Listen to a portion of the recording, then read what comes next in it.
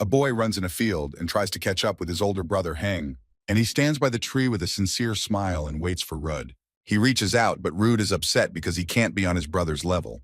He quietly hated him because Hyung was always better. But now that he's fighting the dragons that killed his brother, Rud realizes that he's been awful. He chastises himself and does not understand why he hated the only person in his life. At the last moment, Ruda realizes that he loved his brother and was just trying to get even with him. But now Hung died protecting him. The flying dragons have smelled the blood and are approaching the boy. He is the only survivor. He has an arm and a leg torn off, so he doesn't have much chance of surviving, but he can take out a few more critters before he dies. With maddened anger, Rude draws his sword and is ready to begin his fight, even if he doesn't survive it. But suddenly, a creature in human form with wings and horns appears in front of him, illuminated by white light. The dragons stopped fighting and bowed their heads to the creature in respect and submission. Rude froze for a moment in surprise and incomprehension of what was happening. He had never seen anything like it. It can't be the Dragon King because all the kings were killed and his friends and his own brother died in that battle. The winged man spoke, wondering if Rude was the only one left alive after that fight. But the boy is in a panic. It seems to him that this creature is very dangerous and must be killed at any cost. Instead, the secret man doesn't like the fact that Rude is left alone and thinks about how to fix it. But the boy prepares to attack, gathers all his strength and takes one more step, which is very difficult for him. The winged man has other plans, emitting a blinding light and a sound wave that makes Rude's ears ring. White light filled everything around and the young man felt as if his flesh was leaving his bones. Rude finds himself in front of an extremely majestic building and realizes that he has returned to the past. He remembers how the recruits were sitting in a huge hall, and the president of the student council told him how important and responsible the work of dragon slayers is. They will destroy monsters that kill innocent people, and it will be their task, calling or even entertainment. And now he's here again, welcoming all new recruits to Arathium Academy, which was founded about 700 years ago and is the best training institution for dragon slayer training. Rude realizes that this is the day of his entry into the academy, but he does not understand where the battlefield and the dragons have gone. Maybe it was a dream, but he remembers how they fought dragons, how his best friends died, and how his brother died. The boy still can't believe that he has gone back in time. There is no magic like that. Dragons can't do that, and maybe this winged man wasn't a dragon. It doesn't matter who he was, a dragon or some mutant, they all must be destroyed, Rudd mutters to himself. Thinks this is his chance to kill all the dragons, save his friends and brother. Suddenly, his thoughts are interrupted by someone's voice from behind. The boy turns and sees a beautiful red-haired girl. She twirls her finger at his temple as if he's crazy and asks if he's in pain. But Rude immediately recognizes her as Hennis, his friend who fought with him against the dragons. The boy calls out her name, Hennis Halfley, with surprise. But this confuses the girl a lot, because they did not know each other at that time. Hennis is very surprised that this guy knows her because this is their first meeting and Rudd will have to come up with some excuse. To be convincing, he says that he knows her because she has the best grades among freshmen. The girl feels very confident and agrees that she is the best. And about Ruda, I thought that he had some kind of mental disorder because he was talking to himself. Hennis notes that for her everything here is very mediocre, and madmen rarely enter Aratium, and she is seeing a psycho for the first time. Rude smiled and fondly recalled his years of friendship with Hennis and her sense of humor. But the girl took it differently. It seemed to her that Rudo liked to be insulted, and it looked like a pervert, so he had to apologize. The induction ceremony at the Arathium Academy has begun, and Rudd is very confused by everything that is happening around him. These long speeches have tired Hennis very much, and she wonders if Rude agrees with her. The red-haired girl persistently waits for an answer from the young man, so Rudd briefly agrees with her statement. But Hennis enthusiastically convinces him that she can stay as long as necessary because patience is the basis of all magician skills. The girl notes that it is very simple for the Halfley family, who are famous magicians, and wonders which family Rudd is from. The boy explains that he is Rudd Donatos from the little-known and unremarkable village of Diesel. Hennis has never heard of his village and such a surname. She is very surprised how this young man managed to enter the academy. He probably does not know anything. The girl immediately regretted what she said, because her mother taught her to treat all people with dignity, even if they are complete idiots. She wants to fix the situation, help him, and tell him a little about the academy if he doesn't know something. Her hand points to the people standing on the second tier. These are the leaders of the famous guilds. They are already looking closely at new recruits and choosing the most talented of them. But Rude knows perfectly well what kind of people these are, and what success they will achieve in the future, and even how they will die. The girl explains that in the third year, you can get a referral to the guild, but she has already decided that she will be in the sacred fire. Rude understands her choice since this guild is ranked number 1, but the main reason is the guild leader Liana, who is Hennes' idol. Empress Liana Blackberry is a high mage who wields white flames. Rude knows the future when Liana will be killed by the Dragon King. Hennes will take her place and avenge the death of her leader, but to do this she will have to set herself on fire. Therefore, the boy confidently assures the redhead that she will definitely get into the Sacred Fire Guild. The beauty thanks him and confidently assures that she has no doubts about it. Next, Hennes is called to read the oath, and Rude realizes that everything is happening with him as it was in the past. Next up should be his brother, Student Council President Aris Donatos, who is an exceptional genius, the best warrior, and Rudy's only relative. But something went wrong because Jeremy DeVille came out and announced that he was the president of the Student Council, which shocked Rudd. The boy does not understand what is happening because Jeremy is reading the same speech that Aris used to read. Aris was the president, and Jeremy was his best friend in a past life. Rude jumps up and catches up with Jeremy to find out where his brother is, much to Henna's surprise. Why is this guy taking his brother's place? Because Aris Donatos nominated himself for this position. But Jeremy looks a bit confused, apologizes, and notes that this is the first time he's heard the name. Rude was speechless because the information shocked him. He doesn't understand where his brother is if his best friend doesn't know about Aris's existence. A terrible thought crept into his head that Aris is not here. The best warrior does not exist in this world. At that, the entrance ceremony ended. The bell rang and the freshmen went to their classes. But Ruda can't believe that he doesn't have a brother in this world, or that Aris returned to the past with all the memories of the future and simply didn't come to the academy. He wants to believe that the second option is correct and that his brother still exists in this world. Hennes saw Rudd and was very surprised that he was so thoughtful and serious. Rude said that he had to find one person, but Hennes advised him to contact the Information Guild instead. But if there is a chance that he studies at the academy, then you can ask the library for a list of participants. Rude immediately went to the library, angering his new friend Hennes as much as possible. They only have 15 minutes before class, and Rude has no desire to be late on his first day. The guy notes that he did not ask her to go with him, but the girl is very interested in what he has come up with. For a redhead, he looks very strange and for an inexplicable reason attacked the president of the student council. He just wanted to ask Jeremy something, but Hennes accuses Rudd of being a psycho with an attention deficit. And then the girl notices that they are going in the wrong direction, so she points the right way. Once in the library, the recruits are enchanted by its beauty and majesty. Hennes notes that she really wanted to come here, but it confused the boy, because if the girl has not been here yet, then how does she know where the library is? Instead, she remarks to him that before entering it is better to learn in advance where everything is. Such comments do not encourage him at all, but he thinks about the fact that in the past, he did not look here. Rude gets to work and quickly enough finds a book in which all the former students of the academy are recorded. Instead, Hennes examines the books and a very rare herbal guide catches her eye, and it really impresses her. At that time, Rude persistently searches for his brother's name in the lists, but there is no such name. If Aris is not in this world, then it can only be because of the ancient dragon Sartnan. He is the Dragon King who controls time and space, and in the last battle he disappeared along with his brother's body. If the dragon did not die, but moved to another space, then there is a possibility that his brother is also alive. Rude has nothing to do here, so he is going to leave and look for hints to go back to class together. He finds her near the librarian, where the girl is indignant that it is forbidden to take 17 books at once. The woman explains that you can take a maximum of 3 books and reminds them that it is time for class. The boy runs to class and Hennes hastily chooses 3 books and catches up with his friend. Fortunately, they made it to class and the girl wonders if he found who he was looking for, but Rude replied that he was not on the lists. The redhead wonders who he's looking for, and the young man sadly replies that he is looking for his brother. Meanwhile, a martial arts teacher named Daniel Gould enters the class and will be their homeroom teacher. The teacher suggests that the students sign up for the weapon study or battle club in order to see him more often. The students in the class are very impressed because their teacher is a higher ranker, which is really cool. In the 3rd year, they have to do an internship in the guild, and in the 4th, they have to write a diploma and pass exams. While the students gossip, the teacher tells them that learning will not be easy, but with effort and a little talent, everything will be possible.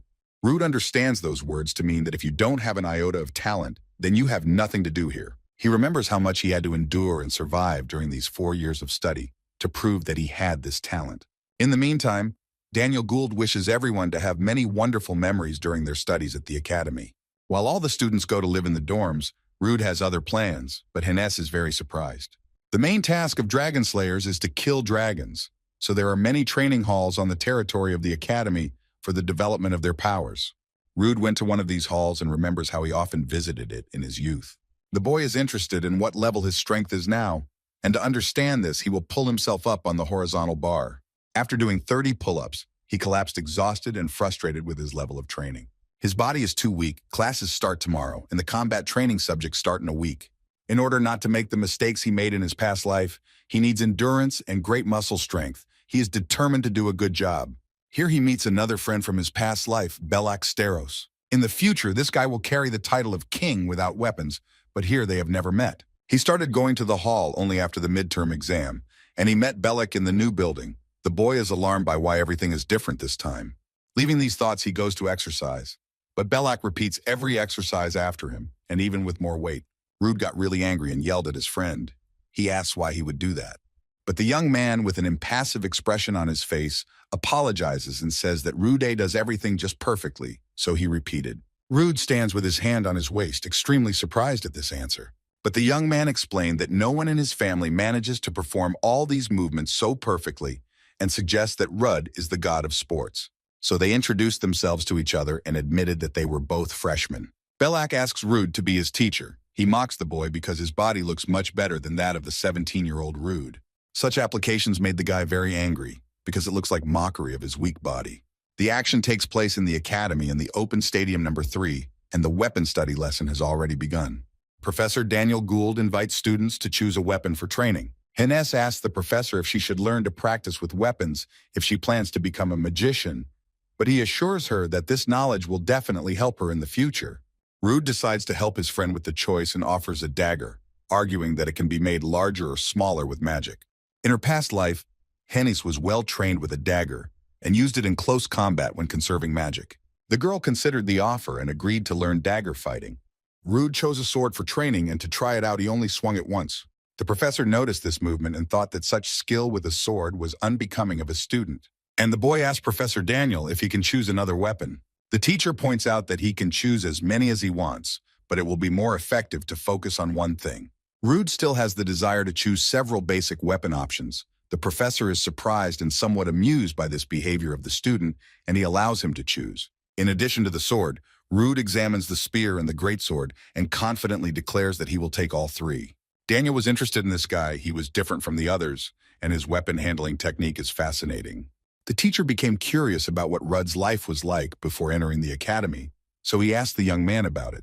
Rude replies that he worked as a hired laborer to earn a living and that he lost his entire family to the dragon. When he returned to training, Hennis noted that he was doing well, but that it was driving her crazy. The girl was impressed by what Rudd told about his family, and she asks if he lost 2 parents. The guy doesn't look her in the eye and sadly replies that they all died. The girl feels sorry for her friend and apologizes for asking because it must be difficult for him.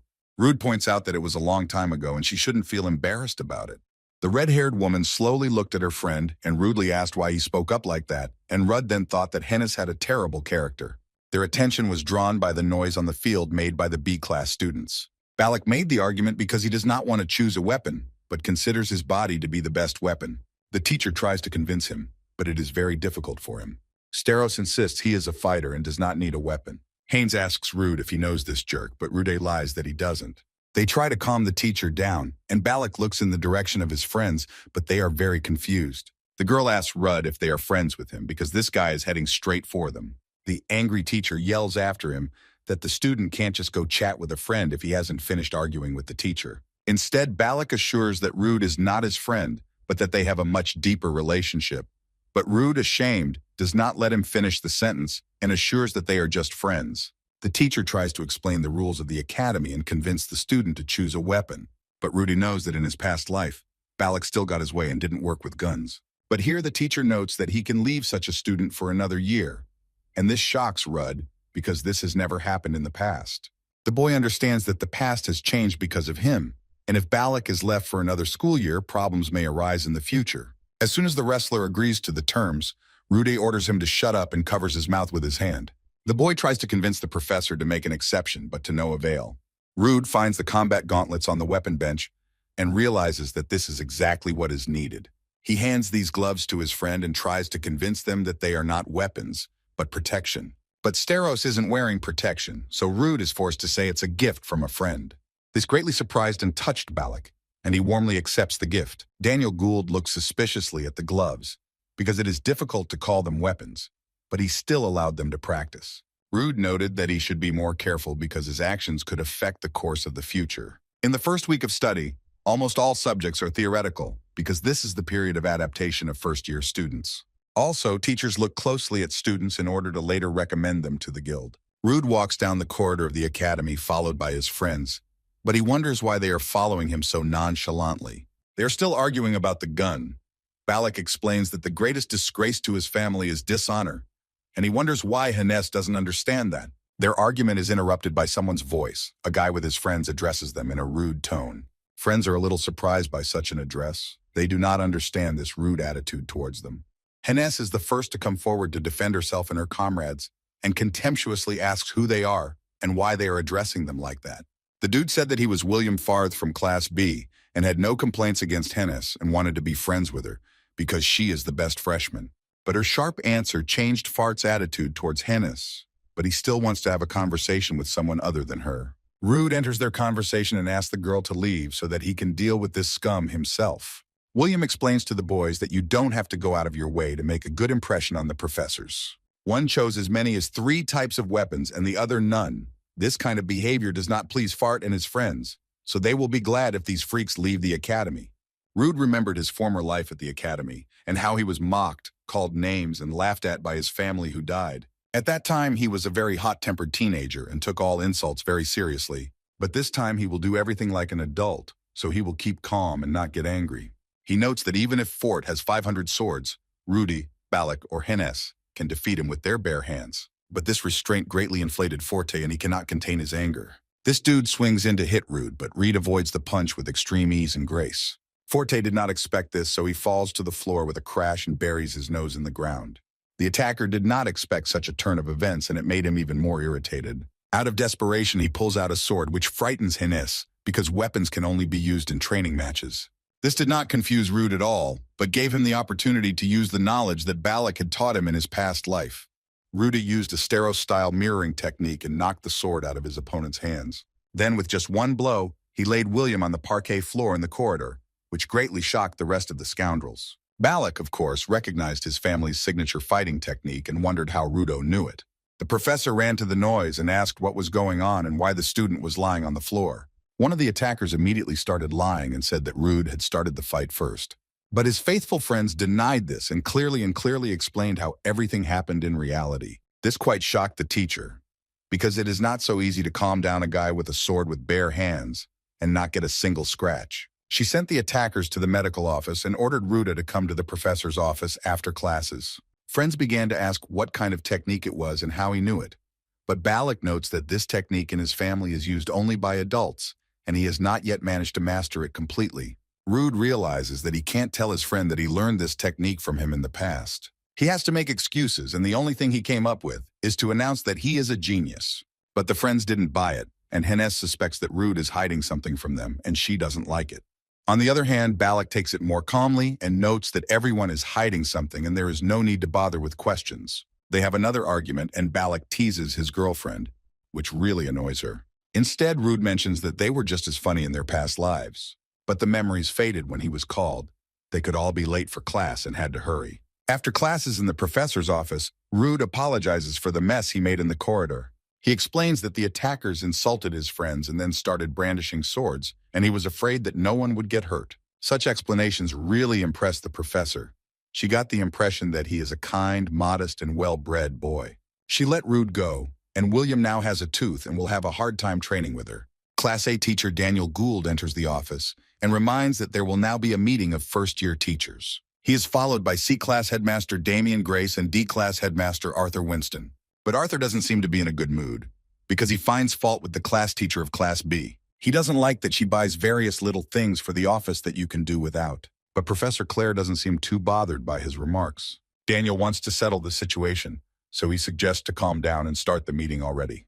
They all agreed that this year's freshmen are much stronger than they were last year. Arthur wonders which of this year's first-year students is worthy of attention. Damien notes that everyone in his class is quite successful, But in Class B, there is one student who is behind in his studies. They discuss Balak, who flunked the written exam but passed the practice with flying colors. Arthur points out that this young man is not just anyone but the son of the famous muscle supporter Steros. Daniel adds that there are also successful students in his class, the second daughter from the famous magic family Hafli Hennis, and a young man named Rud Donatos. The teachers note that the Empress of the White Flame has already taken an interest in the best student, but they do not know anything about the young man's family. In the written and practical exam, he barely managed to get an average score, and such indicators did not impress the teachers. But the headmaster has high hopes for him and believes that Rud can become the best student of all the freshmen. Arthur asks the teacher of Class B if she already knows this student. She notes that Rud is willing to do anything for the sake of his friends and is very polite, and she does not mind taking him into her class. Everyone is extremely surprised that she praises the student because this phenomenon is extremely rare. The woman explains that Rude used his bare hands to impale her student, who was swinging a sword. Others point out that Rude used a sword in the entrance exams, but here he was fighting without a weapon, which is a bit strange. But she points out that the boy clearly has a talent for hand-to-hand combat, so it is better that she be his homeroom teacher. However, Daniel is not ready to let the gifted student go so easily and points out that the boy is good with a sword and spear, so he will stay in his class. A quarrel began between the teachers, of course, that they both want to work with talent. Daniel shouts that he was the first to see the potential in the young man, so he has an advantage. Arthur exploded in anger and broke the table and forced the teachers to stop the argument. He is now more calm, asking Damien if he has any thoughts about this student. But the professor believes that the students are afraid of him, so there is no hope that Rude will choose to be with him. Instead, Arthur noted that if the young man has the ability to spear, then you can meet him at least once. Professors can show interest as much as they want, but it's up to the students. The teacher noted with trepidation that Rud Donatos was from Dasol. This fact did not really impress the teachers because Dasol is a little-known village. But he adds that this village disappeared 10 years ago as a result of a heavenly destruction. This happened in the south of Caliban, as a result of which the kingdom lost half of its lands. This devastation was caused by the sky dragon Kianil, who has the ability to transform into anything. Daniel admits that he was there, but he had very little experience, and his teacher killed the sky dragon. Arthur is surprised that anyone survived there at all because everything was burned to the ground. Instead, Daniel guesses that this guy must have a lot of hatred for dragons. Class D's homeroom teacher notices that there is also a genius in his class who has incredible abilities. In the gym, William Fart has already done 3 sets of 200 push-ups, but the teacher gives him the task of doing another 2,000 times. Students have self-training classes in an equipped training room. The fights are 2 days away and Rude is working hard on his physical preparation. Steros trains very loudly, and this disturbs Rudo. But the fighter explains that great strength is manifested in strong breathing, but this does not convince the young man. Balak thinks Rude can't lift that much weight, so he's jealous and nervous. But Rude asks to start with a normal posture, because the fighter leans to the side every time he lifts the bar. The boy accepts the comments and performs the exercise correctly and agrees that it is much better. Balak is once again convinced that Rude is his perfect teacher. Here Hennes appeared and almost fainted from the smell, because the boys have been practicing for 3 hours and have never rested. But Balak loves this activity. He offers to be a trainer for the girl because she is very thin and generally looks like a stray dog. The redhead simply exploded with anger, and the boy seems to enjoy teasing her. While they were arguing, Rude decided to go buy something to drink. Hennes went with him. They saw a tall girl with long silver hair near the drink machine. Rude looked at her, his eyes glassy as he immediately remembered her from his past life. This is Lion Claire, a swordswoman who has extremely great strength and can only be compared to his brother. She beat him to a pulp and showed that there was a bottomless gulf between their skills. Rude is still mad at her for never having a chance to beat her in a fight. With this aggression, he turns to Lion and ordered her to stop drinking. A fight broke out between them, but the girl did not think long and quickly went on the offensive. She threw a blow, but the boy skillfully blocked it. Such skills impressed Lion. But the girl was not confused and struck the next blow, but Rude dodged again. Lion Claire decided that Rude was making fun of her because she came to the academy on a recommendation. But Rude says she blocked the drink machine and he really wants to drink. The girl moved away from the machine and now Rude can take what he wanted. Lion admitted that she was mistaken and wondered what kind of boy this was. So she asked what his name was. Rude introduced himself to her and the girl left, saying that she would definitely remember him. Rude almost broke his arm from the blow as he defended himself. He wanted to test her strength and realized that she was still strong enough for him now. Hennes thought that his hand would come off from Lion's blows and he should go to the medical office to be checked. They returned to the hall, and the bandaged arm immediately caught Balak's attention. A professor immediately runs in with questions, but Rude says it's just a minor accident.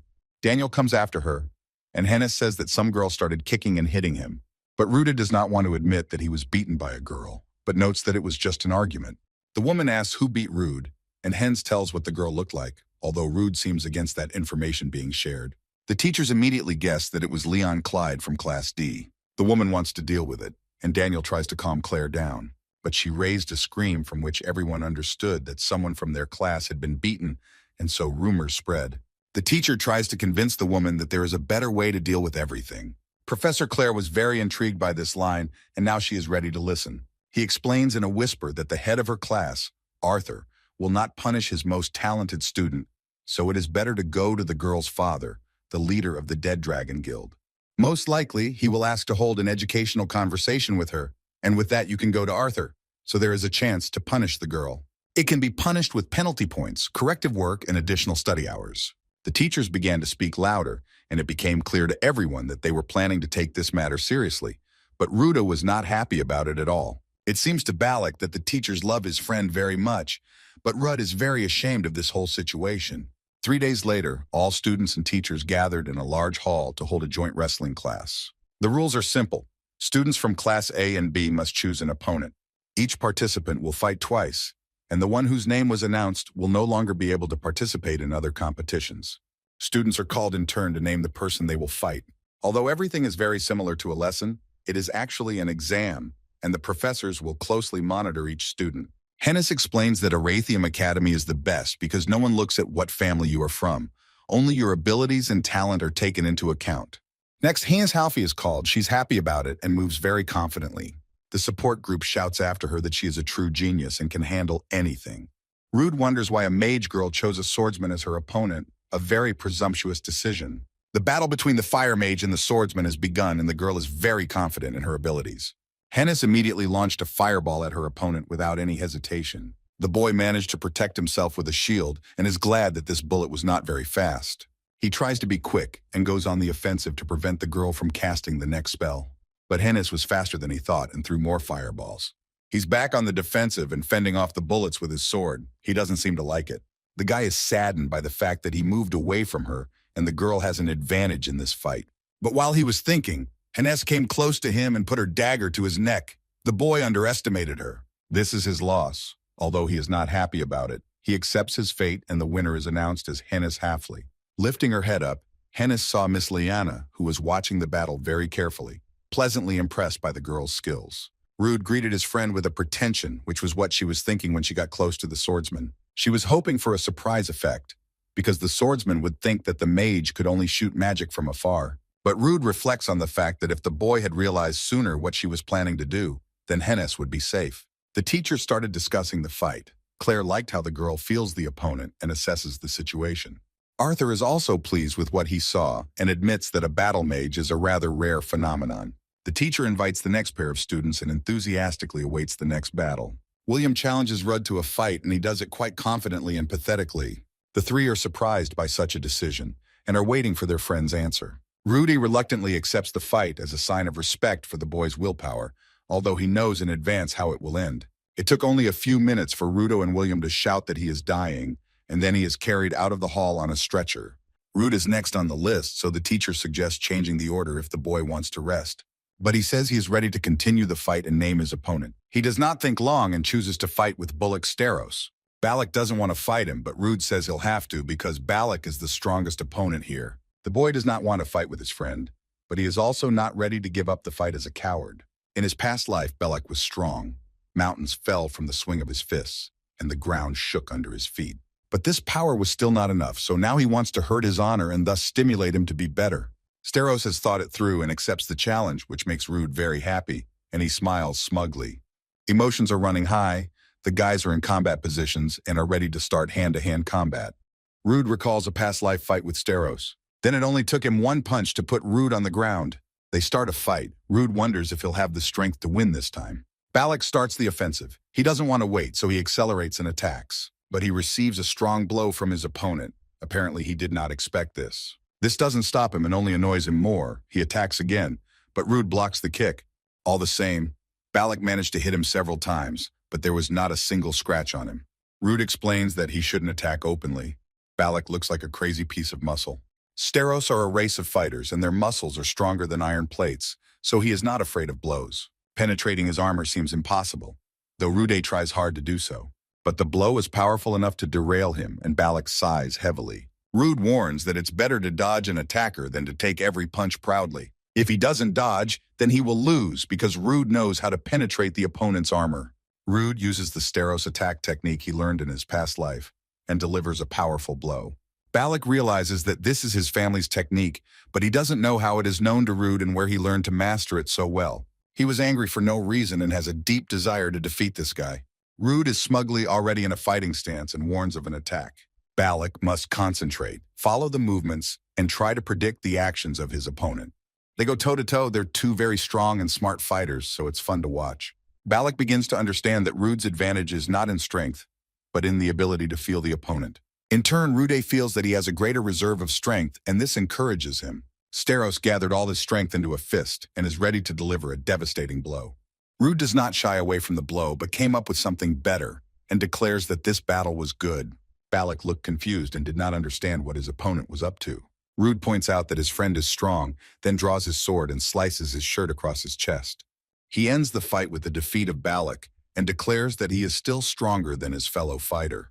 The boys are satisfied with their fight because it was a very spectacular competition between two extremely strong rivals. After the fight, everyone is delighted and the hall is buzzing with praise and applause. It was spectacular. Arthur can't believe that a fight between students has just taken place because their skill level is far beyond that of freshmen. Claire noted that these guys weren't even fighting at full strength, but their movements were extremely precise and of a high level.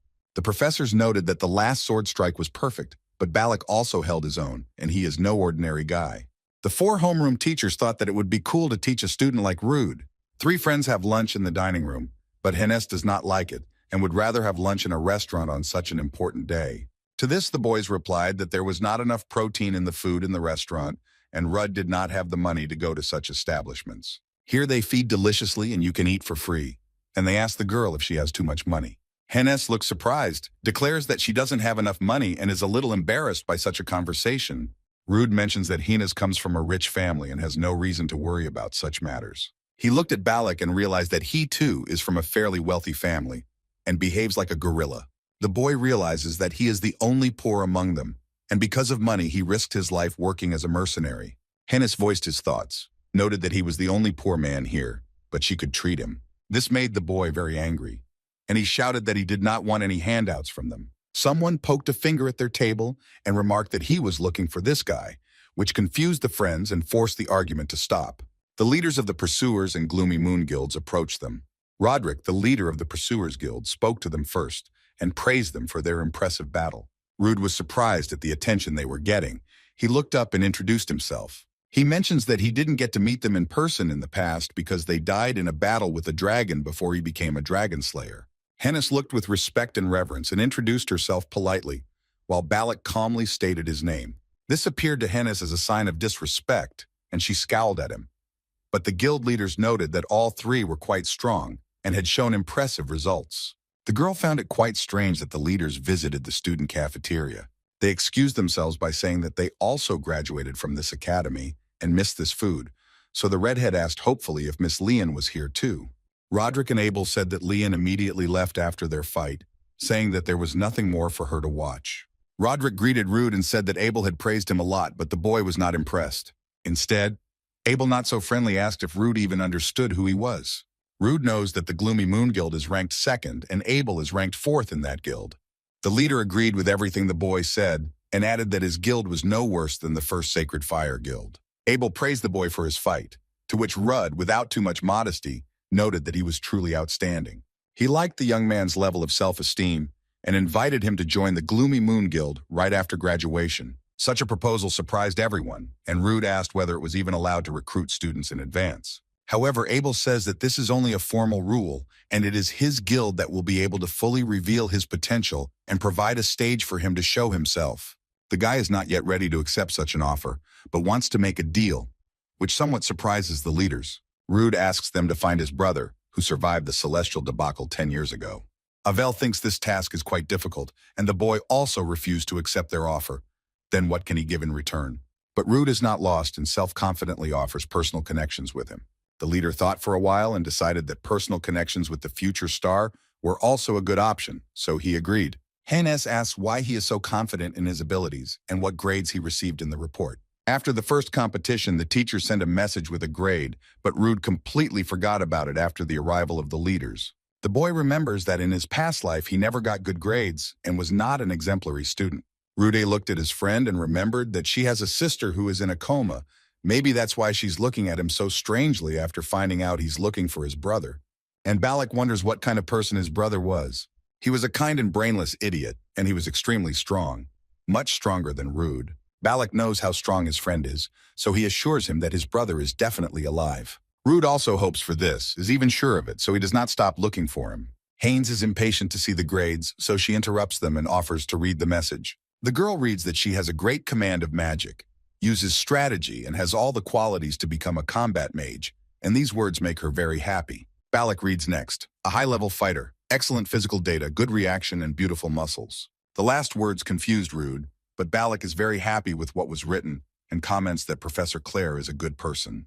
The girl mocks her friend and declares that it is some kind of delusion, although the boy brags that even the professor recognizes his muscles. Rude opens his letter and is surprised by what he sees there. Hannes is impatient to find out what is written there, so he takes the paper from him. But looking at it, it looks no less surprised and a little confused. All 4 class teachers put their signatures on his paper, so Perdonatos is forced to appear in their office. Everyone there is already looking forward to him and does not hide it. Arthur greets the boy, invites him, and asks if he has already mastered the academy. Claire greets him warmly and offers to drink tea and biscuits. Denial amiably emphasizes that it has already gotten colder and we should dress warmer to avoid catching a cold. Rude looks on in confusion and realizes that he's been called about the curator's choice. After the competition, students have to choose a curator who suits them best. It happens that the professor wants to personally contact the student when he leaves his signature on the evaluation letter.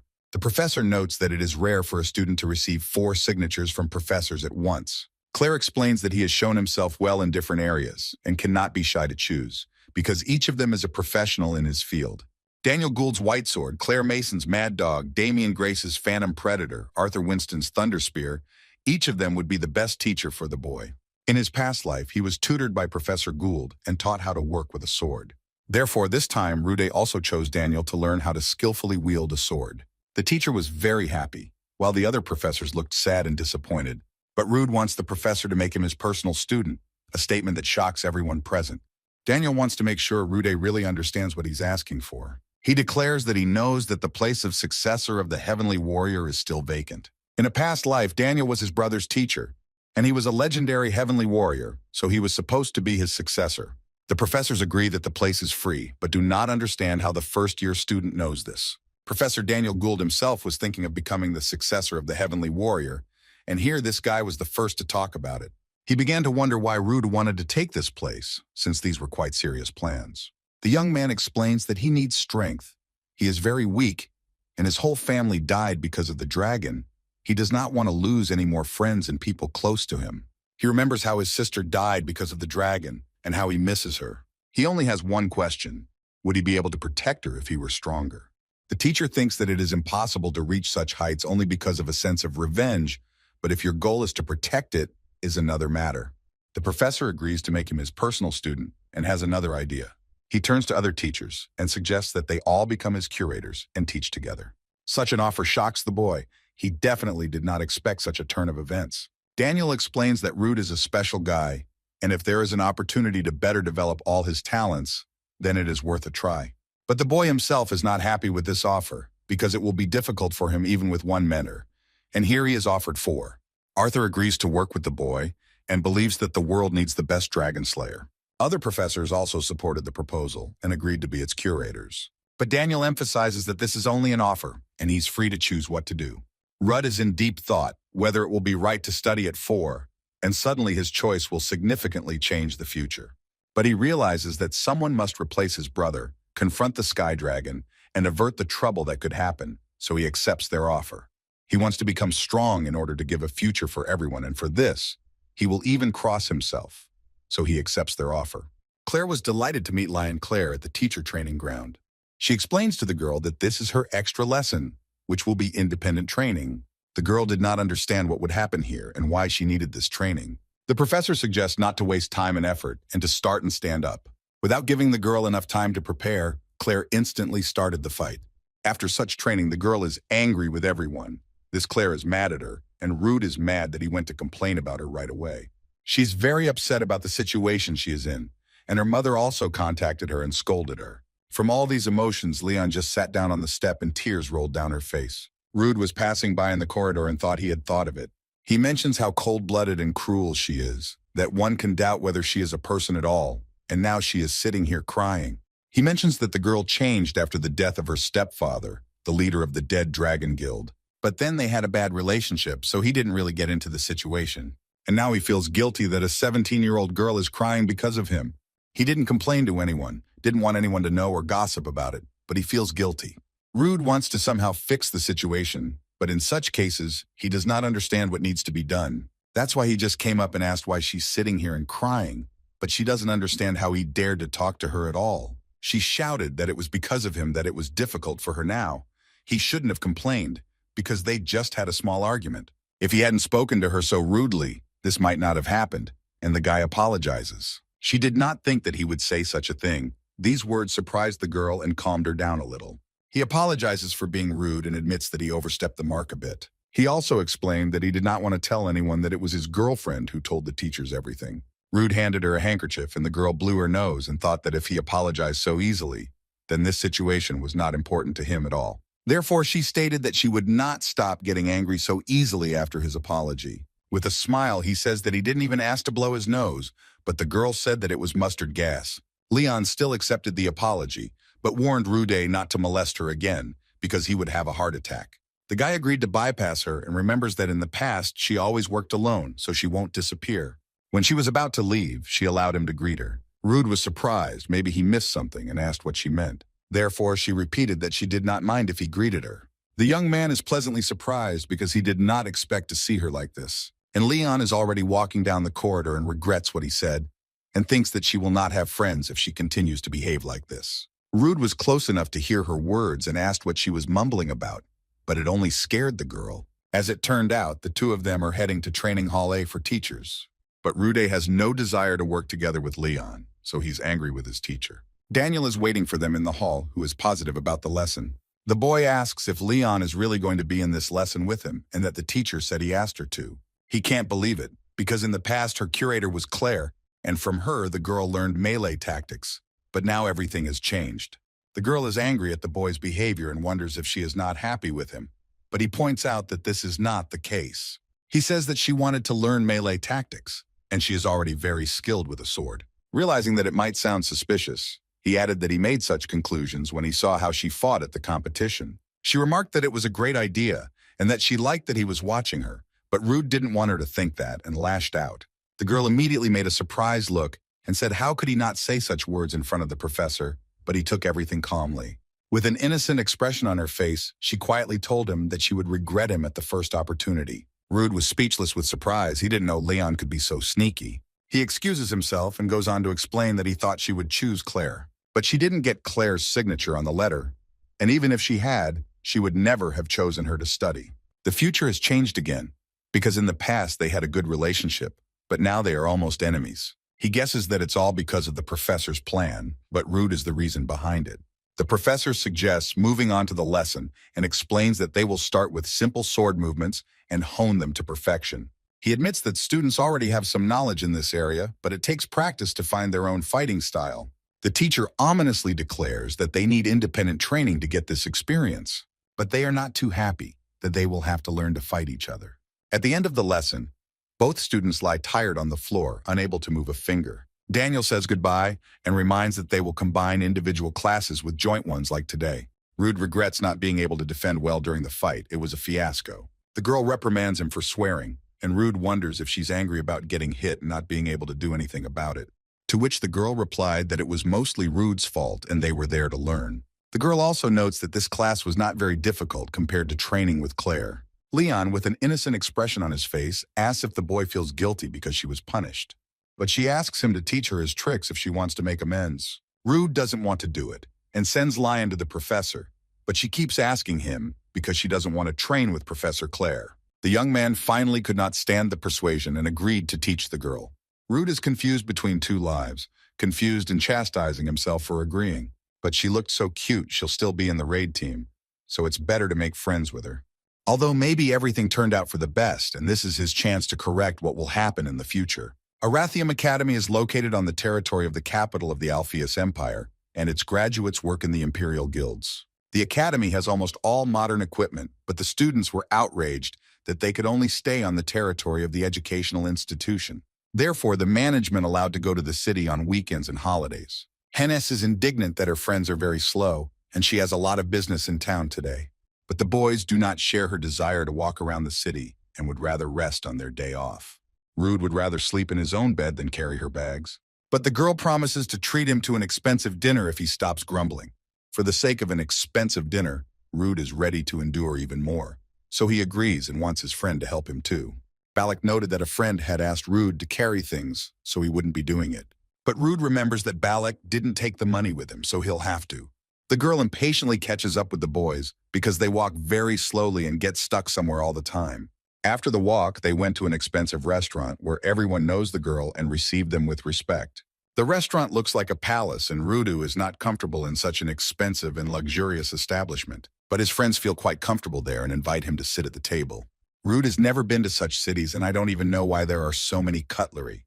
Hennis orders meals, but Balak reminds her that she likes a lot of meat, so she adds 600 grams of venison steak to the order. In this restaurant, one dish costs 500,000 ryblov. With this money, Rude could feed himself for a whole month. Rudo is not comfortable eating such expensive dishes, so I'm writing it down. Maybe it is too expensive. But Hens wants to thank them for carrying her bags, so if he wants anything else, he can order it. Balak takes advantage of the offer and wants something else, but the girl does not want because she has already ordered enough meat for him. He reminded sadly that he was also carrying bags, but Hennis didn't want to hear anything. The waiter brought the dishes, and Rudo's jaw dropped at how beautiful and delicious everything looked.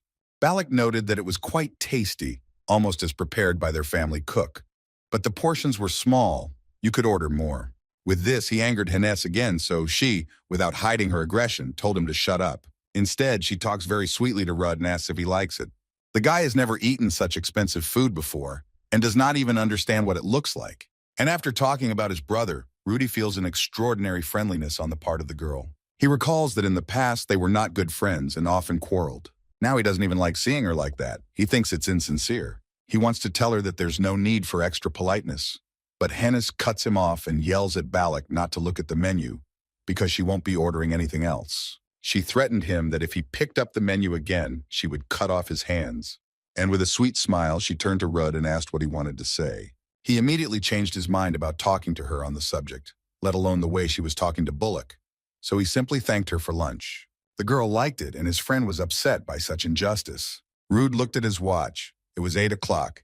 He seemed to have some business at 8 o'clock. He had training with Lion, who is already waiting for him and is angry that he is late. She waits for him in the corridor and thinks that maybe he forgot because he has friends, unlike her.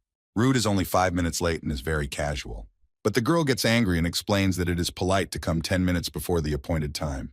Rude is a little embarrassed because he did not know such rules and apologizes. She asks what he ate, and Rude explains that he went to the capital with friends but thinks he smells bad. The girl was surprised that he was in the capital outside the academy. He explains that he was walking with friends and his girlfriend treated him to dinner. He is ready to move on to class, but Lion asks how many friends he has. He does not answer the question and offers to start with simple positions, but the girl says that she has never been to the capital. She saw that this conversation was not interesting for the boy and offered to start classes. Rude thought for a while and suggested that he go with her to the capital the following Saturday. The girl cannot believe her happiness. She was very happy and Rudd was amused by it.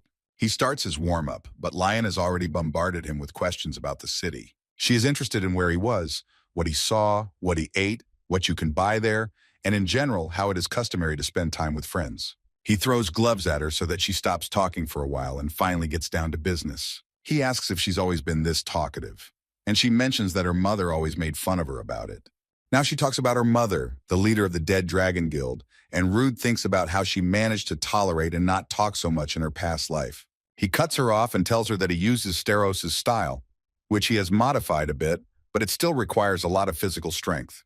So he can show her some techniques that his brother taught her. If you combine this with the techniques that Claire uses, you can learn to dodge blows and hit your opponent as much as possible. But Lion does not understand how she can do this if the opponent is on her heels. Rude explains that this is why he will teach how to avoid getting hit. He shows off his hit avoidance technique. His movement's quick and fluid, like a dance. Leon does not have time to catch his movements. It is similar to how a snake moves. Rude explains that this technique must be performed on tiptoes, and the legs are used minimally during the attack, so the movements appear imperceptible and smooth. The girl asks how he knows this technique, and the guy explains that he invented it himself. She is very surprised by such an answer and considers him a real genius. The guy was a little embarrassed and suggested that she try it too. At first, she looks confused and does not understand how to do it correctly. But in a few minutes, she mastered everything, and Rude called her a genius in his thoughts. He spent 2 years developing this method, a year to transform it and another year to master it. It is difficult to call someone a genius who spent 4 years on it. She is a genius because it took her 4 minutes. Lion seems to be doing great, and she asks if she's doing everything right. But Rude does not admit that he is really thinking about her and makes a move. He emphasizes that it is necessary to stand on tiptoes and not arrange dances here. She didn't like it very much, and Rude ignores it and offers to try again. He warns that he will torture her today until she does everything right. They were in the hall until sunset. Such training had left them both very tired. Rude is in his bed thinking that everything is no different from his previous life, and so far everything is going smoothly. Although his relationships with others are very different, and he worries about how this might affect the future, but it doesn't have to be like before. He has to change the future to save them. His task is to gather a team and destroy the Sky Demon, then they can see each other again. And for now, he must fulfill the role of his brother because no one else can do it. He knows that for this he needs to learn and master the blue sky technique. Rude competes with his teacher Daniel on wooden swords.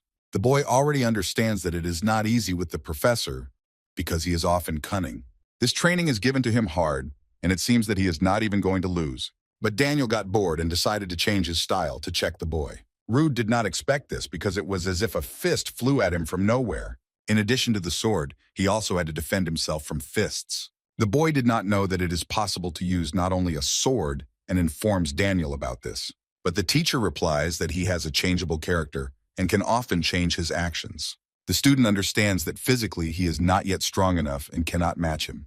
But he was up to something and moved far enough away from his opponent, and that got Daniel interested. The professor decided to wait and see what would happen next. Rude gets into a fighting stance and rushes in to get the upper hand. He delivers a blocking strike with his sword and effortlessly knocks the weapon out of his opponent's hands. And now it's time to use the countermeasure. It's called the blue sky technique, and it's aimed at defense. In a past life, this technique helped to keep up with his brother. But for a true blue sky technique, you need a sword and something else. The professor is impressed by the student's technique and has nothing to complain about. And Rude respectfully notes that the teacher easily parried all his blows anyway. Daniel is satisfied with what he saw and offers to go to a more serious level. The boy does not understand what kind of level the professor is talking about, but he explains that the blue sky technique includes not only the ability to wield a sword, but also the ability to control mana. Mana is the raw life force that accumulates near the heart. But with the help of a special method, you can use mana from the outside. This is a mana seal. Users of the blue sky technique have large reserves of life force, which they accumulate in the heavenly spirit subspace. That is, they do not use the heart, but a certain channel of energy transmission, and his brother had exactly such a heavenly spirit. The professor shows how he can manipulate mana and asks if Rude has studied any mana manipulation techniques. In his past life, he used only a simple method based on the system of magic circles. The teacher suggests that he try it himself, and to begin with, he should think about where he wants to put the seal. Rude thought for a moment and held out his hand and explained what he had decided here. The teacher is ready to do everything, but warns that he can pinch a little. He took his hand, touched it with his finger, and mana began to float around. Rude gritted his teeth in pain. It wasn't like the simple pinch he had been warned about. At the end, he carefully observes his hand and sees pure mana flowing out of it. Suddenly, he finds himself in a magical place, a legacy of followers passed down through generations. Some have dedicated their entire lives to this in order to reach the appropriate level and gain enough knowledge to create the heavens. These blue and cloudless skies are blue skies and they look magical. Rude is very surprised because he hears a voice calling him by name. But he has no chance to find out who it is, because the professor immediately pulls him out of this state. He asks if the boy liked the first meeting with the blue sky. For Rudd, it was incredible.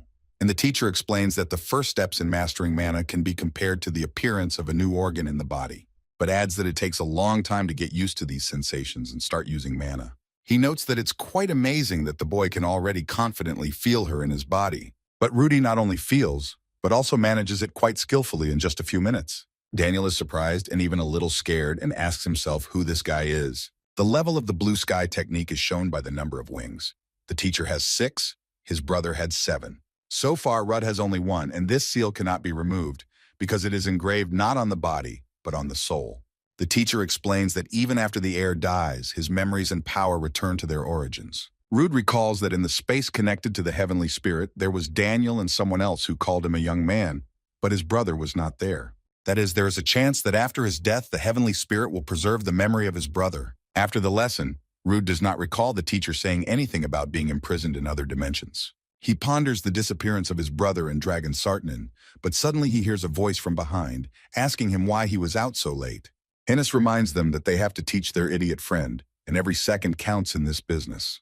Rude explains that he finished on time, but they could have gone without him. But Hennis doesn't want to be alone with that dumbass. Balak is indignant. He doesn't like being insulted like that. But his friend explains that with such grades, he can be left for another year. The boy recalls that when he starts listening to the theory, he feels as if he will lose consciousness. He had a brilliant idea that this was a psychological attack on his brain with the help of magic. Friends no longer pay special attention to him, and the girl is interested in how Rudd's classes with professors are going. But the guy is not very talkative and managed only 1 normal. But strained by their excessive friendliness and constant praise, Arthur declared that he had exceeded expectations. And when he showed Claire his technique, which he had developed himself, she was delighted. He has a chance to attend classes with all 4 curators. This has never happened in history, and hence can't believe that there is nothing special about it. For example, he could see Professor Damien without his mask. But Rude can't say anything, because he has the strangest things to do with this professor. In their first class together, Damien didn't say a word. They didn't know each other in the past, so he doesn't know anything about this professor. Maybe these acquaintances could agree to at least talk about something. Among all the professors, he was the first to die, so there were a few chances to get close. At the last lesson, they exchanged a few phrases, discussed tea, and then remained silent for another half hour. So he tells his friends that he just drank tea with the professor and left the office. Instead, Rude wonders how their lessons with the curators are going.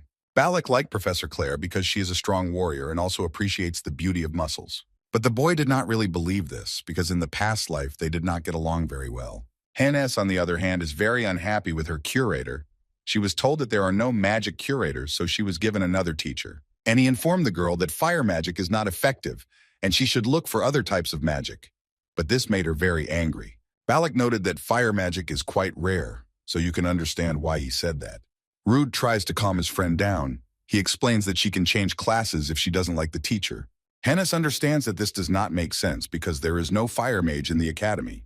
But Rude gives her hope that suddenly the Empress of White Fire will start teaching here for her. Suddenly, Jeremy DeVille interrupted their conversation. He came up, introduced himself, and reminded that he was the president of the student council. He greeted all his friends by name, which greatly surprised the trio. Rude asks if Jeremy has been wondering and asking about them since he knows them so well.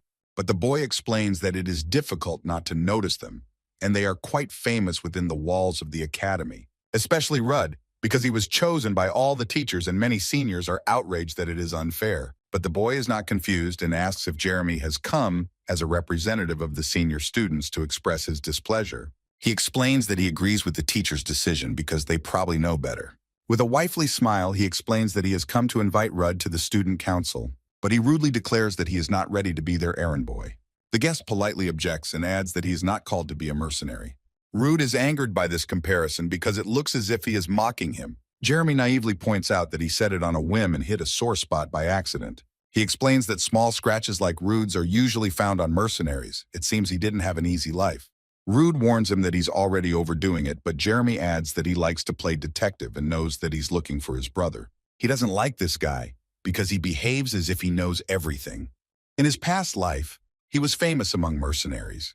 And although he was not a total scoundrel, he is selfish and self-righteous.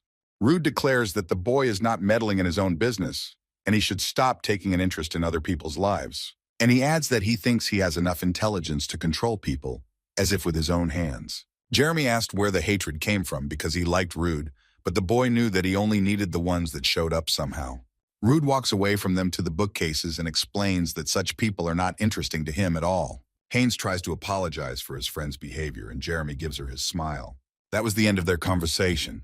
The guest said goodbye and left the library. Hennis does not understand this behavior of his friend, even the president of the student council.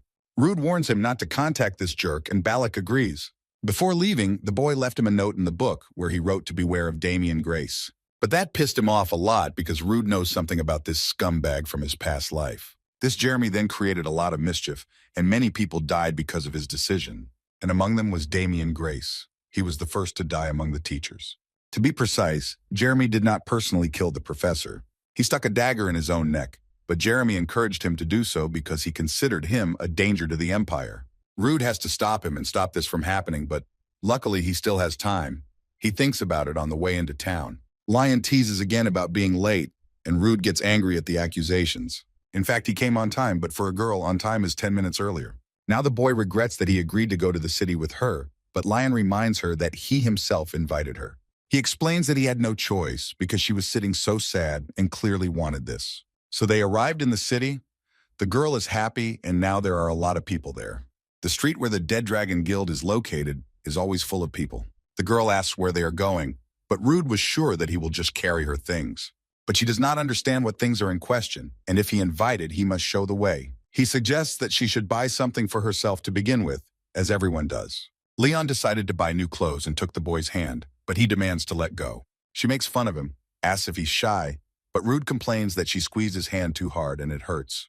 They reach a local clothing store and go inside. The girl saw a white dress on a mannequin and liked it very much. She asks if Rudo liked the dress, but the boy could only say that it was white and not bad. The consultant offers to try on the dress. If you like it, it should look good on such a fragile girl. She left the fitting room. The employee said it was very nice, but Lion asked the boy's opinion. He is not very verbose and did not say anything new. He repeated that the dress was good and white. The girl declares that he is beating her, and she kindly says to the consultant that she is taking the dress. Rude wanted to leave, but Lion offers to buy him new clothes as well. She offers to try something on, but he says he doesn't need anything. She still persuaded the guy, and he still went to the fitting room. And she herself remembers how he behaved cautiously at the first meeting. But when he saw her tears, he immediately apologized and became softer. Most of his emotions are direct and honest, but Lion has the feeling that he sometimes compares her to someone. Rude came out with a serious expression on his face and a black shirt that suits him very well. The girl looked at him, and it seemed to her that she had some feelings for him. But Rude ruined the moment by asking why she was looking at her like that. Let her go pay already, she promised. Such a reaction disappointed the girl a little. He has no manners, and Rude jumped for joy because he got free clothes. They are walking down the city street. They have already had dinner, and it was quite tasty. Lion took another look at him and thought that such clothes suited him very well. He noticed her look and asked why she was staring, but instead the girl asked why he paid in the restaurant because she promised to treat him. Rude explains that she bought him clothes. He still has some conscience. The girl asks if he has friends with whom he fought side by side since he was a mercenary. He briefly answers that there were such and mentally adds that not when he was a mercenary, but when he was a dragon slayer. She agrees that friends can sometimes be closer than family.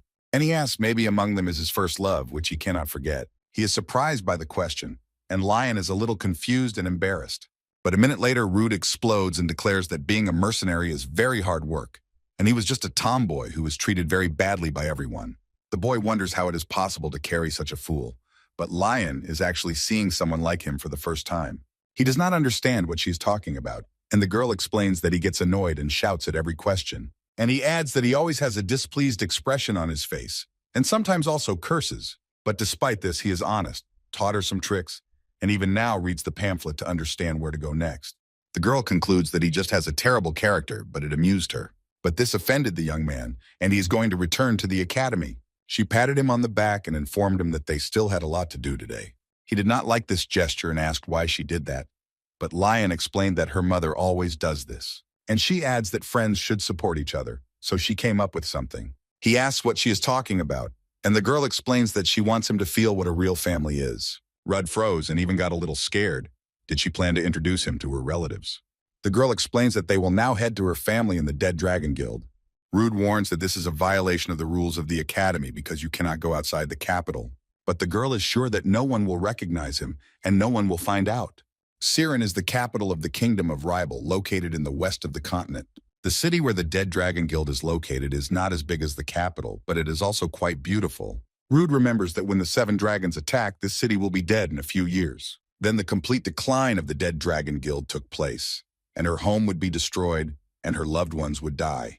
But Lion does not know about this and cheerfully invites him to go home with her. It reminds Rudo not of a guild but of an estate, and at that time the girl greets Uncle Harold. He was surprised to see her here and thinks that the holidays have already started. But she explains that she just wanted to introduce her friend to the members of the guild. He is very surprised that the lady makes friends as a guild. Usually this was not the case. Uncle is very happy for her and is ready to plan a whole poster party in her honor, but this embarrasses Lion. Harold apologizes and the girl asks why Rude is laughing, but it is now clear to him that she was actually an outcast. But when Rude remembered his previous years at the academy, he realized that he too was such an outcast. They are warmly welcomed by the members of the guild and are very happy that Lion has come home. Everyone was interested in the boy and immediately bombarded her with questions about who it was behind her. Was it a friend? She asks her sister to calm them down because they are bending the stick. But she explains to her that everyone is just very happy to see her. Rude sees the members of the Dead Dragon Guild for the first time and did not expect to see such a warm relationship, truly like a family. Perhaps the fact that Siren and her guild were destroyed affected the girl and her character. Harold invites Miss Lion and her friend to go into the drawing room, where the guild leader is waiting for them. They entered and the girl shouted the word mother with real joy. Adelina Cray, director of the Dead Dragon Guild, is surprised to see her daughter here. They hugged very tenderly, and it is clear that they missed each other very much. But immediately Mom asks if everything is okay because she came in the middle of the school year. Maybe she beat someone again and we need to change the damage. Lion explains that she just wanted to introduce her to her new friend. Adelina did not take the girl's words lightly and was in great shock at the appearance of a friend in her daughter's life. The girl who was in the room with them all this time thought how amazing it was that Leon with his character was able to make friends with someone.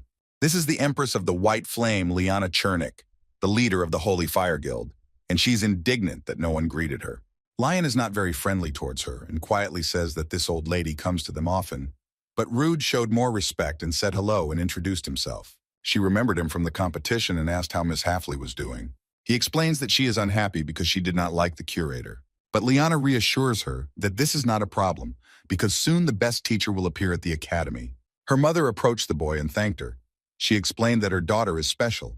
She has a well-developed sixth sense. She added that it helps her to understand the people around her very well and takes everything to heart, but it is difficult for her to express her emotions. Adelina also asks if he is strong because Lion has already broken a teammate's wrist. The girl sips tea and nonchalantly declares that this is the guy. The girl's mother is a little surprised and the boy is embarrassed. The girl adds that he was the first to start, but now everything is fine and she was punished for it. But the mother is outraged. She did not teach her daughter to fight just because she tortured people. Rude defends his girlfriend and explains that he is also guilty because he said it without thinking. Adelina believes that this is not a reason to beat people and harm them. She concludes that they have reconciled and asks her daughter if she has apologized. Lion apologizes for choking him. Rude says that everything is fine and they both feel uncomfortable. Mom still scolds her. She asked many times to be careful with ordinary students. Liana points out that this is not an ordinary student because at the competition he played with Steros' son like a toy. And they also say that Abel himself offered to join his guild. Adelina is in shock, Steros, and also the Dark Moon. The girl says that he is very strong and teaches her to fight, and the boy adds that he refused Abel's offer. Since he is so strong, Adelina as the head of the guild and as Mother Lion cannot pass by, and cheerfully suggests that Rude show how he can fight. Lion cannot hide her surprise. She is worried about her friend, because her mother is very strong. And Rude is glad that he will be able to compete with someone from a higher rank, and he willingly agrees because there is no reason to refuse such an interesting offer. The other members of the guild can't believe that the head is going to fight the friend that Lion first brought. They know how strong Adelina is, so they think he will last a few seconds. They climb to the second floor, and Rude had already transformed into the form of the Dead Dragon Guild. Lion said that it suits him very well, and she feels guilty that he has to suffer so much because of her. But Rudd, on the contrary, is grateful because he does not know when he will have such an opportunity again. The friend supported the guy. She likes his mood and warned him not to sing to die. The girl wished success and asked her mother to be careful with her friend. They are ready and converge on the ring to start a fierce battle. The fight will take place on wooden swords. You can use magic only inside the body and avoid vital organs. Adelina explains that if he chokes her, He will win, and then she will fulfill one of his wishes. The boy understands the rules, and he does not hesitate for a moment, but is ready to start. She begins to attack, her movements professional, quick, and skillful. The rivals came close and crossed their wooden swords. Rude deftly repels all her attacks, but is forced to use a lot of effort to do so. The audience is surprised by the skill of the young man, because it is not easy to fight with the best warrior of the guild. Adelina is also surprised by the dexterity of the 17-year-old boy, but understands that he lacks physical data. She delivers a powerful blow that knocks Rudy to his feet and falls to the ground. He understands that he does not yet have enough strength and skill for such an opponent, and decides to use the blue sky technique, which he recently mastered, although he only has one wing. The head of the guild did not expect to see this, because he did not know that this technique was known to him. In response, she also used her strength, which greatly prevailed, and struck a decisive blow. She said that she did not think that the loser Daniel had a student and taught him something. This offended the boy because he does not consider his teacher a loser. Then the opponent offers him to take a rematch to protect the honor of his teacher. Lion was watching her friend carefully all the time. She was extremely surprised and did not expect that Rude was so strong. The girl is confused because she has a feeling of jealousy or inferiority or something else. It is difficult for her to understand what it is. And the guy says that a rematch is a good idea, but he won this fight. Adelina is a little surprised by such a conclusion of the boy, and does not understand why he made such a decision. He points out that his opponent has just used out-of-body mana. She realizes with shock that she has violated the rules that she herself voiced. The audience is crowded in the hall and unanimously agrees with the boy. No one tolerates breaking the rules. Liana realizes with disappointment that her friend is a fool and has not coped with her emotions. Rude confidently declares that he does not think that the head of the guild will contradict himself. She's a little embarrassed, but agrees to fulfill his wish. But he warns not to ask for a lot of money, because now is not the best time in the guild. And she added that wishes that could destroy the reputation of the guild are not accepted. But Rude doesn't want all that. He wants another fight with her on the same terms. His wish was instantly granted, and they started the fight again, but this time Rude fights in a different way. The opponent is surprised by the crazy speed of the young man's movements, and does not understand how he changed his fighting style so quickly. But she's confident in her abilities and knows that she will still have a chance to strike back. But Rude doesn't want to give her a single chance. He moves fast and without missing a beat. He attacks and dodges at the same time. He has superhuman reflexes. Adelina remembers that Lion has a similar ability, but she does not understand where the boy got it from. With the help of mana, he uses all his senses and becomes hypersensitive. Reflexes and thoughts are accelerated. Adelina recognizes in his style the technique of her daughter, who perfectly reads her mother's movements. For the first time, she sees such a strange entanglement technique, which makes it impossible to understand the opponent's next actions. But she is confident in herself, and Rude is not so strong that she cannot fight back. The two of them give it their all and fight at full strength and whirl around the ring. The audience is surprised. They did not expect to see such a fight. And Lion reminds that she asked her mother to be gentler with him. Instead, her mother urges Rude to show everything he is capable of. Rude deftly dodges all attacks, which even annoys the guild head a little. It seemed to her that she had an advantage, and the boy got caught, and now she would get a clear victory. But Rude is not as simple as it seems at first glance. He throws away his sword. Adelina understands that he wants to use the blue sky technique. Rude jumps up, but she wants to increase the distance between them instead. But in a second, he was gone. She lost control over her rival.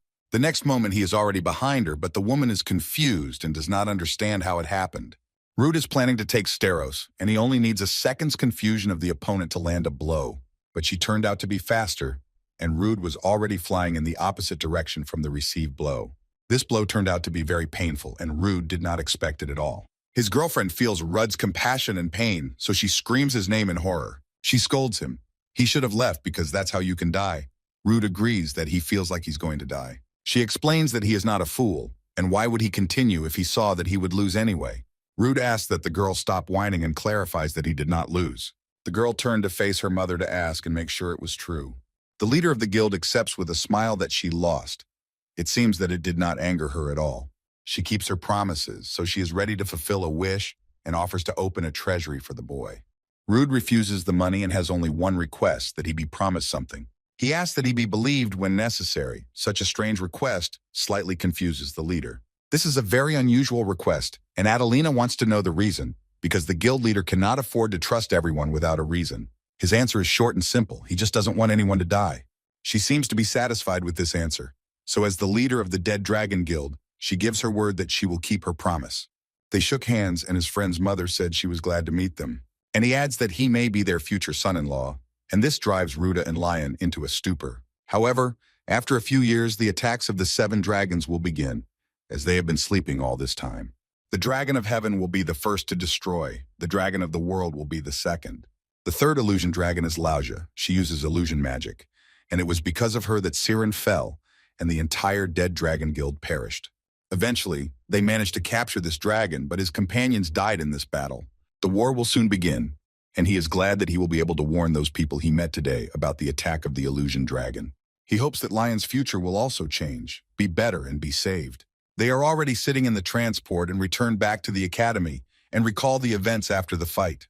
Everyone was sitting at the table having dinner and teasing their friends that they fit each other very well and will have a wedding. Rude asks the girl to just ignore their words. She supports but adds that her mother seems to like him a lot. He notes with irony that it was not for nothing that he got kicked today.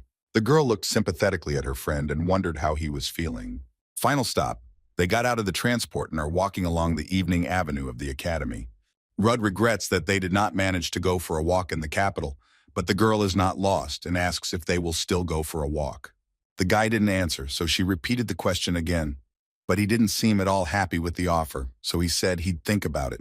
Rude asks why she's following him since the women's dorm is on the other side, to which she replies that she wants to see him. She explains that there have been some rather strange rumors going around the academy lately. They say that every evening at the entrance to the dormitory appears a naked pervert who trains. Rude thought with shame that it could be his friend Balak. It seems that he already regrets being friends with him. The girl adds that they also say that there is often a homeless person with blonde hair in the flower meadow in the park. And this information interested him, so he asks her to tell everything she knows about it. Rude walks into the office and greets Lillian, the spirit-summoning professor. He wanted to meet her, so Professor Daniel arranged a meeting. The professor congratulated her and invited him to continue. He explains that he has come because he wants to talk about her student Lenia Selkut, and he adds that it seems to him that lately her behavior is causing certain difficulties. But these words angered the professor because these problems cannot be called small difficulties. She is constantly walking when she wakes up. She immediately goes outside, bathes in the fountain, cooks barbecue. The professor is in despair because the student does not listen to her, does not go to class. She did everything she could. Rude asks Lillian to calm down, because in this state, it is impossible to continue the conversation. 5 minutes later, the professor calmed down and apologized for her intemperance. Rude concludes that Lillian got crazy stress from communicating with this student. She calmly continues that she is a gifted student and very close to the spirits, although she does not have any discipline. She can become a perfect summoner, but the problem is that she loves freedom too much. At the exam, she made an airplane out of a sheet with tasks, and in class she can say that she is hungry and jump out of the window. And recently she blew up the training hall, and in her excuse she said that she practiced spirit magic. Rude has already understood the complexity of the situation and does not understand how his brother managed to make friends with this abnormal woman in his past life. He recalls how his brother complained that it was very difficult for him to force Lenia to graduate from the academy, but he did not really believe him then and thought that his brother was exaggerating. The professor explains that you can stay in Eratum twice for the next year, and if it continues like this, she will have to be expelled. She asks why he is interested in this girl. There must be a reason to annoy her once again with memories of this girl. Confused, he excuses himself that he's just curious why such a talented student is behaving like that. Lillian believes that it is necessary to prevent the expulsion of such a talented student from the academy, if only for the sake of the future of the country and the victory over the dragons. She had heard that Rude was a special student and hoped that the girl would listen to the advice of a younger student who respected her. Rude was not ready for such a thing, but the professor asks not to leave the girl to her own devices. While they were talking, a butterfly sat on the window and seemed to be eavesdropping. He took off, flew across the park, and ended up next to a fair-haired girl. She lay down on a flower meadow, admiring the wonderful weather and happy with what a carefree life she has. This behavior surprises and even annoys everyone. Students passing by are surprised that she can lie like that. Rude saw her and wasn't at all surprised, but it didn't comfort him very much. Students discuss her, consider the girl a very beautiful bum, and others say that she doesn't even look very much like a person. Rude recalls that Lenia is actually half spirit, half human. But when you live in a human world, you have to behave like a human being and follow social rules. He tries to wake up the girl, but it's actually not as easy as he first thought. That's why the guy mercilessly pushes her. And because of this, The girl rolls across the field into the bushes. Finally, Lenia woke up and does not understand what happened and how she ended up in the bushes. The guy starts the conversation by asking what the girl is doing here at such an early hour. She explains that she was looking at the flowers and fell asleep and asks who he is. He introduces himself and explains that he is a freshman and was sent by Professor Lillian to help the girl with her studies. He takes a leaf from her hair and adds that he respects her very much. He thinks that after these words, she will treat him better. Lenia likes to hear this and offers to be friends. This girl is so trusting. The guy sighs heavily because all the outlaws want to be friends with him and says that he will think about the offer. He tries to start a serious conversation with the girl, but at that moment a butterfly flew in and the girl ran after him. He stops her and asks her to listen to him. Rudo wishes she was a little more serious, and he announces that he heard that the girl whom he respects so much is skipping classes, behaving strangely, and if she stays for the next year, he will be very disappointed. But what affected her the most was what he said, as if she was behaving strangely. He reminded the girl that she blew up the training ground, but Lenia is not concerned about it because no one was hurt. It is difficult for him to talk to this girl, but he asks why she skips classes and how she plans to graduate from the academy. But she does not understand why she should graduate from the academy. The guy did not expect such an answer. She likes the nature here, unlike her home where there is a lot of snow. She likes being in the park more than sitting in classes, and added that she would like to stay and live here forever. Rude explains that this is the most popular academy that trains dragon slayers, and so many people around the world die because of dragons. But the girl does not want to be a dragon slayer, and explains that humans kill dragons too. And she continues, dragons kill people, and dragon hunters kill them, and the same thing happens, but she prefers a peaceful and quiet life. Rude does not share this opinion and cannot understand how such things can be said. The girl with a naive expression on her face asks what is the difference between them. Reed believes that she lived too long in the snowy mountains, so now she is not well informed, because only this kingdom is so calm, and all the others lie in ruins and people die.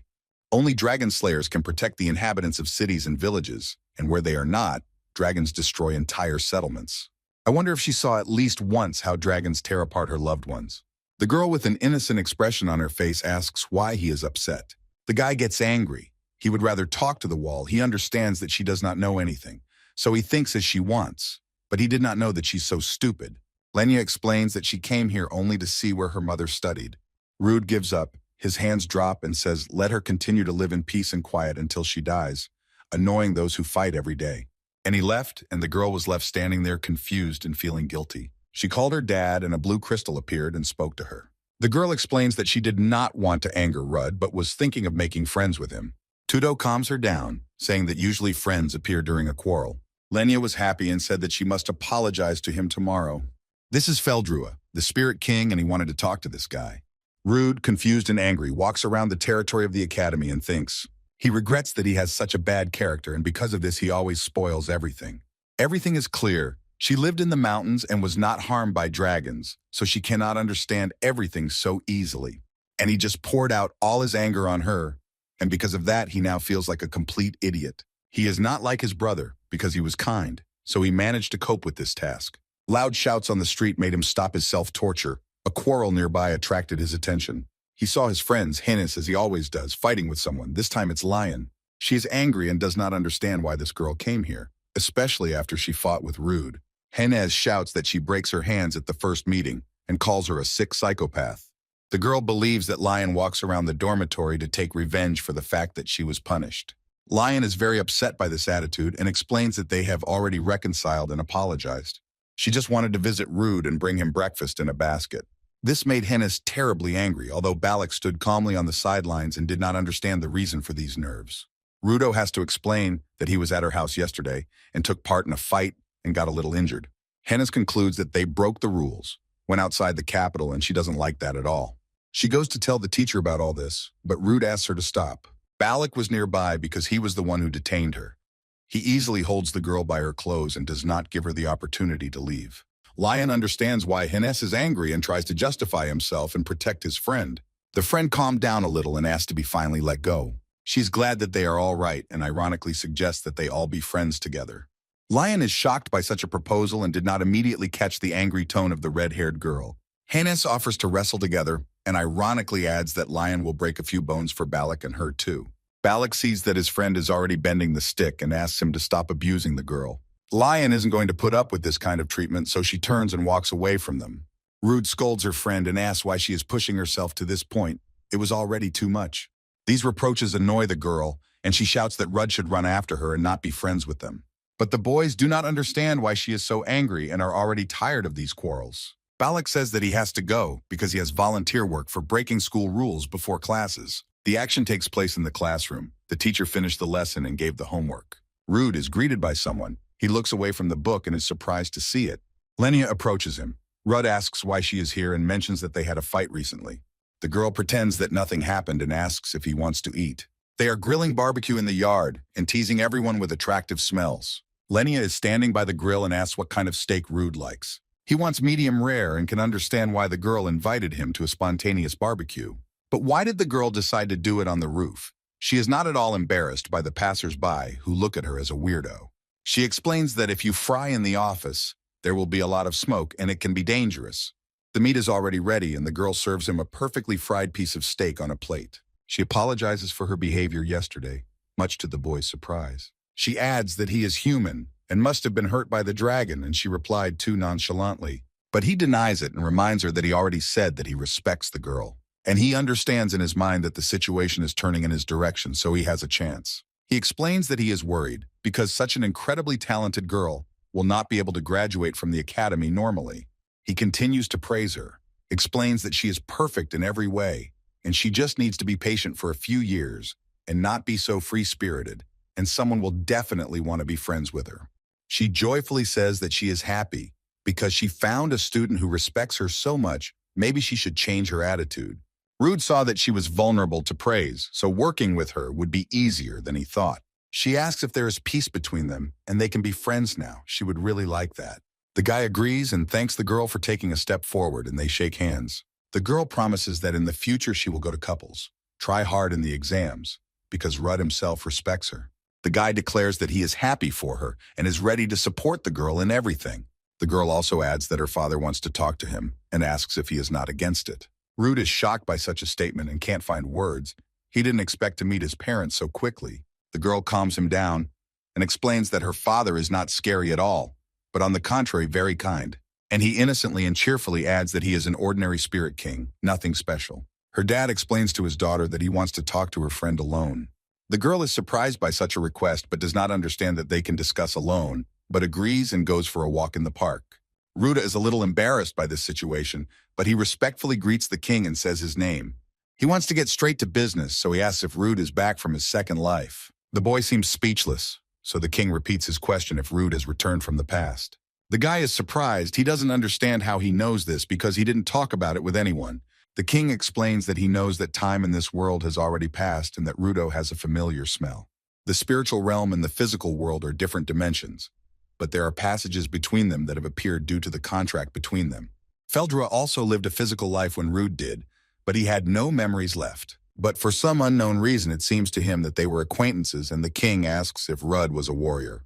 The guy does not rate himself very well and says that he was more of a burden than a normal soldier. Since the king knows about him, he decides to tell the main events of his past life that the king has forgotten. Of all these events, he was interested in the fact that the dragon disappeared with the warrior. After thinking a little, he adds that this warrior may be alive, and this information gives him hope. Rude is surprised. He really wants to see his brother again and asks if he can have some proof. Feldra explains that the void dragon is cautious and conscientious and would never attack if it knew it would die. Most likely, after disappearing, the dragon just ran away to regain his strength, and his brother was just stuck in another dimension with the dragon, but the warrior is not so easy to kill. Rude listened to everything. He had certain guesses, but now he knows for sure that he can still be saved. The king adds that if Rude wants to find his brother, he must go to the Dragon's Nest Flying Island. But right now, Rude is not ready to go there because it is a difficult road, and he needs to prepare for the events that will soon happen here. First, he must become stronger and avert the terrible calamity that will come. Rude has another question. He is interested in who made the current world to be formed by turning back time, what kind of dragon he saw.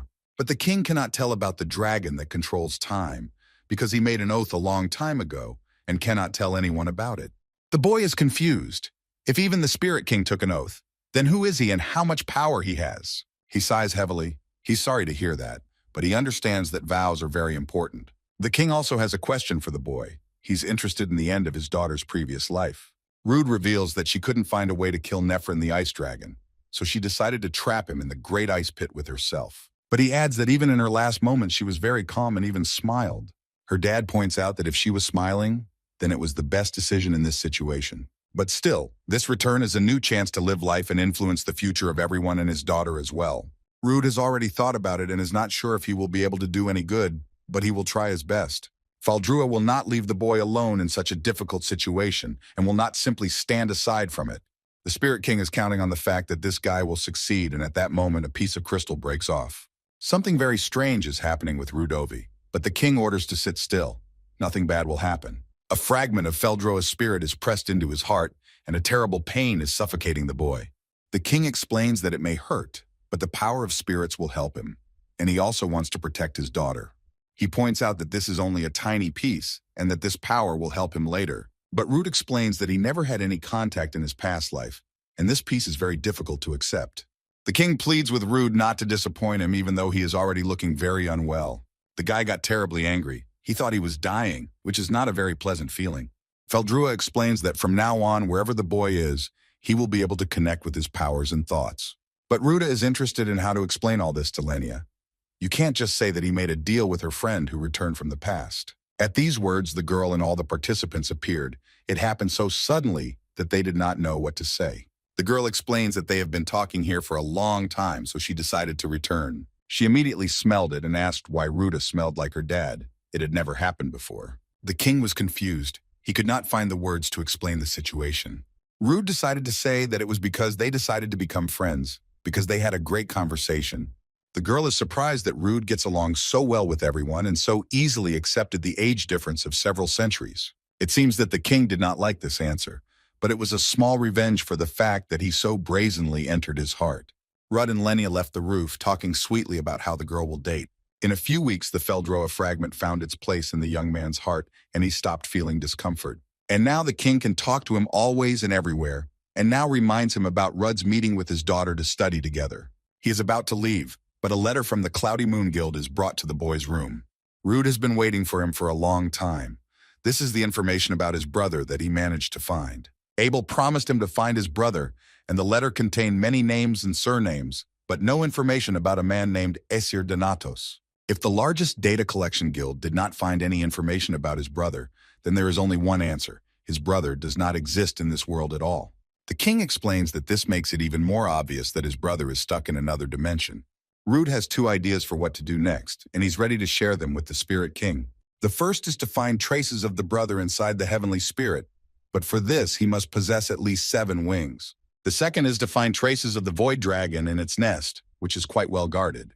The king understands that it's quite difficult to implement any of these ideas now, and explains this to the boy.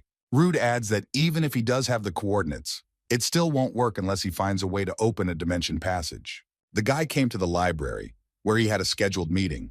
When he opened the door, Lenia was already there, smiling warmly. She explained that she could tell by the smell that the boy was here and was already looking forward to the opportunity to study together. They went to the library where Hanis and Balak are already studying, and the girl is annoyed as usual because Rude is late. She explains that Rude has to be responsible for training the elders, and she doesn't want to study with all these fools. The guy excuses himself for being late because he had to think about something, and the girl in her defense declares that she is not stupid. But Hennis does not agree with this because she heard that she has already failed 1 year of studies. Lenia declares that it is not important and does not mean that she is not smart at all. Everyone sat down at the table and began to prepare, until suddenly the heavenly spirit of Professor Daniel contacted Rudd. He asks the boy to come to his office for a moment. Balak probably didn't want to study, so he slept on his notebooks and Rude tries to wake him up. He asks his friend to look after the girls so that they don't pull each other's hair. Balak is surprised, because what could be the reasons for quarrels if they have known each other for only a week? Rude explains that they don't need a reason and asks that the boy stop the fight if it starts. Hennis saw Rude heading somewhere and yelled at him because he had just arrived.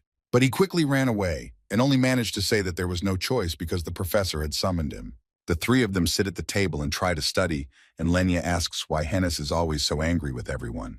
But in return, he receives an irritated answer from the girl that she is not evil at all, and adds that it annoys her that the girl paints the quality of nonsense, and constantly asks when Rudd will return. Lenia declares that the fact that such little things annoy her indicates that she is full of anger, and adds that it is surprising how she can be friends with someone with such an attitude. Hence replies that she finds it funny to hear such statements from a crazy child who sleeps on the street and fails tests because of omissions. Instead, Lenya still considers herself more educated than Hens, as if she is deliberately provoking the girl. The redhead repeats what Lenya said word for word and distorts her words. The two girls got angry and exchanged glances, and Balak does not understand how he should reconcile them. At that time, Rude enters the professor's cabin and asks why he summoned him with a heavenly spirit. He introduces the boy to his master, and it is the immortal heavenly sword, Ain Bryce. Rudy bowed his head respectfully, introduced himself, and said it was nice to meet you.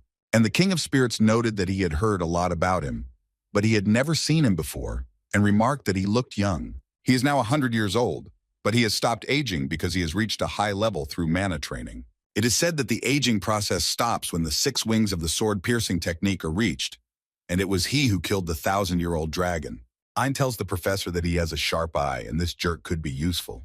The professor is glad that the person he respects so much has noticed his efforts and skills. And he adds that he can run for a cake or some other goodies for his great master. Ein doesn't mind, and still wants 5 scoops of snow cream from the supermarket, but Rude seems a little embarrassed by his professor's behavior. He willingly accepts the order, because he wanted to please his master, and goes straight to the boy. He says he'll be back soon and let Rude drink some tea with the honorable gentleman in the meantime. Ain starts the conversation and asks if Rude has any idea why he's here. After looking at the many packages, he assumes that this is an ordinary tour or vacation. Such an answer annoys the master, but he knows that Rudd has problems with relationships and is tactless, and puts a cup of tea on the table and adds that the words he will say now must be kept a secret from Daniel. The guy was very surprised to hear this, so he asks if he understood everything correctly, but the master ignores it and starts a story about Professor Damian Grace. He explains that this person is closely related to a 1,000-year-old dragon. In the body of one of the professors of the academy, Damian Grace, the heart of a 1,000-year-old dragon beats. It is not known how a person can live with a dragon's heart. Maybe they use magic to do so. But if the dragon's heart fills the human soul, it can be a disaster. Rude mentions that in a past life, before something bad happened, Jeremy made the professor commit suicide, and everyone thought it was the right thing to do. But the boy stole the dragon's heart, even though he knew it was very dangerous. After some time, the Dragon King Garma attacked the academy in which there were students. Back then, Rude was only a child and couldn't do anything to help, but Professor Denial and the Heavenly Sword died in this battle. The student listens to this story and does not understand how Ein knows this. The master continues that he came here to follow them. Rude wonders if his teacher knows about this, as it is quite serious information. Ain explains that Daniel is very sensitive, so he might get upset if you tell him. But the boy does not understand why she is telling all this to an ordinary student. He knows that the boy from Dysol is the only survivor of this disaster, and believes that he has a right to know. Ein knows that Rudd has been chosen by 4 professors, and he is interested in how the class with Damien is going. The boy recalls that at these meetings he simply talks about his problems and listens to the teacher's advice. And he says out loud that the professor is shy, but seems like a good person, and explains that no one knows what is on his mind and asks him to tell about everything suspicious immediately. Rude agrees and asks what exactly he should tell that would be considered weird. And the master explains that if there are any changes in behavior or aggression. Rude wonders who could have told Ain everything since not many people know about it at the moment, and asks permission to ask the master if the student Jeremy DeVille has not contacted him. Instead, his interlocutor asks if there is anything that bothers him and if he has anything against the student. Rude explains that this man is rotten and will sacrifice everything for his interests and plans. Master then asks if Rude knows of any other way to handle this situation, and adds that at the moment the most reasonable option is to kill Damien and destroy the dragon's heart. Rude agrees that it's smart, but it's clearly the wrong way to go about this problem. Rude insists that they have to come up with something, while there's still time before it's too late. A gasping Daniel runs into the office. He is happy that he managed to bring everything that the master asked for. Ein thanked him, but he had to go, which surprised and even slightly disappointed the professor. And in parting, he asked Ruda to give his all, because a lot depends on him. The guy understands that this person is not one to wait, so he has to hurry to solve everything. Rude returned to the library but did not see his friends there. There was no one at the table. He went to the table and saw a note left on his books. It says that his friends were kicked out of the library because of the noise, and they went to the roof, and there might be a bloody massacre between the girls. Rude doesn't want to solve this either. His head is already hurting. Lion came up to him at those words. The girl asks what happened to him, but he does not want to talk to her and says that he is preparing for the test. She assumes that he is now pretending not to know that his friends hate her, but she hates them too. Rude asks if the girl is still mad at Hennet. She does not want to talk about it, explains that it is all because she did something that Hennet did not like, and asks what the boy is reading. He reads about the disaster with the 7 dragons 700 years ago. They were sealed away by the first dragon slayer. 10 years ago, a heavenly dragon appeared in the south, and at the cost of many lives, the dragon was banished. But in these battles, only a few people survived, and among them the Heavenly Sword Anne Bryce, Gerard de Graham, and Daniel Gold. The girl is shocked by the story and is worried about her friend. She asks what he is up to. He pretends not to understand what she means, so she has to clarify. For example, escape from the academy to take revenge or go to the southern part of the continent, which is under ban. But Rude objects and adds that going south is like delivering food to dragons for free. The girl explains that he hates dragons and said last time that he would kill them all, so she is worried. Rude says that he plans to become as strong as possible and then kill all the dragons. He adds that he must take revenge for what he lost because of these stupid lizards. He wants to destroy all mention of the existence of dragons on Earth so that no one will fear them anymore. Lion asks if he really believes in their existence, because the very story about them has already become just a legend. She adds that the dragon that appeared during the disaster was similar to the heavenly dragon from the legend, and that is why it was named that way. But Rude is still reading the story, very confidently answering that they exist. He adds that the sky dragon seen 10 years ago is a disaster in itself. He says that he was there and does not want to feel that horror again, so he wants to get rid of the cause itself. Lion is very shocked by the story she heard and cautiously asks if Rude is afraid. The boy did not answer but only looked at her and asked if she was afraid. Lion answered that she was not afraid of the dragon itself, but that the people around her, her family and friends, would die. With that, they ended the conversation, and Rude gathered his things and announced that he wanted to eat. The girl caught up with him and asked him to stop, and explained that she wanted to help. She promises that she will do everything in her power to defeat the 7 dragons. She will create a victory plan or a new guild, whatever it takes. Rude is shocked and questions if she is really ready to fight and destroy dragons. She says Mom will respect whatever she chooses, but she's no match for Rude, so she doesn't know if she can be of any use at all. Rudo understands that the girl has a lot of support from her family and guild, and he wonders why she wants to follow a difficult path. She's a little confused and avoids a specific answer and says that she just wants to. He is not satisfied with this answer and makes the assumption that it is because she likes him. Lion got angry at such statements of the guy, but he hastily apologizes for what he said. She follows him, but Rude doesn't understand what made her so upset and says he was just joking. Confused, she runs down the corridor of the academy and thinks that she must have lost her mind. She does not understand what is happening to her, why she ran away, and why this joke affected her so much. A thought creeps into her. Maybe she really has fallen in love with this guy. But she immediately rejected such thoughts, and it is better to say that she was simply embarrassed for a moment. At that moment, she met Claire, who was looking for a girl, because she already has an extra lesson. The professor wants to see what the girl has learned in the last month and a half. In the wrestling room, Lion and Professor Claire engage in hand-to-hand combat. The professor reflects that at first it should have been just additional classes. But the girl learns quickly, and it seems that she even started to like it. Besides, her footwork is paying off, and Claire wonders who taught her this. Lion defended herself from the blow and counterattacked, which surprised the professor. But the girl was distracted only for a second, and the teacher launched an attack and threw her to the ground. Claire explains to the student that she thought Lion would still be beaten today, but she learned a lot. The girl notes that the teacher just beat her all the time and did not explain anything, but she learned from someone else. Claire heard that Rude taught her, and Lion explains that the guy is a great teacher. Claire concludes that they have become friends because the girl speaks so well of him. But for some reason, this embarrassed the girl.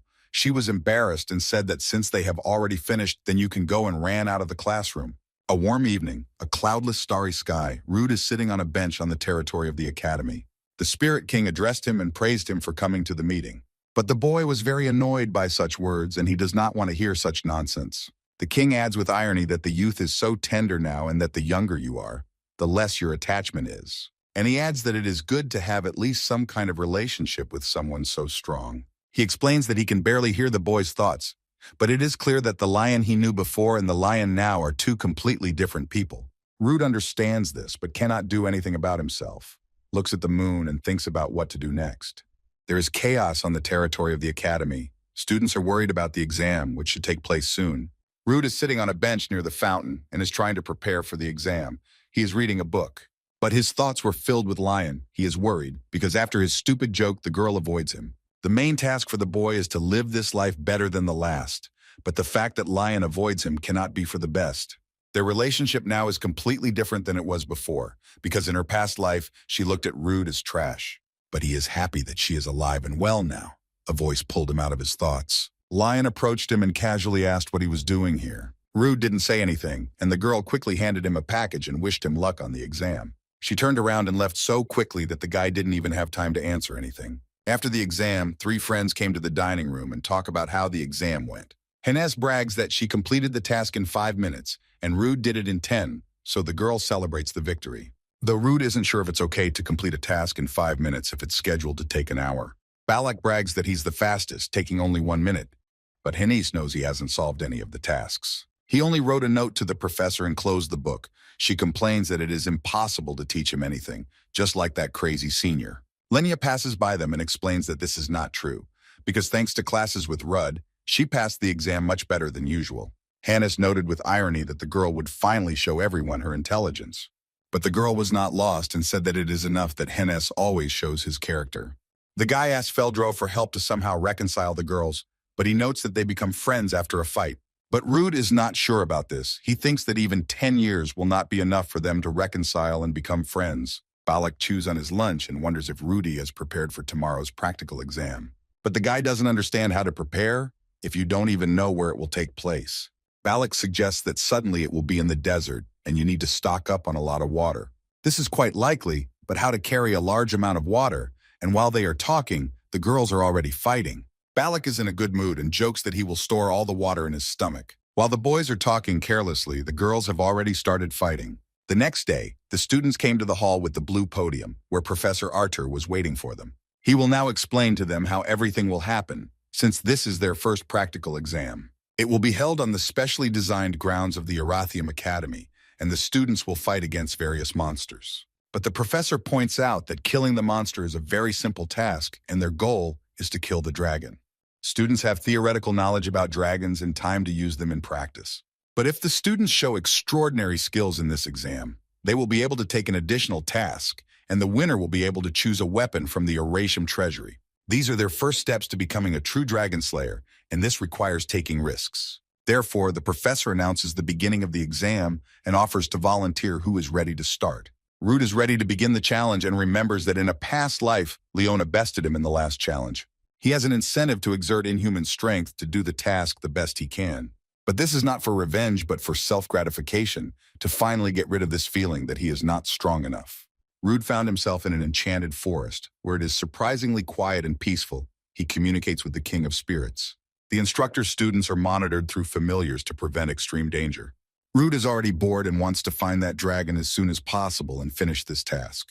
A giant green evil troll with a mace suddenly appears from behind.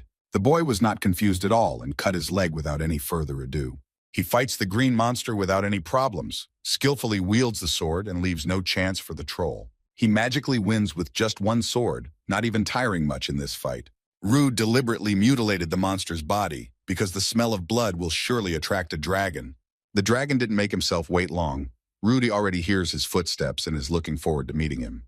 But the student is surprised because in addition to this, someone else's footsteps and shouts are heard, and he wonders who it could be. A terribly frightened boy runs up to Rudo at breakneck speed. Tears flow from fear. He shouts Ruda's name in surprise and is surprised that he is also here.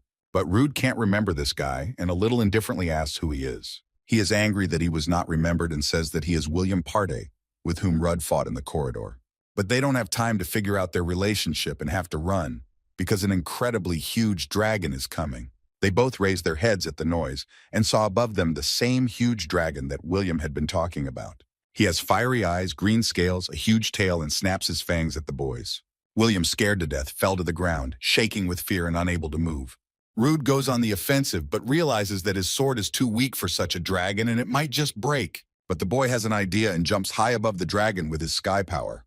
He's been actively training and developing this strength with grueling exercises for 3 months. He only had 3 wings now, but for a dragon like this, that should be enough. Rude rushes at the dragon with the speed of light and uses his maximum strength to defeat it. He still manages to poke this green lizard between the eyes with his not-so-good sword. William is watching all this from the side and cannot believe his eyes. He is shocked because Rude is not afraid of the dragon at all. One hit was not enough for such a dragon. The boy still had to make an effort to win. William warns the boy that it is impossible to kill this dragon, because it has very strong scales that cannot be pierced with an ordinary sword. But this does not stop Rudd, and he pathetically just tells the boy to watch silently.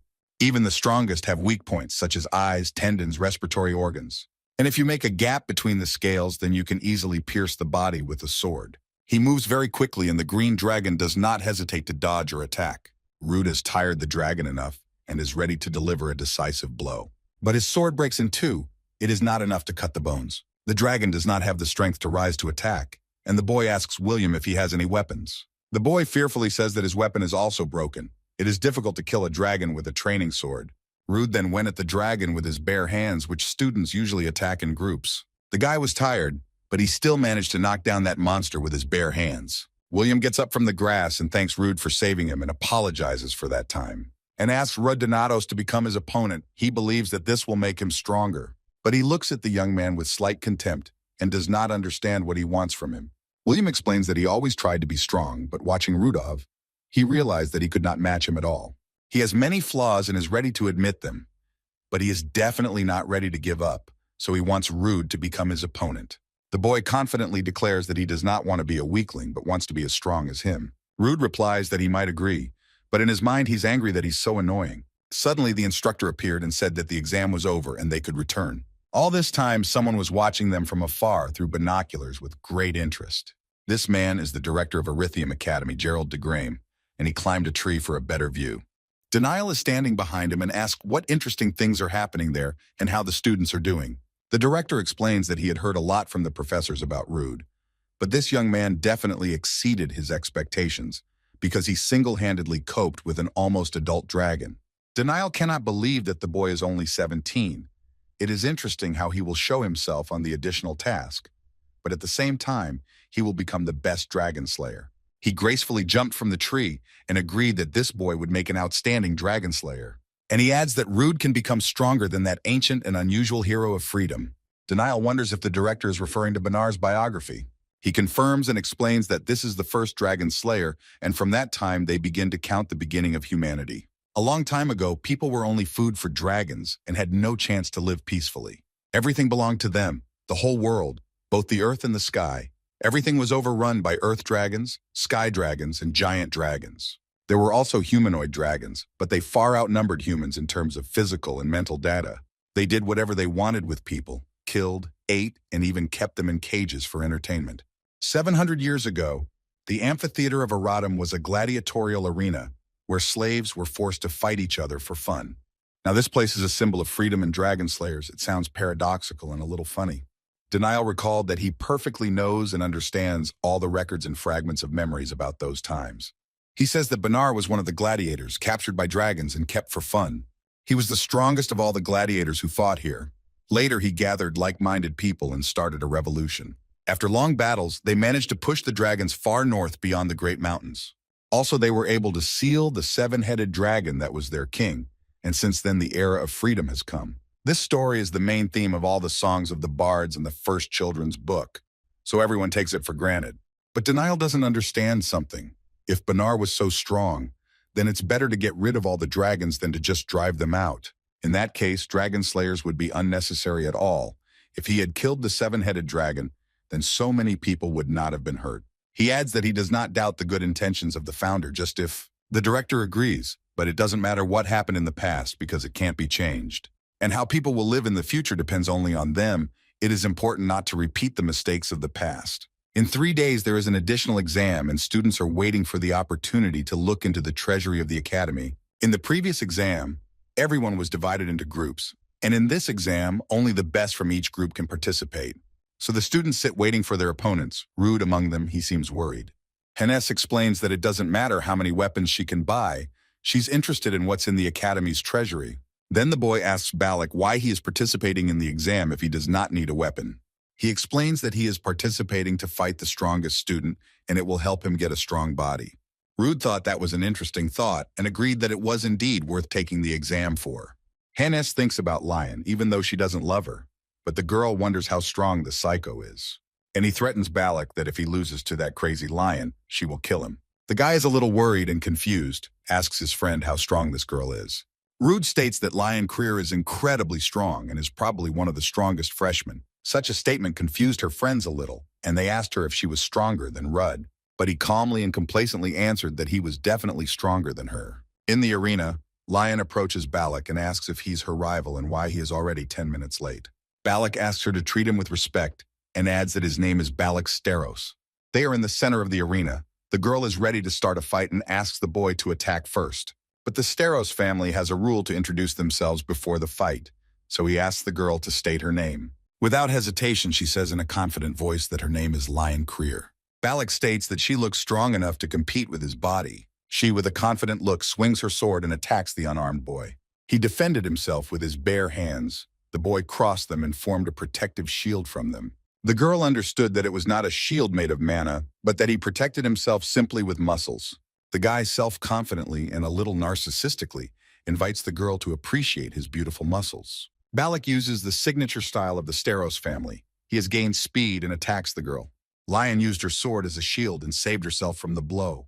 The girl saw a weak point in the opponent. He opened up, so she is ready to attack. Lion struck, but Balak seemed to be in solid armor, his muscles protecting him. He doesn't dodge blows. He doesn't need to because his flesh is like steel. She chewed through his power. It's a combination of muscle and mana.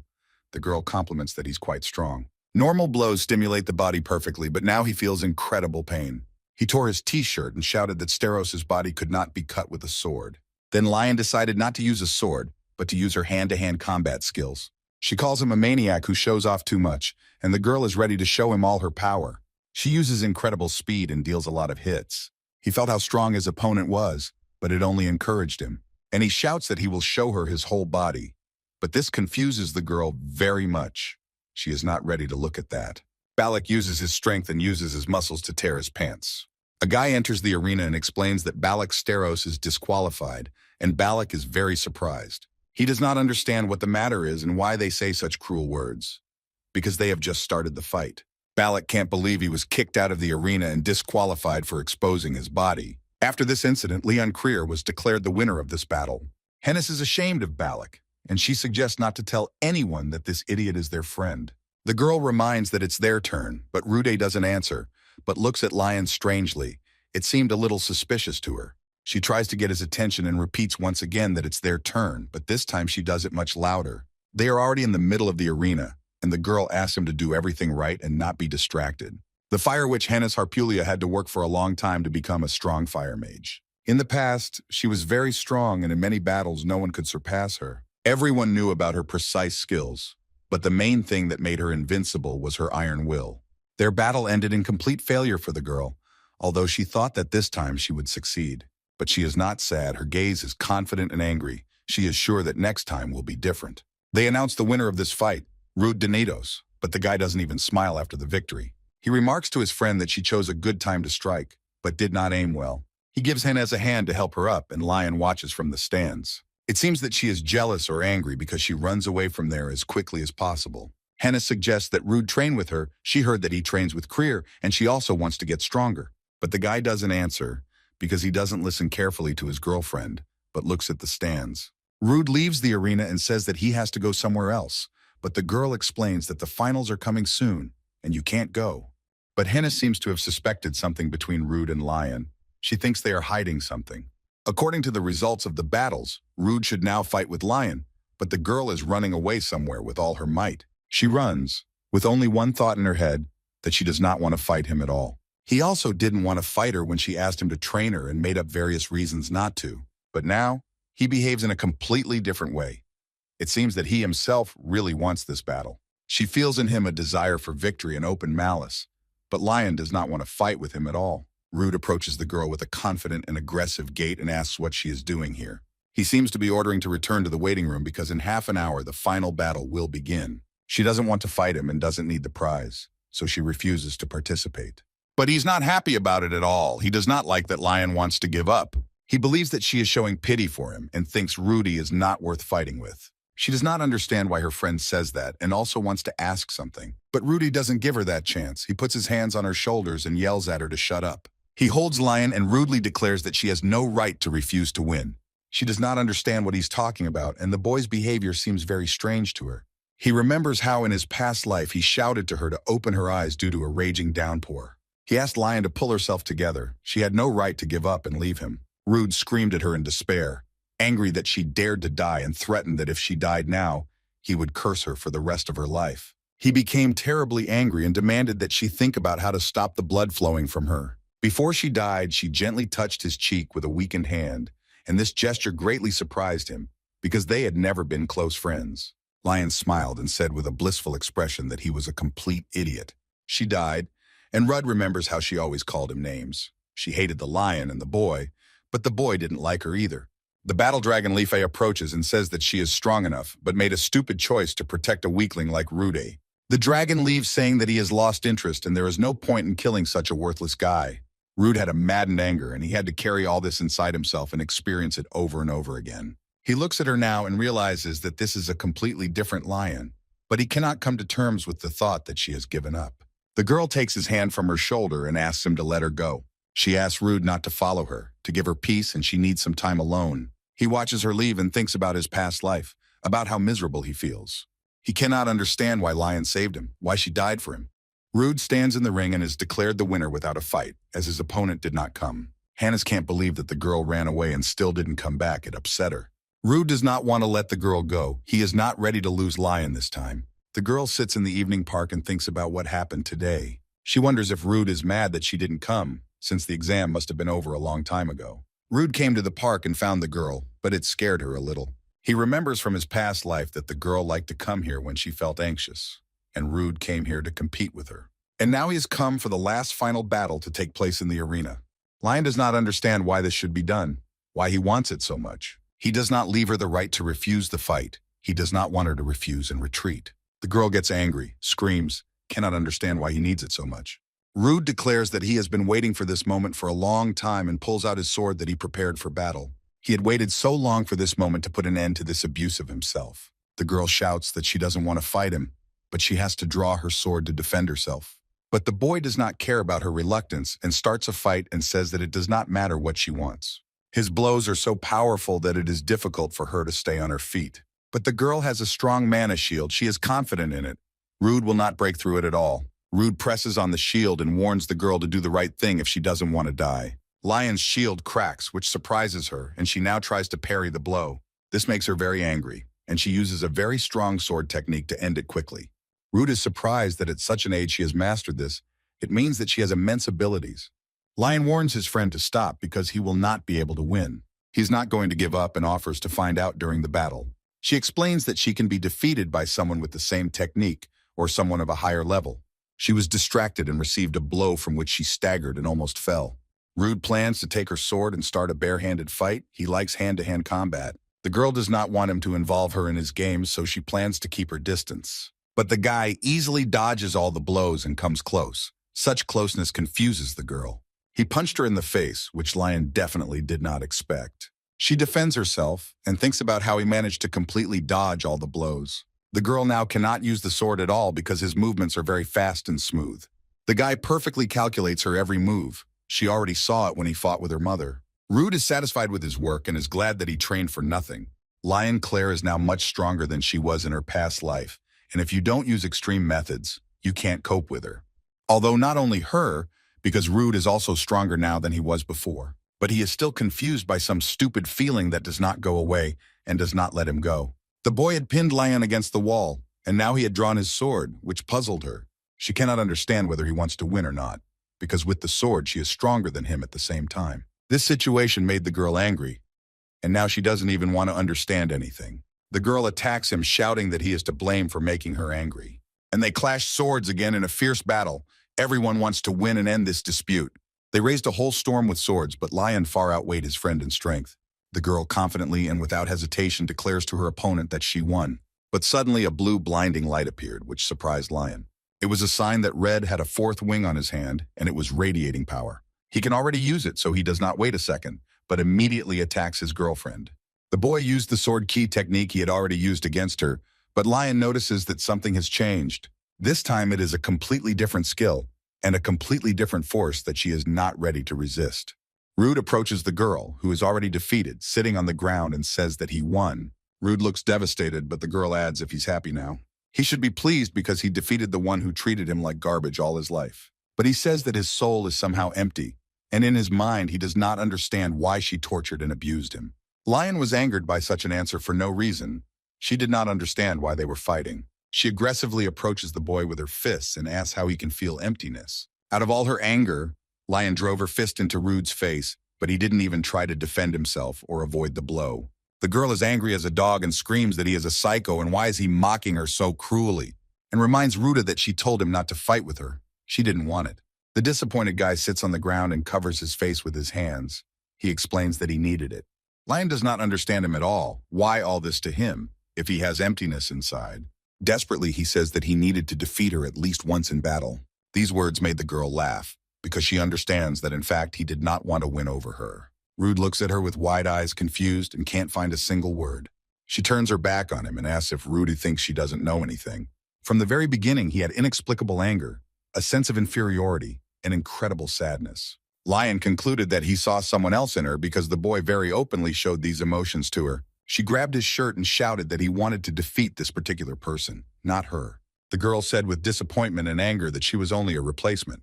Now quiet tears appeared on her cheeks and she quietly repeats that she knew everything. He calmly removes her hands from his shirt and asks Lion not to deceive herself. He denies it and starts shouting that he always saw her and never thought of anyone else. She is exactly the person whom he envies, idolizes, and always wanted to receive her approval and praise.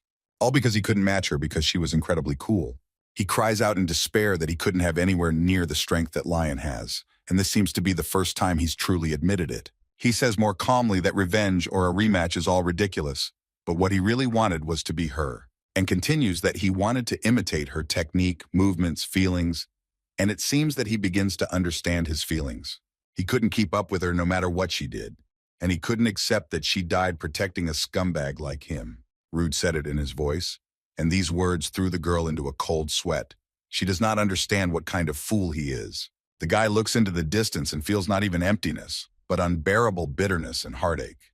Lion really thinks that he is crazy. The girl cannot accept and understand his words. She knows that they met for the first time at the academy, and she definitely did not die, especially protecting someone. Rude looks at the starry sky and collects his thoughts. He repeats that this is no delusion.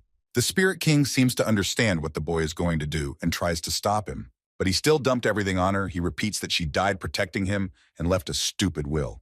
Lion doesn't understand what he's talking about, but Rude explains that he's talking about a past life. He explains that he has been saying all this about her from a past life, but she lacks the strength to understand it, even to stand on her feet.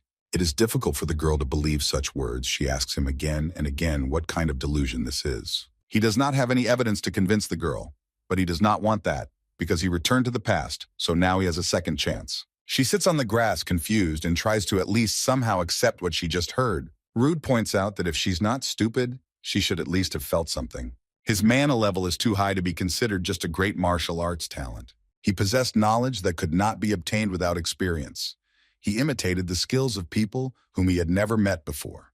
He explains that all this is impossible only if he has not studied it beforehand.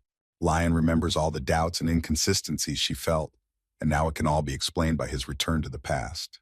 It seems that she believes him and thinks about what he knows about the future, and most importantly about her. The girl asks what she was like as an adult and what she still doesn't know about herself. And Rude says that in her past life, Lion lived only for revenge, and she treated him like a garbage can and regardless of what the boy did. He adds with despair and sadness that she was the person who never looked directly at him. She even died in a way that made him feel inferior, and that was very dinnery. The girl listens carefully, and Rude adds that she was so rude and cruel that he risked his life to fight her. Lion concludes that she is the very person Rude hated, aspired to, and idolized. She understood that this was why he had started a fight when they first met. He explains that he was going to fight right away, but she turned out to be much stronger than he could have imagined. Lion claims that if Rude went back in time, then he's actually much older than her, so he could have behaved better. Lion also asks why he apologized in the corridor then, since he hates her so much. He could just walk past and not pay her any attention if his hatred was so sincere. He excuses himself that he just wanted her to calm down as soon as possible because she took away such a noise in the lobby. Getting up from the grass, she adds that the boy even taught her wrestling skills. He again excuses himself that there is no point in fighting her only when she is strong. And as for how they went to the capital and he showed her interesting places and treated her to lunch, Rudo was angered by these questions, and he did not understand what she was trying to achieve. Did this girl never understand anything? He repeats that Lion in her past life treated him worse than a dog, humiliated her. There is simply no worse treatment. But the girl explains that it was in a past life, and now everything is different, and he himself said that now he has a second chance. The girlfriend pulled out a handkerchief and gently wipes his cheek. This gesture surprised the boy very much. She asks Rude to stand still and reminds her that he gave her this handkerchief when the girl was crying. Those gentle touches awakened tenderness in him, but Rude immediately pushed her hand and his feelings away. Lion apologizes to him instead of Lion from the past, and these words shock the boy. She goes on to apologize for always calling her trash and ignoring her so coldly. But Rude did not accept her apology, but only got angry, because he did not tell all this for the sake of an apology. He wanted to finally accept and let go of all this regret, which was destroying him from the inside all his life. Now that this burden was off his shoulders, it had to be over. It had to be enough to not feel all that was eating at him.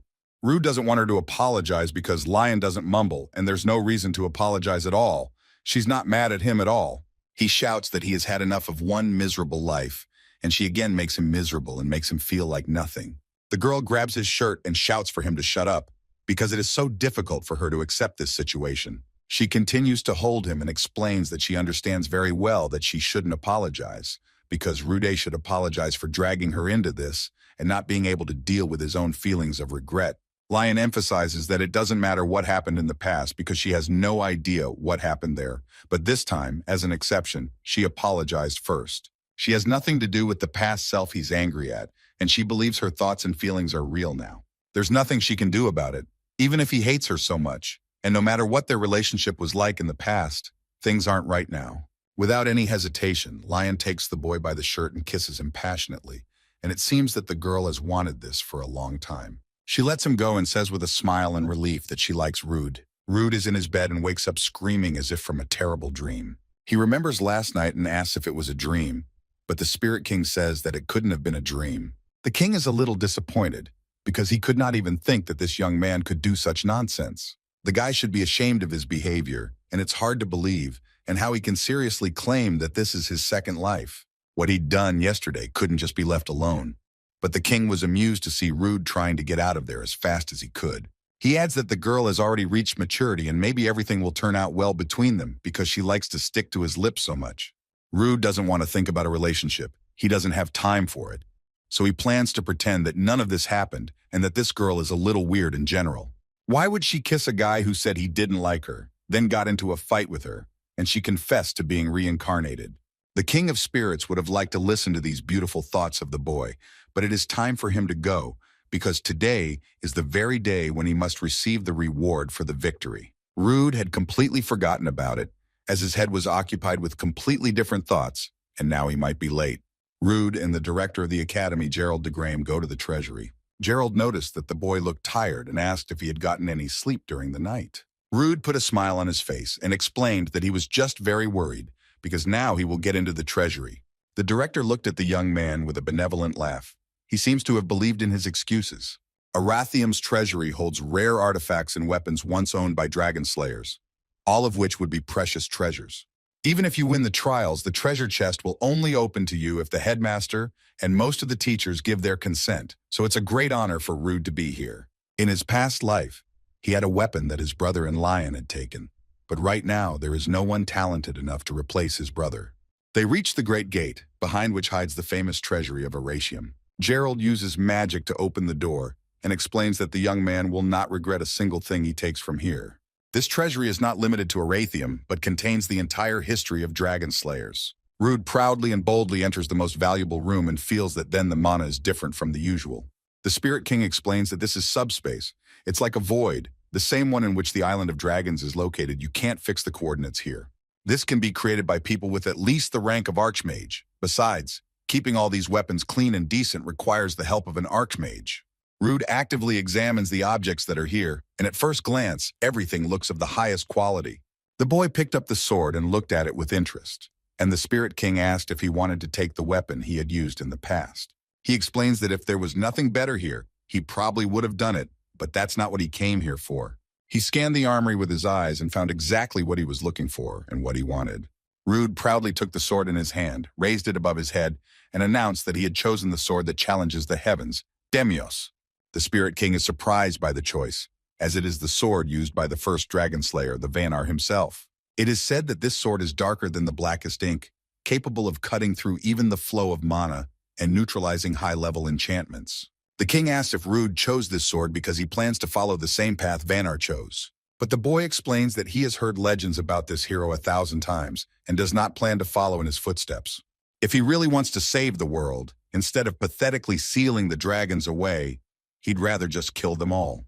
Rude explains that this sword was owned by his brother in a past life, and it is also perfect for killing higher species of dragons. The guy took what he came for, so he can safely return, although it was quite fast. But suddenly he noticed some glitter on the floor. When he got closer, he saw that it was some kind of crystal. He picked it up and thinks that it is not a weapon, and probably the magic of protection does not extend to him. Taking a closer look at the crystal, he can't believe his eyes. Is this exactly what he thinks?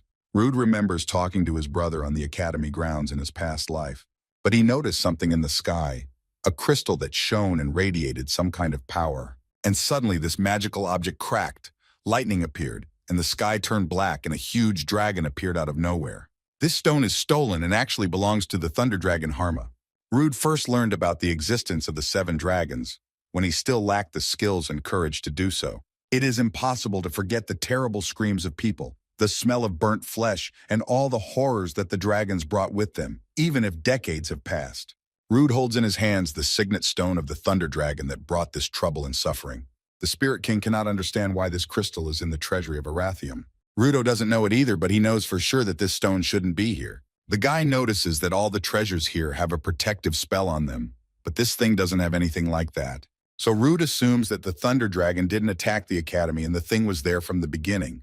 The king wonders who could have brought this thing here then. Besides, this dragon has been sealed for 700 years. The boy asks Feldrua if he could know when this dragon is going to wake up. He approached the stone and realized that the seal was not in a very good condition and could last for about 2 more years. Rude recalls that in a past life, a dragon of light attacked about 1.5 years from now. Only a few months after Professor Damien's death, apparently the 1,000-year-old dragon heart that Jeremy had stolen was fueling the Thunder Dragon's activity. Rude exits the treasury resolutely, followed by the king asking if the boy is really going to take the stone with him. He confirms and explains that these are like the seeds of disaster, and he must preempt all these events to prevent them from returning. Feldrua asks if Rude is really going to kill all the dragons in existence, even if there is a good dragon somewhere in this world. He was skeptical about the possibility of such a thing, because even if a good dragon existed, he was definitely dead by now. Since no one can influence the stone in any way, and it will definitely collapse within 2 years, it is worth preparing well for these events. Fortunately, Rudy sees Damien often, although they still don't talk much in class.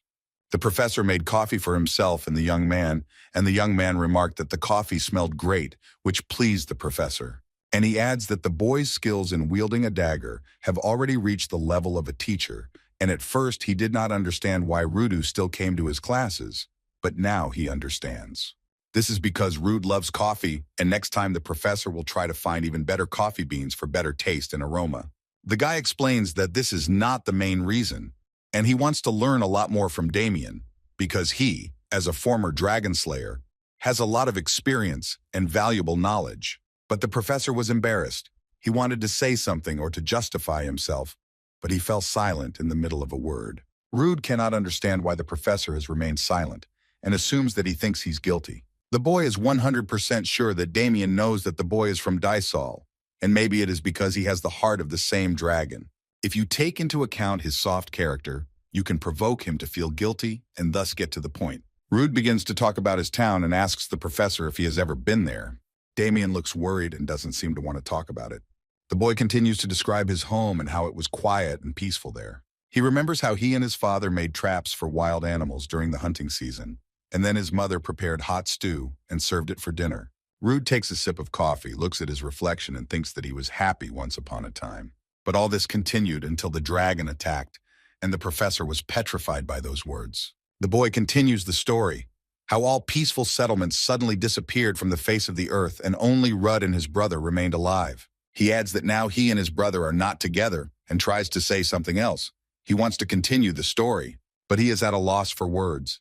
His hands begin to shake from the heavy memories and emotions that suddenly flooded the young man. The professor suddenly interrupts the boy, gets up from his chair, and says that it is time for him. And he adds that he can tell the continuation of this story at the next lesson. But Rude says that nothing interesting happened after that, just a typical cliche about losing everything in the world trying to get it all back. He walked out of the office with a heavy gait, clung to the wall in the corridor, and exhaled heavily. The Spirit King glanced at the boy and noted that he looked exhausted. Rude agrees, but hopes that now everything will work out. It's just necessary to somehow talk the professor. But Feldrua doesn't really believe in this plan, that if he never speaks, and is actually an evil man with the heart of a 1,000-year-old dragon, and these Rude stories won't lead to anything.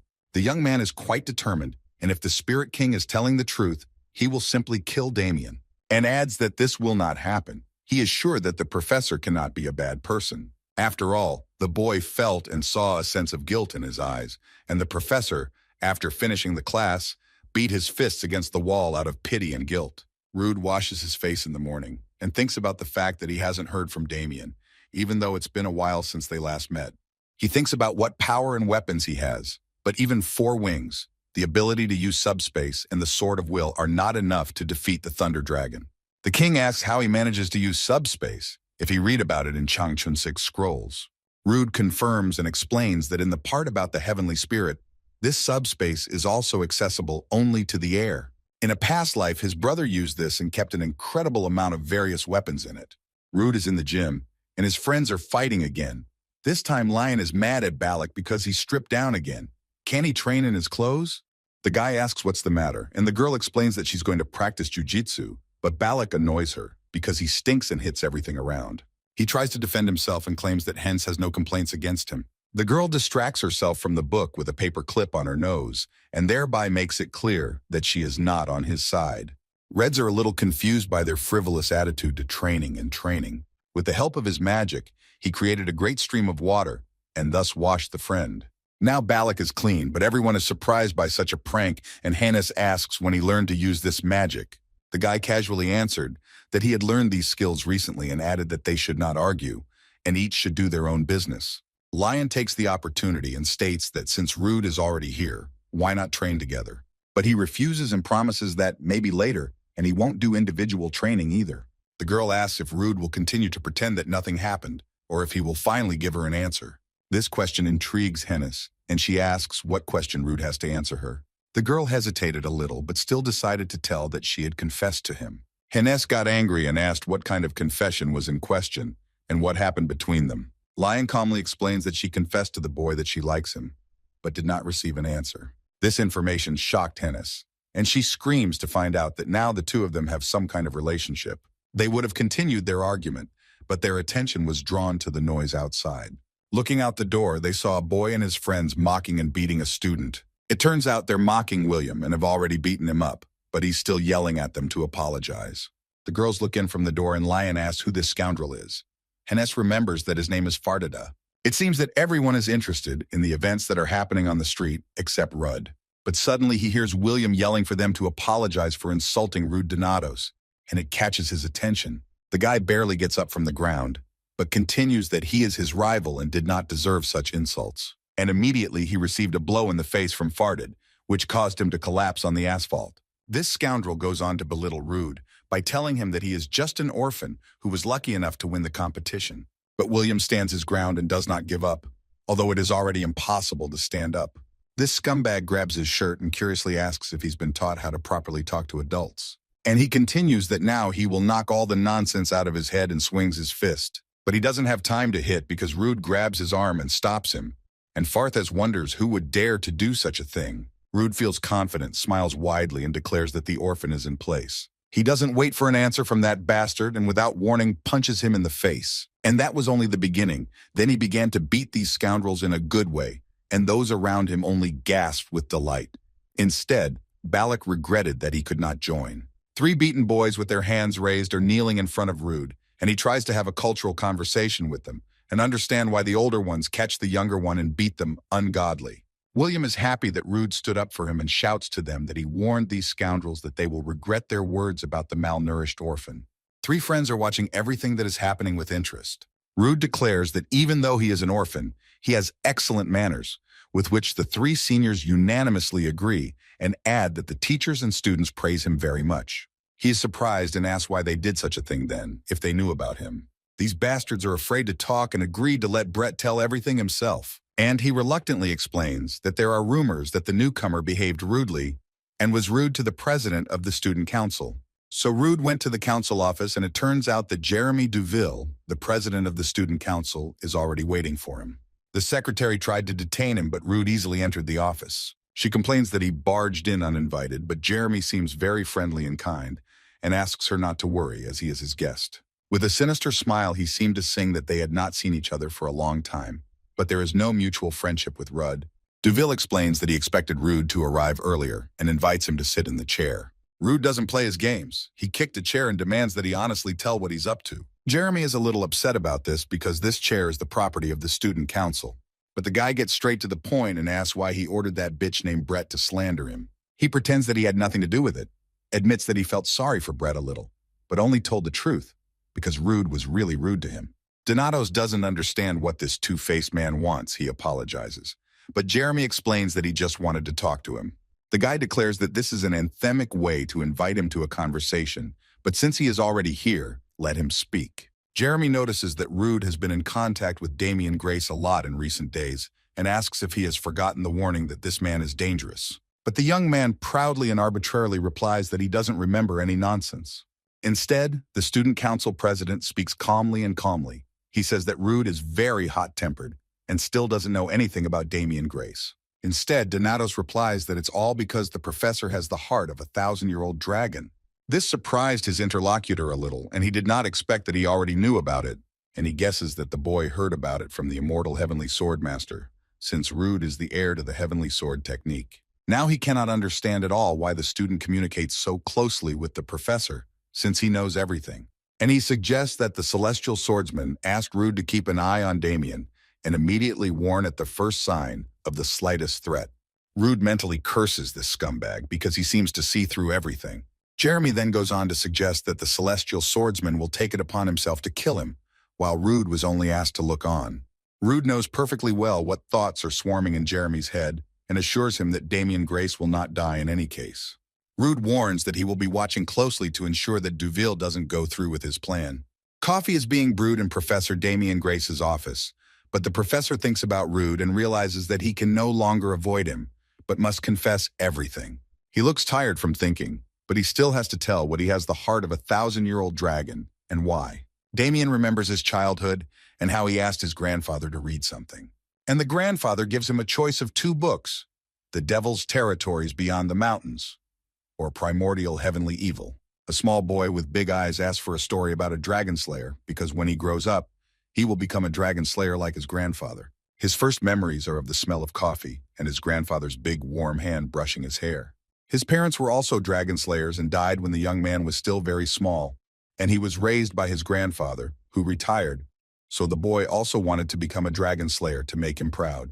And so it could be, but Damian suffered from hypersensitivity to mana. This is a rare disease in which the patient reacts too strongly to mana, the source of all life. His body was torn by excruciating pain, and every breath was difficult. Despite the fact that countless magicians and healers came to him, nothing helped him, and the boy lay in bed for years clinging to life, but without hope of recovery. One stormy night, his grandfather came to his bed in a raincoat. He was tired and wet. Damian turned his weak head and asked in confusion what was happening. The grandfather did not waste time on conversations and immediately declared that if the young man wants to live, then he must swallow what he brought him. The ex-guy looked suspiciously at what his grandfather was holding and asked what it was, but he explained that he would get better right away. Then he grabbed his grandson and forced the dragon's heart into his mouth. The boy resisted, shouted, but the man did not give up and persistently did his job. Then the grandfather looked at his grandson and apologized with tears in his eyes. And now he is an adult sitting in his office with his head in his hands, convincing himself that his grandfather did nothing wrong. He saved his grandson. In great despair, he repeats over and over again that he is sorry. He is so sorry. Rude now knows who Damian Grace is. He told him everything, the whole truth. Hennis leaned against the desk in the alchemy club room and dozed off, and in her dreams she remembers Lion talking about her feelings for Rude. A sharp voice wakes her up and the girl raises her head. It seems that it was uncomfortable for her to sleep there. The girl reminds that Hennes has professional training today, and she usually gets up much earlier to meet Liana. Hennes explains that she could not concentrate because she has too many thoughts in her head. Miss Leon told her to rest a little because today the girl is not in shape, and with such training the whole playground will turn to ashes, and let her go half an hour early. The girl wondered what thoughts filled her mind. Maybe she was worried about how to attract more people to their alchemy club.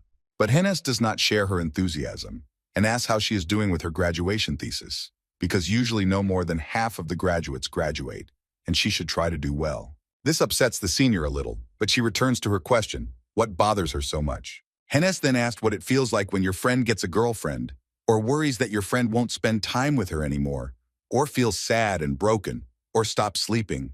The senior student immediately understood that all this is due to feelings and relationships. She starts teasing Hennes, asks if they are really just friends, wants to know more about this guy.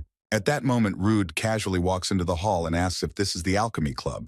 Hennes jumps up from her chair in shock and shouts what he is doing here, but the boy does not understand such a reaction and explains that he wants to join the club.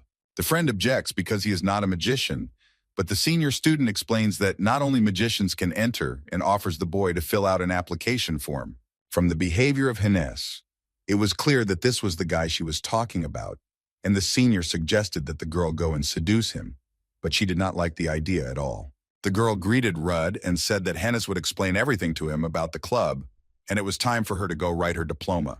The friend is uncomfortable to be alone with Rudd, and she still can't look him straight in the eye. He finished filling out the questionnaire and handed it to Hennes, who immediately began reading it. It says that Rude has never had any experience in alchemy and no understanding of magic, but the purpose of the entry is to create medicines, which seemed to her a rather unusual reason. Rude asks what is unusual about her, and the girl explains that it was unexpected and quickly ran to get some research records. He saw the magic fever research data on the table and is studying new materials. The power of the entire surrounding world and the source of life of mana flowing inside the body is still an object of study, which is why there are still many unexplained diseases. Magical fever is one such unstudied disease in which excess mana is released. The body cannot withstand it and dies of fever. This disease is a bit similar to what Damien has, but he suffers from hypersensitivity. All her past life, Hennes spent creating a method of treatment for her sister Layla, who was suffering from fever. She diligently researched and studied the disease, and as a result, she was able to find a way to cure it. But she didn't make it. It was too late for Layla, and it broke Hennes's heart. 4 months later, she was still crying all day and barely eating, and it would bother her friends. Balak explains that he understands her loss, but she's the head of the Sacred Fire Guild and can't be gone that long. Rude, full of determination, made his way to the room where his girlfriend was still grieving. He quickly opens the door and shouts her name, while Hennes cries over his sister's bed. She raised her tearful eyes and asked in a tired voice what he wanted. He angrily asks how long this will last, and adds that she has no right to ignore her duties as a guild leader just because her sister died. She was so mired in self-pity that she forgot about everything and gave up on the world that her predecessors protected with their lives. Did she forget about revenge for the Empress of the White Flame? Hennes looked at him with wild eyes and angrily threatened that he would try to tease her like that again. Rude asked with a smile what would happen if she would complain to her sister. But these words brought Hennes out of control, and the door in the room was knocked out with a shockwave from the fire. Their friends who were outside the door calmly watch, because such a reaction was expected. Rude is on the floor all beat up, and Haynes says, why is he fighting if he can't beat her? He explains that she is a contagion that has always been hot-tempered, sat in the room like a fool and cries, so he wanted to check if she was still strong. But now he's convinced that the girl is still strong, so he tells her to stop painting snot and join them starting tomorrow. After his words, Hennes laughed and was once again convinced that Ruda Donatos was crazy. When the girl returned with books on alchemy, she was indignant that he was reading someone else's research notes. Rude excuses herself that she scattered everything herself, as if she wants him to read it, and asks why the girl is studying such a complex and incurable disease. Hennes explains because this disease cannot be cured, and mentally remembers that no major healer has helped her sister and she is suffering a lot now. But Rude gives hope. He says that this disease is not incurable, and he has seen patients who have recovered. These words shocked the girl so much that she scattered the books and constantly asked where, how, who was able. He explains that one very capricious woman, she has already died, studied the method of treatment, and he learned something from her. If they collect all the necessary ingredients, they will be able to create a medicine. Rude adds that if she wants, he'll help her, but he wants a few jars of potions in return. Hennes could no longer contain all her emotions, So she ran to the boy, hugged him, and thanked him with tears in her eyes. Rude doesn't say anything, but mentally asks her not to be late this time. Every year at the end of spring, the Academy holds a festival that celebrates the beginning of the era of humans, when the Dragon Slayers sealed away 7 of these creatures. This event is important not only for the Academy, but also for the whole nation, so crowds of tourists come here even from abroad. Lion asked Rude to see interesting places in the city together during the festival, but he's not there. She noticed that the guy has been very busy lately, and it's hard to meet him at all, so she doesn't think he's avoiding her on purpose. She is sitting on the edge of the fountain, and Hennis is sitting on the opposite side, and they are both sighing heavily. Lion asks why Halfley is sitting here alone during the festival season. The girl has a sense of guilt, so being around Lion is very uncomfortable for her. And although she has relatively come to terms with the events that happened that day, it is still difficult morally. Hennis does not understand why she feels this way because Lion and Rude are not dating, and she asks why the girl is sitting here alone and assumes that she has no friends at all. Lion excuses herself that she has an appointment here and is just waiting for someone. Hennis sighs sadly and says that her friends have abandoned her, and now she doesn't even have anyone to hang out with at the festival. The girl replied with a smile that she was very honest, but Hennis got angry because she was laughed at. Lion admits that she actually lied, and also has no one with whom she could spend time at the festival. Hennis replies that although they don't like each other, she is talented and strong enough to be admired, and the girl compliments her that she is genuinely honest and she likes it very much. Hennis wanted to say something else, but she was interrupted by Lenia, who approaches them and says that they have not seen each other for a long time. The girl came closer, she seems happy to see them and asks what the two of them are doing here. But Hennis declares that everything has been annoying her since the very morning, and Lenia is indignant that she is so rude to her, because she came to say hello because they know each other. The girl turned to the silver-haired woman and asked what her name was and whether she was also Rudo's friend. Lion Claire said her name and asked the girl in turn to introduce herself. She called herself Lenia Selkett and explained that she was her older groupmate and added that Ruda's friend was her friend. Hennis is not very friendly and wonders why she came here. Is she just saying and assuming that Rude sent her? Lenia explains that she just saw her sitting here and being sad at the festival, so she decided to come up and offer to spend time together, and with such a bad character, Hennis will have a hard time finding new friends. Such a remark angered the girl, and she began to shout at Lenia and ask what right she had to judge her character. Lion asks the girl to calm down, but Hennis has already left for no joke.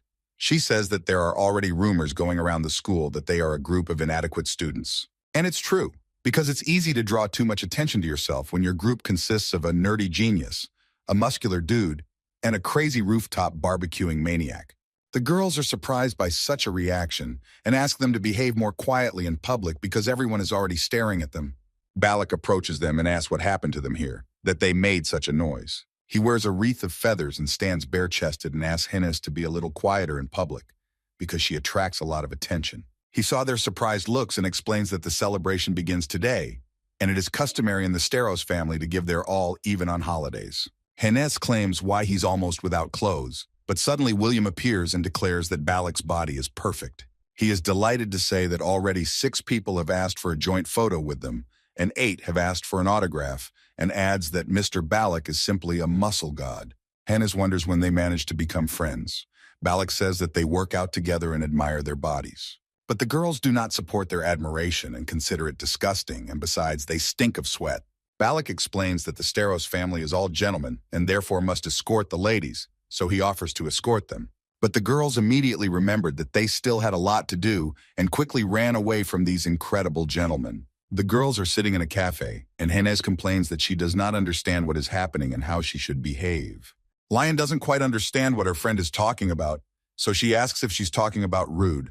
Hennis explains that he gathered people around him, as if he planned something, and now he also bought a bunch of different potions. Lenia is upset by this conversation and explains that she thought they were friends, but real friends don't talk about each other behind their backs, and maybe she should stop calling herself his girlfriend. Hennis doesn't like that the girl interferes and probably wants to keep everyone away from Rude.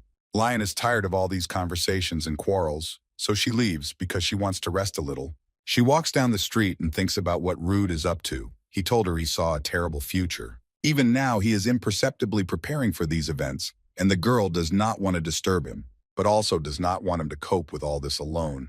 Maybe she could help him somehow. Rude is sitting in the library with a mountain of books that he has already read and feels very tired. He leans back in his chair, sighing in relief and glad to finally be done. The Spirit King rejoices for Rude and boasts that he did it after all. Rude is not very happy with his praise and could never even imagine that he would ever do something like this. The king is disappointed that it took the boy so long to master such a small amount of knowledge, but Rude states that he overestimated human capabilities. Feldroa understands that this guy is just a human, but he didn't even know anything about the state of his body, and adds that it says that Rude is just a person with a weak body, but this is not news for the guy. Regardless of how much mana is collected in his body, it still has its limits. All the skills that the boy uses are important to transfer to an ordinary body. Rude remembers that in the past, he did not help his body in any way and endured pain, and later he was completely helpless. His arms and legs creaked as if they were rusted, and he coughed up blood all the time. But even in this condition, he fought well.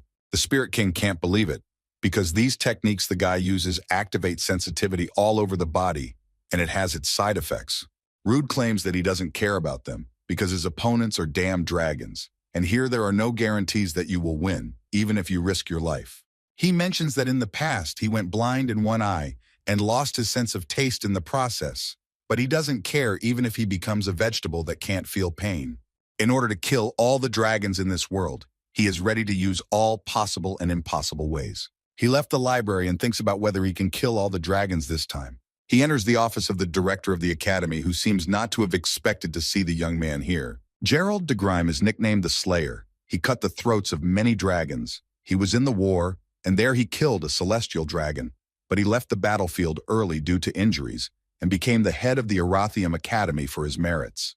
Rude suspects that this man is the one who stole the Sky Dragon's heart. The guy approached the table and explained that he just wanted to say hello to the director, and he replied that he was always happy to have such guests. Gerald politely asks if he likes the festivities. The guy explains that he didn't have time to enjoy everything because he has a lot to do. The director instructs the boy, explaining that youth is the best time for fun, and even a dragon slayer should at least rest once in a while. But Rude points out that he is not so foolish to enjoy his youth at such a critical time.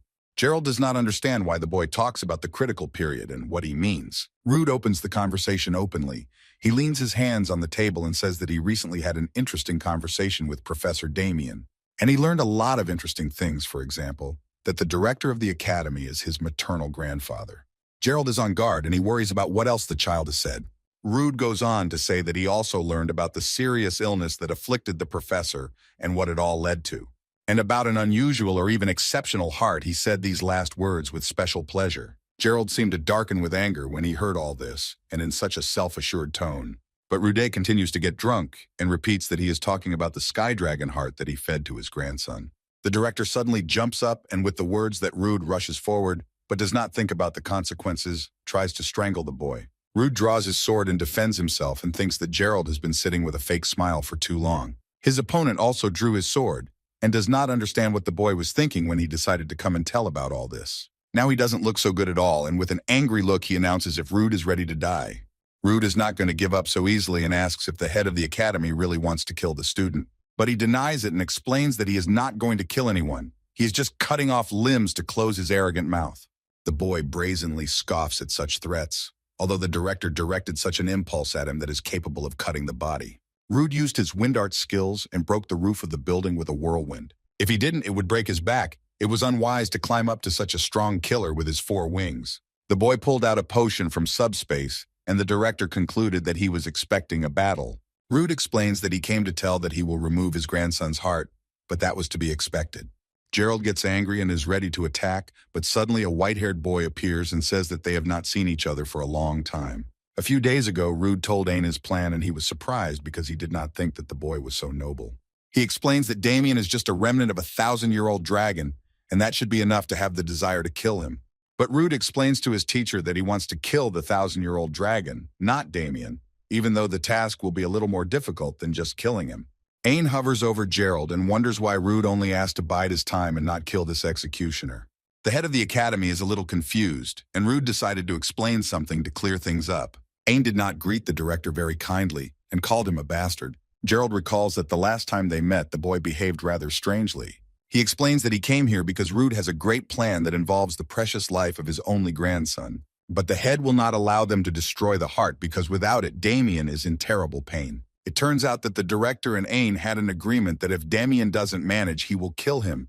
But the boy has been managing without problems for so long. Will Aang break the contract? Rude explains that no one is going to kill him. They're just going to take the dragon's heart from him. These words made Gerald very angry, and he already aimed a new stream of power at the young man. Aang barely manages to save the boy and asks why he keeps choosing words that annoy everyone. Rude asks if their agreement is still valid and if they can start already. Aang confirms that they are acting according to plan. He distracts while Rude takes the dragon's heart. He's about to leave and once again reminds that it is not necessary to kill, but only to distract. They are both very strong and created a huge whirlwind and are equal in strength. Rude makes sure that everything is exactly as he planned and goes to see Professor Darien. Just as he thought about the fact that this time the 1,000-year-old dragon would not return from the world of the dead, something very surprised and frightened him. Damien bangs his head against the wall in the tunnel and feels that his skull is about to split open. He feels the pain that came after he was talked into committing suicide, but he hoped that he would be able to get rid of the pain when he told everything to Ruda. But this pain has not gone away, so he thinks to avoid people until this pain subsides. Someone follows him in the tunnel and shouts after him that he is disgusting, and it scares Damien a little. The president of the student council repeats that he is a disgusting freak and his place is in this dirty tunnel. He begins to convince Damien to kill himself until he becomes even more pathetic. The professor can't stand those words and presses the bastard against the wall and holds his hand by his throat. But he smiles disgustingly and repeats that it is better for him to die sooner. Grace, still holding the boy, exclaims in despair that he is not a monster. But the boy scoffs and says that with such an expression on his face, it is hard to believe it. And does he really want to live even when he is universal evil? These words weakened Damien, and he let the boy go. He surrendered because he no longer had the strength to fight. He pulls out a blade and asks the professor to stand still and he will do everything himself. He agrees and would rather die than become a living monster. It would be the right decision. At the last moment, the professor remembered Rude's words that if he really sympathized with him, he should survive no matter what. This gives him strength and Damien defends himself. He stops the blade with his hand. He shouted, raised a big whirlwind, and everything around turned black, and the professor turned into a real monster. Rude saw a red moon, which means that the second coming of the 1,000-year-old dragon has come. Lion is walking in the city and has some strange bad feeling that does not give her peace. Very suddenly it began to rain. Although the sky was clear, people began to stir. But if you pay more attention, you can understand that it is not rain at all, because it is of a very strange color. In fact, these are released shards of mana, and they smell of insatiability or even gluttony. The rain is ending, but the sky is pitch black, but the little girl saw something that scared her. A pack of black, hungry wolves with shining eyes is approaching them. They are going to attack a man with a child. He is powerless before these terrible beasts. At the last moment, Lion appeared, repelled the attack of the first wolf, and told the people to run from here if they wanted to survive. She turned to them and told them to run as far as possible. She understood that something very terrible had begun. She is ready to fight the wolves and shouts to the students of Irradium to join as well. Fear has disarmed everyone, so the girl tells them to fight or run away, but in no case do not panic. These words of support encouraged the students and they took up arms, and although they are afraid, they bravely go into battle. They kill and maim the wolves, but they recover again and are ready to attack again. Lion realizes that this insane ability to regenerate does not allow her to kill them, so she has a plan. She would make regeneration impossible. Lion used her firepower and burned the wolves to ashes. Even trolls do not have such regeneration. The students assume that this is the work of some demons. Lion thinks about it for a moment. To her, it all looks more like the remnants of someone's obsession. She once again remembers what just happened and realizes with horror that it is a 1,000-year-old dragon. She has to run to Rudd, and she orders the students to split up and protect the city's residents and take the wounded to safe places. Suddenly, a black exit appears in front of her, which turns into something or someone. She remembers learning about this dragon with Rude. It can transform into anything, and the stronger the dragon absorbs, the stronger it becomes. A creature similar to a human appeared in front of her, but it was all made of black matter and confidently approached. She is not afraid of anything and without hesitation enters into battle with this creature. Rude was not ready for such events. He realized that the future had changed again. Aang notes that someone tried to take out the dragon's heart, and Rude knows perfectly well who it could be. He asks if Damien can be killed now, but Rude still wants to stick with his plan. Damien flew to this house with black dragon wings wrapped in a vortex of dark power. The director looked at his grandson with sympathy and remembered how he had given Damien to him, and took a promise from him that he would protect the child no matter what. A teary-eyed Gerald can't believe it's his fault. He's sorry he didn't keep his promise. Damien looks at his grandfather and quickly moves in to absorb. But a moment before that, Rude stands on the defensive and forms a protective shield with his power. Rude goes on the offensive, but Gerald wants to stop him because he's not ready to see his grandson die. Aang comes to the boy's aid and does not understand why he is protecting this scoundrel, because he brought this trouble on himself when he touched that cursed heart. Rude explains that no one needs to die. All he needs is a heart. Master Aang explains that Damien has already begun to transform into a dragon and has a low chance of regeneration. There is little time left before his final transformation. Rude knows that when it does, it will be too late, but it's still worth a try. The boy started a fight, and although his teacher's mind is conquered by the dragon, his body remains and all his attacks follow a familiar trajectory. He managed to master all kinds of attacks of the professor in their lectures and sparring sessions. This should be enough to protect yourself, but there may be some difficulties to achieve the goal. His opponent is heavily protected, and the dragon's heart is in his neck. If the dragon did not have time to completely capture the body and now destroy the heart, then it will not be able to regenerate. Rude is surprised that Damien doesn't attack but only defends. Does a dragon have something like dignity? Amazingly, he manages to get close to the professor and punch him in the jaw and declares that he is too clumsy. The guy remarks that he's not good enough, just an unfinished version of Keanil. Rude uses the Fist of Wind technique, and even the scales that the dragon has already grown will not help him. This creature doesn't attack back and seems to have adapted to his technique. The dragon's heart awoke a ravenous appetite. All this time he was sleeping and feeling hungry, and now he woke up with an empty stomach. He looks at the boy and wants fresh flesh, fresh blood. His thoughts are only about having a nice dinner. Rude stands ready to defend or attack and watches as the Dokkan recovers his mana and is a bit confused. Rude tries to fight back, but the dragon uses some kind of trick that wears the boy down. He can't even use his heaven-defying sword because it takes a lot of mana. The Spirit King notices that something is wrong with Rude, and the boy confirms that he is not doing well. He explains that it's the dragon that takes the power from its opponent, but he didn't expect it to be possible when he hadn't completed his rebirth. And it now makes sense to Rude how this dragon had absorbed so many dragon slayers 10 years ago. The guy takes out a previously prepared potion from his front pocket and pours it on himself. The dragon does not stop. He has a great desire to eat the young man and cannot wait for this moment. This dragon's movements are now fluid. Its adaptability is impressive. These adaptations are the reason why the Academy stole his heart. It became the perfect defense against hypersensitivity to mana. Even now he moves the bearer's body as if it were his own. Rude is skilled at fighting and doesn't lose his form. He knows that Professor Damien's skills are slightly above average. Even he from his past life would be able to defeat him easily and effortlessly. But now it is also a 1,000-year-old dragon, which uses all its powers and capabilities. Rude could of course use a defiant sword, but it was too painful for him to use that kind of magic right now. Maybe he should wait for the perfect moment and attack all at once. The boy recalls his lessons with Professor Arthur, who praised his spear technique and remarked that he only needed a little practice. And it was this professor who taught him the new Thunder Spear technique, which took his mastery of the weapon to a new level. Balak and his new friend are fighting black wolves, and he feels a strong wave. William notices that a black dog is biting his friend's ass. But Steros explains that this small creature will not be able to leave scratches on his body, and William admires him. Haynes is angry that they are flying somewhere in the clouds and don't seem to take everything seriously, so she explains that if these dogs go outside the academy, then entire cities can be destroyed. Lenia fights with them shoulder to shoulder, and Hennis is annoyed that these dogs do not end. Therefore, Lenia seems to have come up with something, but it scares Hennis a little. She would not want the girl to get hurt. She uses her power to freeze and immobilize those creatures. Friends are surprised. They did not expect to see such opportunities in this strange girl. She calmly explains that now everything is settled, and you can go kill them without any problems. Hennes wonders how the girl did such a thing, but Lenia explains that she has already spent most of her mana, so Hennis will have to destroy them.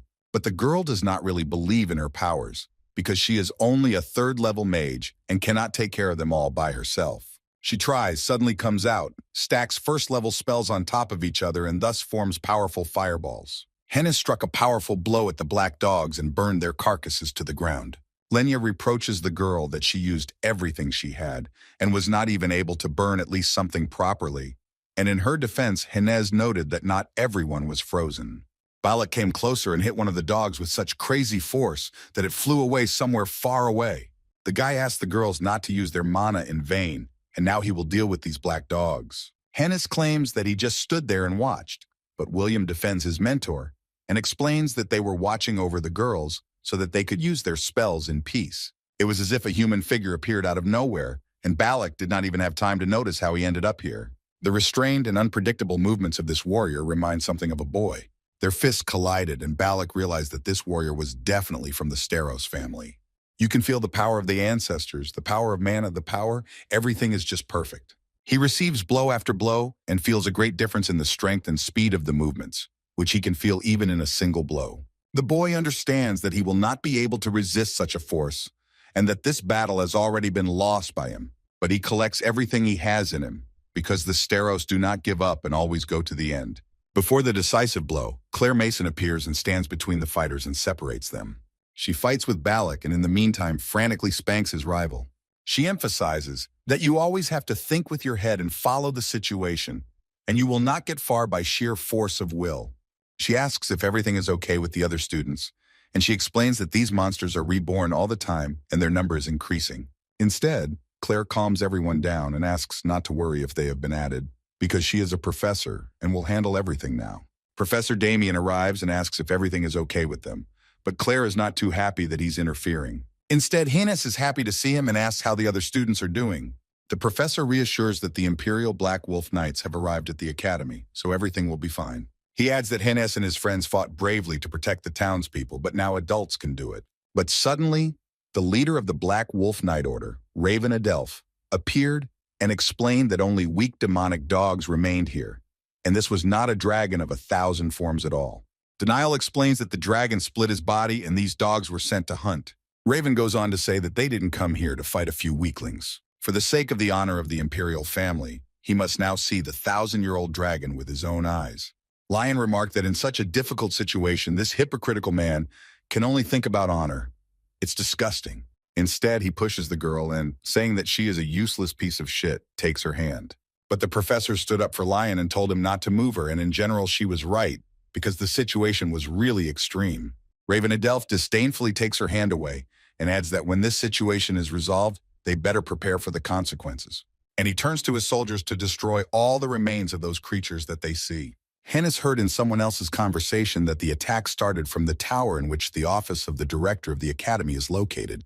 Lion immediately thought that Rude could be there, and this thought scared her very much, because the dragon is extremely strong. Rude threw a lightning spear at the dragon, aiming for the heart but missed. The boy doesn't have as much power as the professor has, so he used the lightning spirit as a mana replacement, but half of the spirit's power immediately disappeared. Damien understands that if this fight continues, he will die, but he does not want that. The dragon in the professor's body needs to be restored. For that, he needs to eat. Rudd attacks Dranon with a sword, and he cannot even move and has already resigned himself to death in his thoughts. The director suddenly appeared and protected Damien. He is ready to protect at any cost. He became close to his grandson and regrets everything he did, but now he will stand up for him. But the dragon overpowers Damien. He possesses his body and bites his grandfather's hand. The dragon relished his meal, biting off his hand completely. Ain saved the director and is angry with him for his stubbornness. Time has passed and people don't change. They are still so stupid, so the millennial dragon will be immortal. He has had enough of his prey for a short time and is already looking for the next victim. He thinks that he can easily handle Rudd. The boy thought that it would not be so difficult. Everything that is happening now is driving him crazy. The dragon did not think for a long time and attacks Rudd again, but with new powers. He notes that this line of attack was simple but much stronger than before, and Rude has injuries that weaken him. He wants to have more strength, the opportunity to rest and recover, and most of all, he wants his brother to be here. But all these are just dreams and excuses. You need to gather everything you have and just fight while you still have the strength. He will need only one but strong enough attack to reach the dragon's heart. But not this time. It was almost good, almost enough, but not enough. He remembers how Lion told him that she relied too much on her senses. Maybe he should trust his eyes. But Rude is not a genius and not gifted with a physique, and his environment was also garbage. He hadn't noticed it before, but he seems to have understood what his friend in his past life meant. Muscle contractions, movements of strength and mana, involuntary habits, center of gravity. He needs not only to determine the speed of movements, but also the pattern of behavior itself. This is all for the opportunity to hit the target directly, and he does it. He manages to hit the dragon. Every muscle on his body is tense, and it feels as if the body is ready to tear apart. His body has reached its maximum at the same time. He cannot ask for more from him. But he will not give up in any case, and as long as he has the strength to hold the sword in his hands, he will do it. This time he will do everything right. He has no right to give up and must go to the end. With all his efforts, he cuts through the dragon's flesh and almost reaches the heart, which is in the throat. Friends and professors rush to help. Lion directs everyone north. She's sure Rudy is right there. They came and saw Rudy, exhausted, trying his best to fight the greatest evil. Lion remembers their conversation in the library, where she said that she was afraid of losing close friends in the battle with the dragons. And now, when she sees Rudd in this state with the dragon, she cannot look at it without fear in her eyes. The dragon suddenly latched onto his shoulder and bit him. Rudy didn't have time to reach his throat. He couldn't take his heart. The boy pushed this animal away from him, and he was lucky that it grabbed his arm and not his neck. The dragon mocks, says that people are only their food and hope is lost, and only his boundless hunger remains. He threatens that they will all be chewed up and destroyed until the dragon regains its body. The boy barely gets up from the ground and teases the dragon, asking why he hasn't started eating everyone yet. The Spirit King does not understand why Rude is so confident in his powers, and in what power he believes so much. The guy explains that he just has a special organism, which is why he and his brother survived in D-Soul. Donato's blood is special. 10 years ago, an Earth Dragon attacked his family and killed his parents. After that, he died, and that's how they realized that their blood is poisonous to dragons. More than once, this uniqueness saves his life. In other words, his existence for the cursed dragon race. The dragon is on its knees, weakened by the poison, and Rude is ready to finish the dragon Keanil for real. Daniel and Claire run as hard as they can, screaming to stop. They don't believe he can handle it. But Ain draws his sword and detains them, and does not let them interfere, but orders them to stand silently and watch. The ore managed to get into the heart. Damien holds the sword in his hands, thanks and regrets everything he has done. He removes the weapon from his throat, the heart is destroyed, and the dragon finally dies forever. With tears in his eyes, Gerald realizes that his grandson died. He will never forgive himself for this. Damien's mutilated body falls on the grass. Everyone can't hide their surprise. Rude takes out another prepared bottle of potion, pours it on the professor's body, and reminds him that he promised that he would stay alive until the end if he was truly sorry. His body regenerates before his eyes. But the Spirit King explains that even if he survives now, he still won't be able to deal with the disharmony of the mana flows that the dragon made in his body. But with the Celestial Sword, this can be fixed, as it can redirect the flow of mana. This can work if Rude has an accurate idea of the placement of mana blood vessels in the body and a thorough knowledge of anatomy. The king explains that the cure is quite simple. Just use the sword's mana refraction ability to cut the wrong flows and use a recovery potion to create new ones. The reason Rudo was able to do all of this is because he was reincarnated, so it will be difficult to explain everything to the audience. The headmaster saw Rude point his sword at his healed grandson and begs him not to move Damien anymore and leave him finally alone. But Rude ignores his pleas and is ready to do what he has planned, only emphasizing that he warned that no one would die. The boy did everything he could and, completely exhausted, fell on the grass.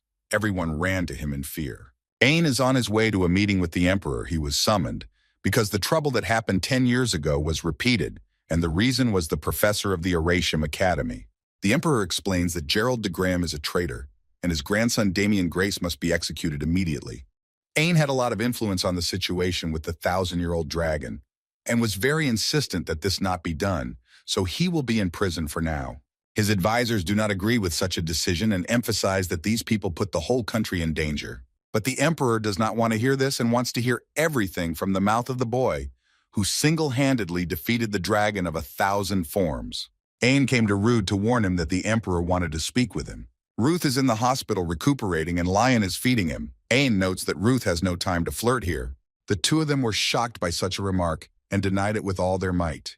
But the master doesn't care, he just wants to talk to Rude alone, so Lion has to leave the chamber.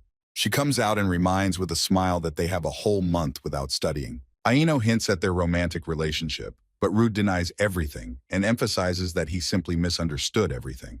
Behind the door, Leon heard the master explaining to Ruda that he had been unconscious for 3 days. She realizes with sadness and despair that she could not help her friend. The girl is very ashamed of herself, and she scolds herself and calls herself weak, immature, and stupid. But she gathers all her will into a fist and is sure that next time she will be much stronger and will be able to help. In the ward, the master calls Rudd an idiot because first of all, you should always take care of your body, and he tried to save those 2 idiots. The boy chews an apple and explains that although it is not much, judging by the fact that he killed a 1,000-year-old dragon, the result is not bad. Ain just really wanted to praise the boy because he is super good and did a great job. Rude jokingly pretended to feel worse and drooled. The master does not understand why the boy behaves like this when he is nice to him, but Rod replies that let him remember how he usually behaves with him. Ain adds that if Rude behaves like this in front of the imperial family, his head will quickly fly off his shoulders. But Rude assures him that he is not that stupid, although his master has a hard time believing it. His master explains that Gerald and Damien crossed all possible limits, and meeting the Emperor can be difficult for the boy. Rude knows this, so he says with a smug smile that he's also going to cross certain lines. 4 weeks later, Ruth dressed in festive clothes and drove up to the imperial palace. The guards greet him and offer to take Rude to the throne room for a meeting. Feldrua says that he hasn't been here in a long time, and Ruth is surprised that the Spirit King has been here before. The king explains that there is no place wherever he was, and he saw the birth of this empire and the construction of this palace. Rude enters a large, magnificent hall in which everyone is already waiting for him, and he wonders why he was called here. All the leaders of the guilds have gathered here, so Rudd believes that there will be a meeting about the situation that has developed. Prince Alpheus of the Empire is Grim Bernstein. They are descendants of the great hero Banar Bernstein, the first dragon slayer. Rude bows his head and respectfully declares that this is his chance to meet the Prince of the Empire. But the prince tells him to raise his head and asks if he knows why he was called to the palace.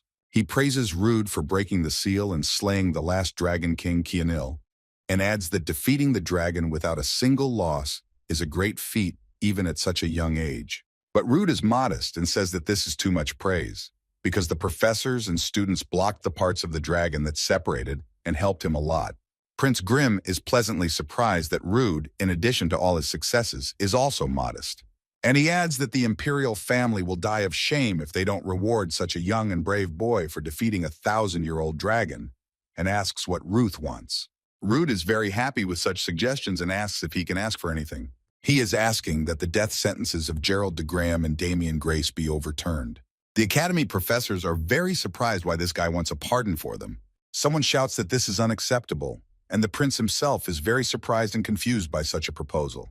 The leader of the Night Order, Raven Edulf, exclaims that even death would not be punishment enough for these two. He continues that one cannot save those who made it possible for the 1,000-year-old dragon to be reborn. Raven says dismissively that those are the words of a boy who has no idea what 7 dragons are. Prince Grim explains to Rude that it is quite difficult to do, and even if he really wants it, the chances of the punishment being reversed are close to 0. Ruth approaches the prince with a slow step and says that he understands everything, but in his mind he knew in advance that it would not be so easy. He pulls out of his pocket the crystal he found in the treasury and offers them the seal of the Thunder Dragon. It is the only one of the 7 dragons that is not actually a dragon, but a polymorph, and is considered very strong.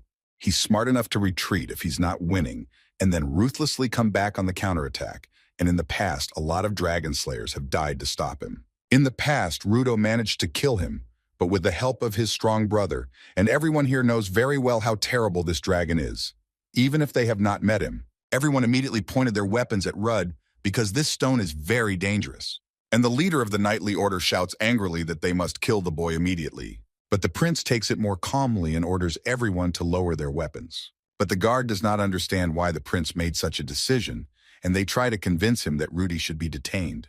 Prince Grim wants to talk to the boy. He asks where he got this stone and what he wants to do with it. Ruth says he found it in the treasury of Arathium. He has no idea how the stone got there, but he thinks it will help convince the imperial family to consider his proposal. But the prince believes that this is blackmail, but Rude in his excuse informs that if it were so, then he would immediately remove the stone. Ruth asks them to take a closer look at the stone, as it is already in bad shape and could break at any moment. The head of the guild, Lillian, took his hand and made sure that Rude was telling the truth. She scanned the stone and says that the boy is not bluffing. It is the first time she has seen something like this, but she is sure that the seal is very fragile, and even now it should not be touched recklessly. Rude adds that the consequences will be dire, and it will not be possible to fix the stone. He declares that since the seal will be broken soon, it is better to prepare well for this event. Those in the hall think about his words and consider ways to prepare for this event. But Rudy rather self-confidently declares that he defeated the Thunder Dragon. And he adds that he will also defeat the illusory, burning, and human dragons, and such statements are very surprising to the prince. Everyone is already looking at him very strangely, and he continues to tell that he will defeat the Battle Dragon and the Void Dragon. And after defeating all 7, then he will destroy absolutely everyone in the remaining dragon world. Reagan mocks Rude and explains that the boy has no idea what fear the 7 dragons instill, and the boy barely killed the remains of a 1,000-year-old. Instead, Ruth cheekily asked the leader of the knightly order if he is afraid. But he got angry and asked why the guy thought of talking to him like that. But the boy calmly asks if the knight will sit quietly and be afraid, and because of his fear will be eaten. But such statements made Reagan even more angry, and he is already shouting to the whole hall, "How dare this guy say such a thing?" The prince calmly asks what is the reason for such confidence, because even the great hero Vanar could not kill all the dragons, but only sealed the cast 7. In addition, 10 years ago, a 1,000-form dragon destroyed a large part of the continent. The Thunder Dragon is even stronger, and Ruth is just a student. And the prince, I doubt that he will be able to defeat everyone. The guy explains that he's not going to do it alone. So he needs a few things. First, he needs a large field in which to place this dragon. The prince questions what the boy means, and he explains that in order to avoid casualties, they need to place the dragon in a zone created with spatial magic, and asks if there is a strong enough mage in the kingdom who would be able to do such a thing. Lillian recalls that the mistress of the Red Tower, Iris Halfley, could do such a thing. The student declares that he will kill the dragon there and everyone, having time to prepare for about a year. Second, he wants everyone present here to take part in it, except for His Majesty the Prince. But he explains that it is not necessary to prepare an entire army and increase the number of victims, because the army will most likely only harm and take away the precious time they have for preparation. The guy also adds that those who are terribly afraid may not participate in this, referring to Reagan. Rudo is told to claim that this is not convincing enough, and where is the guarantee that they will not be crushed in a second? The boy explains that in the worst case it will be, but if the strongest people of the continent cannot survive this battle, then there is no point in fighting dragons at all. The boys agree with him that they have not zero chances and should prepare well. Prince Grimm weighed all the pros and cons and agreed to such an adventure, but Reagan is not happy about it. He looked at Rude and realized that the boy was not going to run away, but to face the events that were about to happen. The prince thinks about the fact that he has hope. Suddenly, this young man will become a hero, who will be able to fight not only the Thunder Dragon, but also destroy all dragons. And he says out loud that he will release Damien and Gerald de Graham from the death penalty. He appoints Rude Donatos as the leader of the force to destroy the Thunder Dragon. Damien Grace is in prison. The guards approach him and inform him that he's now free. He looks at them blankly and doesn't believe what they're saying. Damien asks what they mean. But suddenly, Grandfather Gerald enters his cell, and the boy is very surprised to see him. He hugs his only grandson tightly and asks for his forgiveness for everything he has done. He explains that his desire to save him only brought more pain to Damien, and now the two of them will have to repent for everything they have done in front of everyone, and thank the one who saved them. Now that everything is over, Damien will finally be able to live normally, but the boy does not believe in it. Gerald did everything for Damien to live, but now the boy is not sure if he can live with the sins he committed. Grandfather lowered his head, tears dripping from his eyes, and he remembered the words of Rudd. Rude looks at them from afar, and Grandpa continues, "If you're guilty of trying to save someone's life, you have a chance at forgiveness." The boy did not approach them and did not say hello, and the grandfather and grandson did not even notice him. They still hug tightly with tears and have hope that they will be able to change their lives for the better. A month after the dragon attack on Arathium, it was officially announced that the seal of the Thunder Dragon had been found. Rudo Donatos is credited with personally defeating the Dragon of 1,000 Forms, and the Emperor appointed him to be the leader of the team to destroy the Thunder Dragon, all of which Hannes reads about in the newspaper. The Crown Prince recognized Rudd's merits and awarded him the title of hero. It seems that he wants to restore the South. Everyone has been dreaming about it for a long time. The southern part of the continent had been abandoned for 10 years since the incident with the 1,000-formed dragon. They are all sitting in the dining room and discussing this terrible day for everyone. Hannes claims that Rude is doing everything alone again and could have asked for help, but they calmly explain to her that she does not have enough skills to fight such strong creatures. Lenia reminds that Rude almost died that day, and they all barely managed to defeat those small creatures, and it was Hennis who was terribly tired after creating a single large fireball. The girl gets angry from powerlessness and agrees that she is not strong enough. She remembers this day and says in despair that she was miserable. It upsets her quite a bit. Hennes explains that Ruth helped her find the medicine to save her sister, and she owes him, but she doesn't even have anything to offer him. But Balak calms the girl down, asks her not to think too much, and everything is actually very simple. They're still very weak, and now, while there is an opportunity, it is necessary to become as strong as possible. If they are strong, they will still be able to help the family, and this will happen when it is most needed. The president of the student council is sitting on the windowsill and does not understand why Gerald and Demian were not punished at all, and they got out of this situation with only a few scratches. He turns to Rudy and asks where he got such a hero, but the guy doesn't seem in the mood. He gets mad at the guy and yells that he's a piece of shit and is ready to beat him up. Rudy warns that you shouldn't make others clean up after you when you can do it yourself. He is angry with this scoundrel because he did something wrong and thought to get away without punishment. Rude would love to knock out all his teeth, but first he asks how he knew that Professor Damien has the heart of a dragon of 1,000 forms. But the guy seems to be fooling around and says that he has good eyesight from birth. He explains that his family has really special eyes. Thanks to them, their vision is similar to intuitive. And adds, especially if it concerns the observation of mana flows. Damien Grace used his mana to transfer it in tangled ways, and his mana got tangled around his neck where his heart was. The boy learned that DeGram's grandson suffered from hypersensitivity to mana, and then immediately after the incident with the 1,000-year-old dragon, he ended up in the hospital. Rudo was attacked by a scumbag, and he shouts how this scum managed to drive a man to suicide. But the plan failed, and the boy almost died himself. And it's a pity that he didn't think with his head because he's not strong in dragons. But Rude demands that he stop fooling around and explain what he wanted to do. He explains that he didn't want to be a hero at all, and that Rudy had a much better plan. He just wanted to witness heroic events and see with his own eyes the exploits of strong people. Rudd will become a real hero. He will have unforgettable adventures. He will kill 7 dragons and become a legend. And the president of the student council will be happy just to be around, although there is little point in him. But he will be the one who writes the legend about the hero. But the boy explains to him that he is mistaken because Rudo is deeply indifferent to all this heroism. Everything that was written in the newspapers is just beautiful headlines. And if Rude had a choice, he would not want to have this role. Now the boy understands why Jeremy did not communicate well with him in his past life, because Ruth took the role of the friend of the hero, which he wanted to have himself. But maybe this was not the only reason. In a past life, my brother was close to ideal, but not ideal because we are all human and make mistakes. He constantly brought his body to the network, and everyone always had complaints and insults against him. Does Jeremy think Rude is taking on the role of the man who will carry propaganda from the face of the imperial family itself while everyone works to save the world? Rude is glad that he finally understood this, because he couldn't understand what kind of fool Jeremy is, and concludes that he probably has to meet crazy people in his life. The guy caught Rudd by the leg and begs him to become a hero, but he is not at all happy about it and thinks that the guy is completely screwed. Jeremy is still holding his leg and sadly and despairingly announces that he is from Atun. This is a trading kingdom that borders 4 states, including the Alpheus Empire. Jeremy explains that money and crime are actually interconnected there.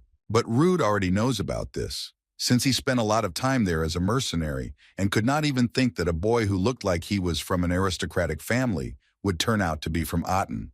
DeVille says that his family died, and Jeremy and his father were the only survivors. But in the end, he was also killed. And he adds that he does not press for pity, and in general, his father was not a good person, and this was passed on to him. Rude pushes the guy away and asks why he's telling him all this then. He wants to talk about the events that happened after the death of his father, and now he will be honest. Sorting out the inheritance, he went down to the basement, where he saw an old chest with preservation magic. Dad didn't care about this chest, because he spent all his money on alcohol and entertainment, but the chest itself looked like it was several thousand years old. Inside was a very old book, drawings, musical notes, and some kind of manuscript. But the most interesting thing that was in the chest was the diary of its owner. He was Alan DeVille. The Spirit King recalls that Alan DeVille was the boy who kept hanging around Vanar. The boy excitedly says that this diary was written by his ancestor 700 years ago. And this diary was written about the greatest hero in the world, Vanar. It's so shocking that he repeats it again. The diary from his basement had entries about the first dragon slayer. Alan DeVille was a traveling minstrel who followed the first dragon slayer. This diary contains records of all their adventures and incredible travels. A hero who saves the world and a minstrel who describes it all. This story repeats itself again. Jeremy is very inspired about all of this, as the sealed thunder dragon is also turned up in Erathium. And he asks why this seal was in the treasury. Maybe it was Jared Digram's insurance to hide his grandson's secret. He begs him to let him be the hero's friend, as he has been training hard to have enough knowledge to do so. But Ruth now realized that DeVille was just a jerk who didn't know anything about the seal stone, and he was hoping to get some valuable information. Then who was it that dared to leave the Thunder Dragon seal stone in the treasury of Erathium?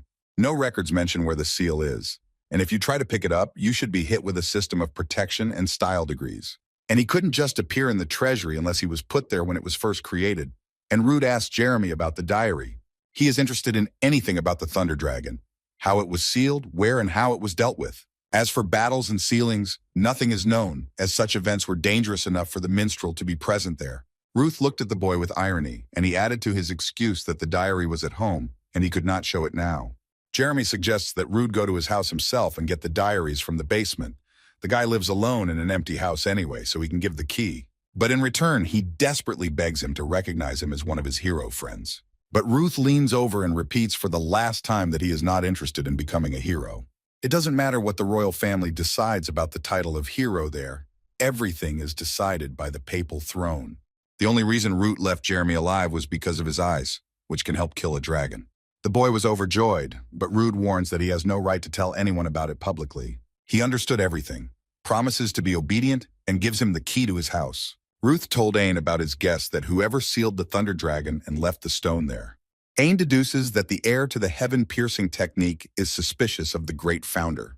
Ruth replies that Ain doubts it too because it turns out that the great hero Vannar did not kill the Thunder Dragon, but only sealed it away, and he didn't even leave any records of how to seal the dragon for his descendants. The Vannar hero should have been strong enough to destroy the 7 dragons, but instead he only pushed them away to the northern cities.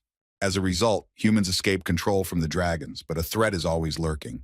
Only Ain seems not ready to talk about it and answers briefly that everything is up to the will of the founder. Therefore, Ruth offers to change the topic. Because there are many new things in the academy, Professor Arthur has been appointed as the new head of the academy. The master is surprised that this bald man has become the new head, but word has reached him that Ruth has taken a leave of absence from the academy. Ruth, I plan to finish my first year with 6 months plus left to complete my second-year course and spend the next year preparing to seal the Thunder Dragon. He recalls how Arthur told the boy that they were doing a massive check of the treasury because of the incident that happened. So for now, he can take whatever he needs from there. And after all this, he's going to spend 2 years interning in various guilds. The Swordmaster is intrigued by such grand plans, but Rude says he originally had other plans. He explains that the Dim Moon Guild leader turned out to be much more persistent than he expected. The conditions for their participation in the mission with the Thunder Dragon is a year of internship in their guild. And the boy sadly adds that it is all because he is so charming. But these words disgust the master. He wants to join the squad for the destruction of dragons, and adds in his thoughts that after the thunder, there will be an illusion dragon, and he plans everything so as to be there early. In this case, Ain will go to Parma in 6 months, because the most important stage of preparation will be the place of sealing. Ruth boasts that he also received an invitation to appear in the Red Tower and also wants to study magic. But the master is skeptical about this and asks if it is not too late to start studying magic. Rude adds that first he will go to Aten and only then will he go to Parma. But the master wonders why the boy should go to a city that is simply teeming with rascals. The guy does not explain anything, only mysteriously says that he needs to check something. At this time, the large DeVille house stands empty and completely unattended. Someone realized that there was no one there, so he made a hole in the window and got inside the house. He went into the basement and rummaged through the junk with the hope of finding at least something valuable. He scattered all securities and called them trash, and there are remnants of a chain on his leg. Apparently, he escaped from custody. 6 months have passed. Henez is sitting in the library, but Balog asks her why she doesn't go home because today is the last day at the academy. But she asks why he is interested, because the two of them plan to stay at the academy during the holidays. He offers her a warm cup of tea, but the girl finds it too suspiciously caring. Henez caught a cold and Balak decided to treat her a little with tea with Gogol Mogul, which will immediately invigorate the body. The girl is working on research about the disease. So far, everything is going smoothly. If she invests a lot of time and effort there, she will definitely cure it with the help of Rude and the alchemy professor. But she's very concerned about one question: whether their efforts will be enough for a good result. Ruth warned the girl that he had some urgent business for the holiday season. He helped her find a cure for the disease, as if he had specifically brought up the subject, as if he knew about her sister. She wonders how he was able to prepare such a large amount of potion, as if he had predicted the appearance of a dragon of 1,000 forms.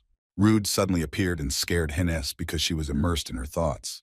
He wonders how she could be lost in thought because she needs to concentrate. He emphasizes that she should not be idle and work hard while he is gone. She wants to ask her friend so much why it seems as if he knows everything in advance and why he is so strong at his age. But these thoughts are very distracting from studying, and she needs to concentrate and study.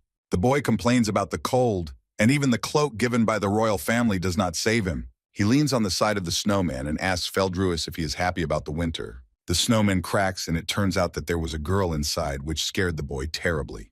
It was Lion. She didn't know what time Ruth was leaving today, so she was waiting for him. The guy is angry with her for standing here all the time because the cold is terrible. The girl is all shivering from the cold and now thinks maybe it was a stupid decision. Rude wraps Lion in his shawl and asks if she wants to get sick because it's very easy. He wrapped her so tightly that the girl asks if he wants to strangle her so you don't catch a cold.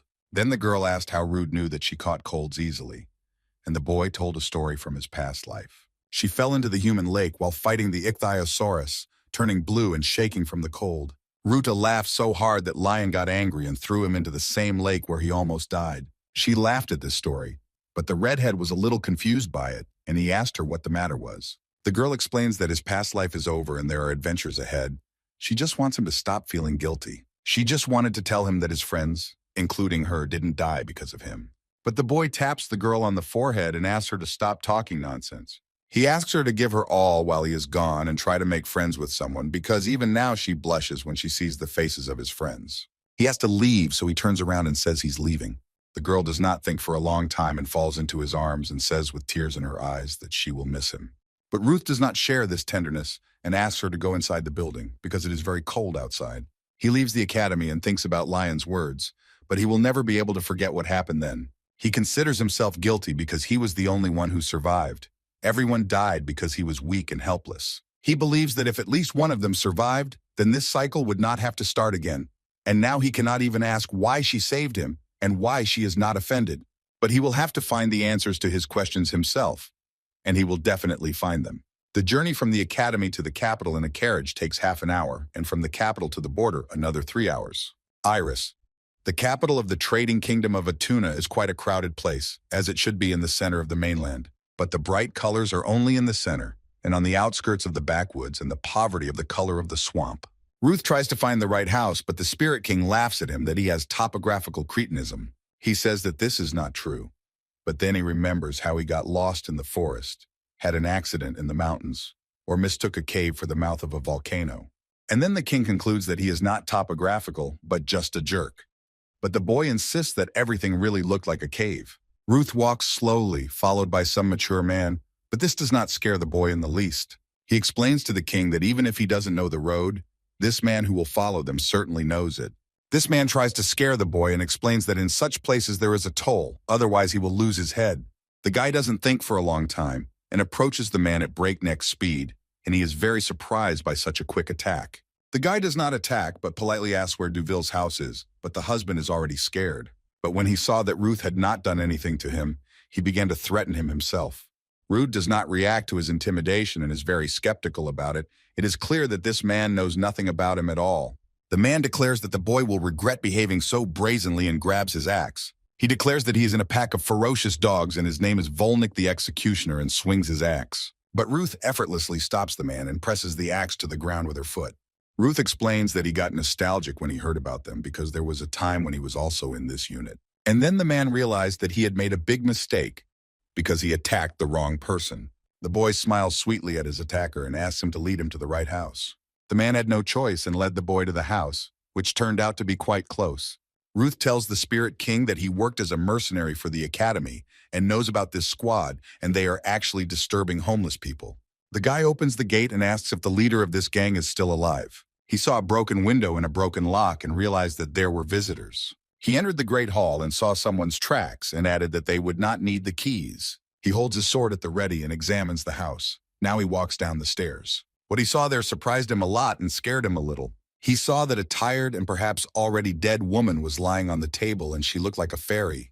The Spirit King has heard that it is customary to secretly keep slaves of another race in Iris and asks if she is already dead. But Ruth believes that she is still alive. He draws attention to her strange legs and says it might be a curse. The Spirit King explains that it might be the hands of a dark mage, and it's very strange how she lasted so long. Suddenly, someone from behind attacks Rudd with a knife, but he managed to make a shield and warns not to touch him. He looked closely at the attacking creature and realized that it was still a child. She looks like a fairy child and angrily tells him not to move the fairy. She uses her power and screams for those perverts not to move her mom. But it didn't work because the force backfired on her, and the poor child fell hard on her back. The fairy child was surprised and does not understand why this happened and why the spirit did not listen to her. Rude explains that the spirit must be afraid of the consequences if it hits its boss. The Spirit King explains that it has the same curse, and the boy pulls out his sword, and this kid is cornered and thinks he's finished. Out of fear, the child began to cry and scream very loudly, calling for his mother. But the guy is not going to kill the child. He just wants to free the injured leg. He touches the iron bracelet on his leg with his sword, and the damaged area is healed. Ruth wonders what kind of sword it is that absorbs all curses and mana in a row. The child with big eyes asks if this is his house and if he will now sell it to someone else. Ruth explains that this is not his house, and he is not interested in the girl at all. He just wants to find one book and will leave immediately. The girl carefully watches the boy, holds a book in her hands and asks if this is what he needs. The guy realizes with disappointment that the girl is holding exactly what he needs and seems to want something in return. The girl looks at the sword that saved her and quickly runs to the fire. It seems that she is up to something. She asks him to save her mom, and if he doesn't, she'll burn the book he needs. The guy explains that the curse is one of the types of mana, and it, like mana, spreads through the body and infects everything there, including the heart. And when the heart is infected, neither potions nor any other means will help. Ruth explains that her mother has been infected for a very long time, so no matter how hard she tries, she will die anyway.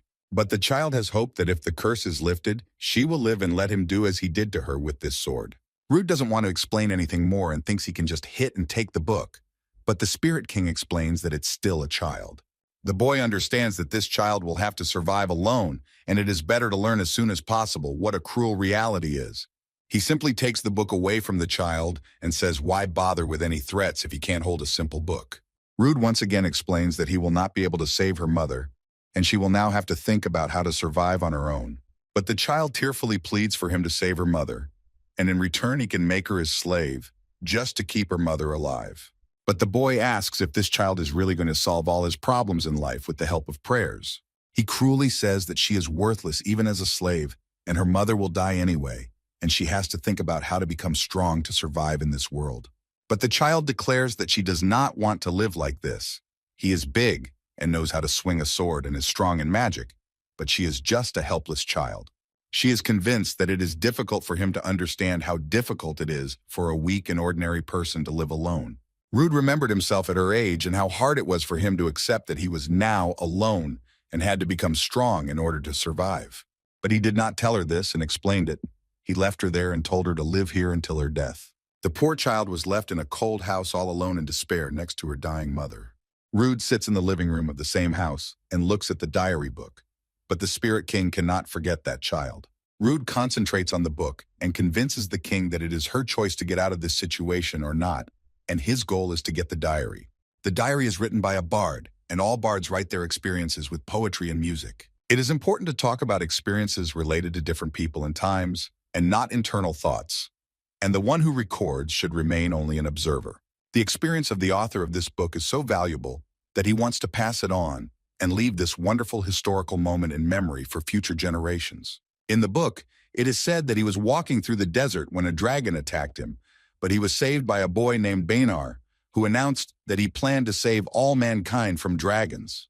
Banaru is a suitable name of a dragon slayer. He knows how to control not only sword and magic, but also leads people. He already has many followers who fight with dragons. There are 6 people in his immediate circle. 4 of them, excluding Belian and Elena, have enormous power on par with him. These are Diana Halfley, Killian Steros, Reynold Bernstein, and of course, Arcania. Rudu knows most of the names from history books, but he doesn't know anything about the last name. The boy hopes to learn more about them in the following chapters, so he reads on. Diana has a terrible character. Killian goes crazy with muscles. Reynold wants to found kingdoms on bones. Arcania is always in her own world. They say they managed to seal away the Thunder Dragon, and Reynold explains that he wants no more dragons in the world. Only the Warrior Dragon and the Flying Dragon are left. They have a special power, and the decisive battle will be somewhere in the forest. They say that there is a passage to the floating island. Everyone is already tired from the battles, and the 2 Dragon Kings are too strong. Only Benar and Arcania behave as usual. While everyone is fighting the dragons, a squad of warriors decided to break into the sanctuary of the Dragon King. The warriors have returned, and the people have won. This long war will soon end and peace will come to the mainland. It was over, But the author was left with questions about why Bernard did not kill the 7 dragons, but only sealed them away, and why he left the rest of the dragons alive and simply banished them. Why did none of the warriors object, and what happened in the dragon sanctuary that everyone agreed with such a decision? Afterwards, Killian founded his clan in the south. Diana returned to the magical tower. Reynold became emperor, and Bernard said he would open an academy to train future dragon slayers. But it is not clear where the smaller squad went. Arcania, Elaine, and Belian.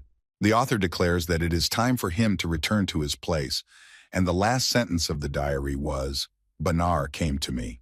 Rude realizes with disappointment that this is the end of the diary, but he did not find any useful information there.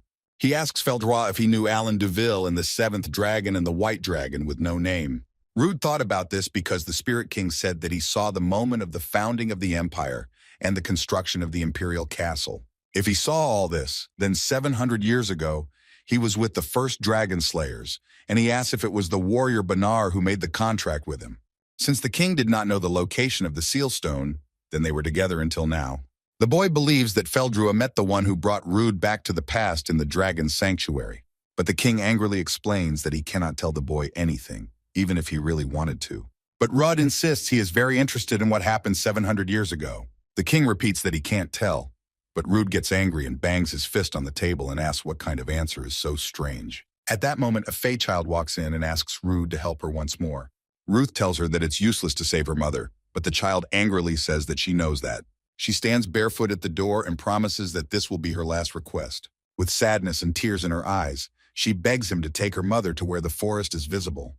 Although slavery was abolished many years ago, fairies' beautiful appearance and voice are still an attractive target for slave traders. They lived hidden deep in the forest without having the opportunity to communicate with other races. Their life was peaceful, and the fairies reach adulthood only at 150 years. This type of fairies originates from the world of spirits, which they once left to settle in our world. The woman says her last words. She calls her daughter Renee and promises that everything will be fine. When a fairy dies, her body and soul disappear without a trace because they return to the world of spirits. The girl regrets that they did not have the opportunity to get out of this hell a little earlier, but her mother promised her that she would always stay with her, so the girl has no reason to cry. Ruth remembers that in the past, the elves preferred to flee rather than fight. So out of a desire to remain peaceful, they all died. To be honest, Rude has no sympathy for this species, but this girl seemed cute to him. He teaches her that she now has to survive on her own and cannot wait for someone's help. And he adds that there are times when difficulties can be overcome when you give free rein to your emotions. Ruth is about to leave, but the girl chases after him and tells him that her name is Renee from the family of Nastia. She apologizes, but now she has nowhere to go. She must try not to catch the hunter's eyes, so she asks permission to stay here and promises that she will not cause any trouble. Ruth thinks about the fact that the slave owner will not let go of the escaped slave so easily. Maybe this is the only place where this girl can be calm. He remembers when they first met, the girl used some spell against him. He thinks that the girl can be useful to him, so he asks Renee to teach him the magic that she possesses. The girl explains that she is only a mage of the second circle and Ruth is strong enough without it. Ruth explains that extra knowledge never hurts, and he'll be learning magic from scratch, so a day or two won't be enough. He asks that she teach him the basics of magic, and in return, he will find her a safe place to live. She asks what his name is, and he says his name is Ruth Donatos, and let the girl call him by his first name. They are in the forest, ready to start their first magic lesson, and since Renee will now be his teacher, she asks that he treat her with respect. And Rude can't believe that the girl got back to normal in just one night, and looks too good after her mother's death. She continues her first lesson and explains that magic is like painting. You only need to use energy flows instead of colors to create spells or various attributes of magic. It's like choosing a color for a painting, and the difference between magic and painting is that you can change magic as many times as you like. It depends on the level of magic, and the higher the level, the more difficult the transformation. And she asks the guy how many mana circles he has to understand his capabilities. But the guy says that he doesn't have anything like that, and it surprises the girl. He shows her his hand with wings and explains that all his mana is there. The girl knows that this is the blue sky technique that is passed down from the first hero, and she wonders how he got it. He proudly announces that he is simply an incredible person and asks if his teacher wants to tell him anything else. She has again entered the role of a teacher and understands that he has no problems with mana and its control, so I suggest that you go straight to practice. She explains that it is necessary to concentrate the necessary amount of mana, create a technique, and make everything happen through a spell. Although stabilization, transformation, calculation, and release of mana are also important, Rude does not understand how he can do this. He thought for a while, and he still came up with something, and Renee is very surprised that he began to cast spells so easily. The girl is delighted. She explains that the magic spell is perfect, even if it is his first time using it. Rude asks if he's casting the spell slowly, but she explains that even a professional mage would have a hard time completing a magic spell in 2 seconds. The boy notes that those he knows do without spells, but the girl adds that it is very difficult to master such a spell in the first lesson, and for this, he has the level of the Empress of the White Flame. The boy wants to give up, because it takes less time to attack with a key sword than to cast spells. But the girl explains that he has talent, because he managed his first spell very easily. She says that it is too early to give up and she will help him at any cost. And now she will run to the office to find some interesting books on the subject of magic. Rude stayed in the forest to wait for her, and I think that she is trying very hard. The Spirit King explains that she has no choice but to make an effort because she also wants to live. He explains that magic is his imagination. So the king is ready to help and offers to try again. Ruth does not want to because he believes that magic is impossible without spells. But the Spirit King shows him how to quickly cast a spell with only the help of imagination. Root realized that with the help of the combination of their imaginations, magic could be done, meaning that Feldrua would be more useful than just a voice in his head. Ruth is happy, and I think it will be enough to use in a real battle. Renee has returned with the books and thinks they will be useful for Rude. But the guy with the carefree expression on his face is easy to play and control the magic. This quite surprised the girl, and she does not understand what happened while she was not there. He explains that he simply repeated the technique over and over again and thought that it was possible to make the diagram not flat but three-dimensional. His magic spells are very strong, and the girl worries that if he loses control even for a second, trouble will happen. This is exactly what happened. He failed, and because of that, he's even a little ashamed. Everything got out of control, and as a result, there was a big explosion in the forest. 2 weeks later, a rather interesting conversation took place in the estate of the millionaire Gilivna. Executioner Volnik tells that this little elf belongs to Ruda. He has been following him for several days and did not even think that it was the same hero from the newspapers. Next to him stands the angry leader of the pack of ferocious dogs of the Balkans, Distyru. The tycoon says that this incompetence took away very valuable treasures from him. Gillian calls Balkan to him, like his dog on the run, which has to earn its food. And he adds that this guy owes him money, so he should give it back. The dark mage Hyman reads the newspaper and concludes that their enemy is intelligent and strong enough to be recognized by the imperial family and published in all the newspapers. But he cannot believe such rumors because it seems to him that it is unreal, and adds that this guy is just a psychotic killer, nothing more. Jillian asks the dark mage if this guy is really that strong. He believes that the rumors are exaggerated, but even if they are true, they have no reason to worry. They will prepare everything here for his arrival. At the same time, Rude is actively training and developing his magic at the Deville estate. He thinks that he should learn magic from a person who has a higher level. The girl complains that his training destroys the house. She cleans, and everywhere remains a mess. She asks him not to tear the clothes because she only bought them today, and that he should study a little more calmly. At that moment, a fireball of magic flies at them, and Rude shouts that she was running away.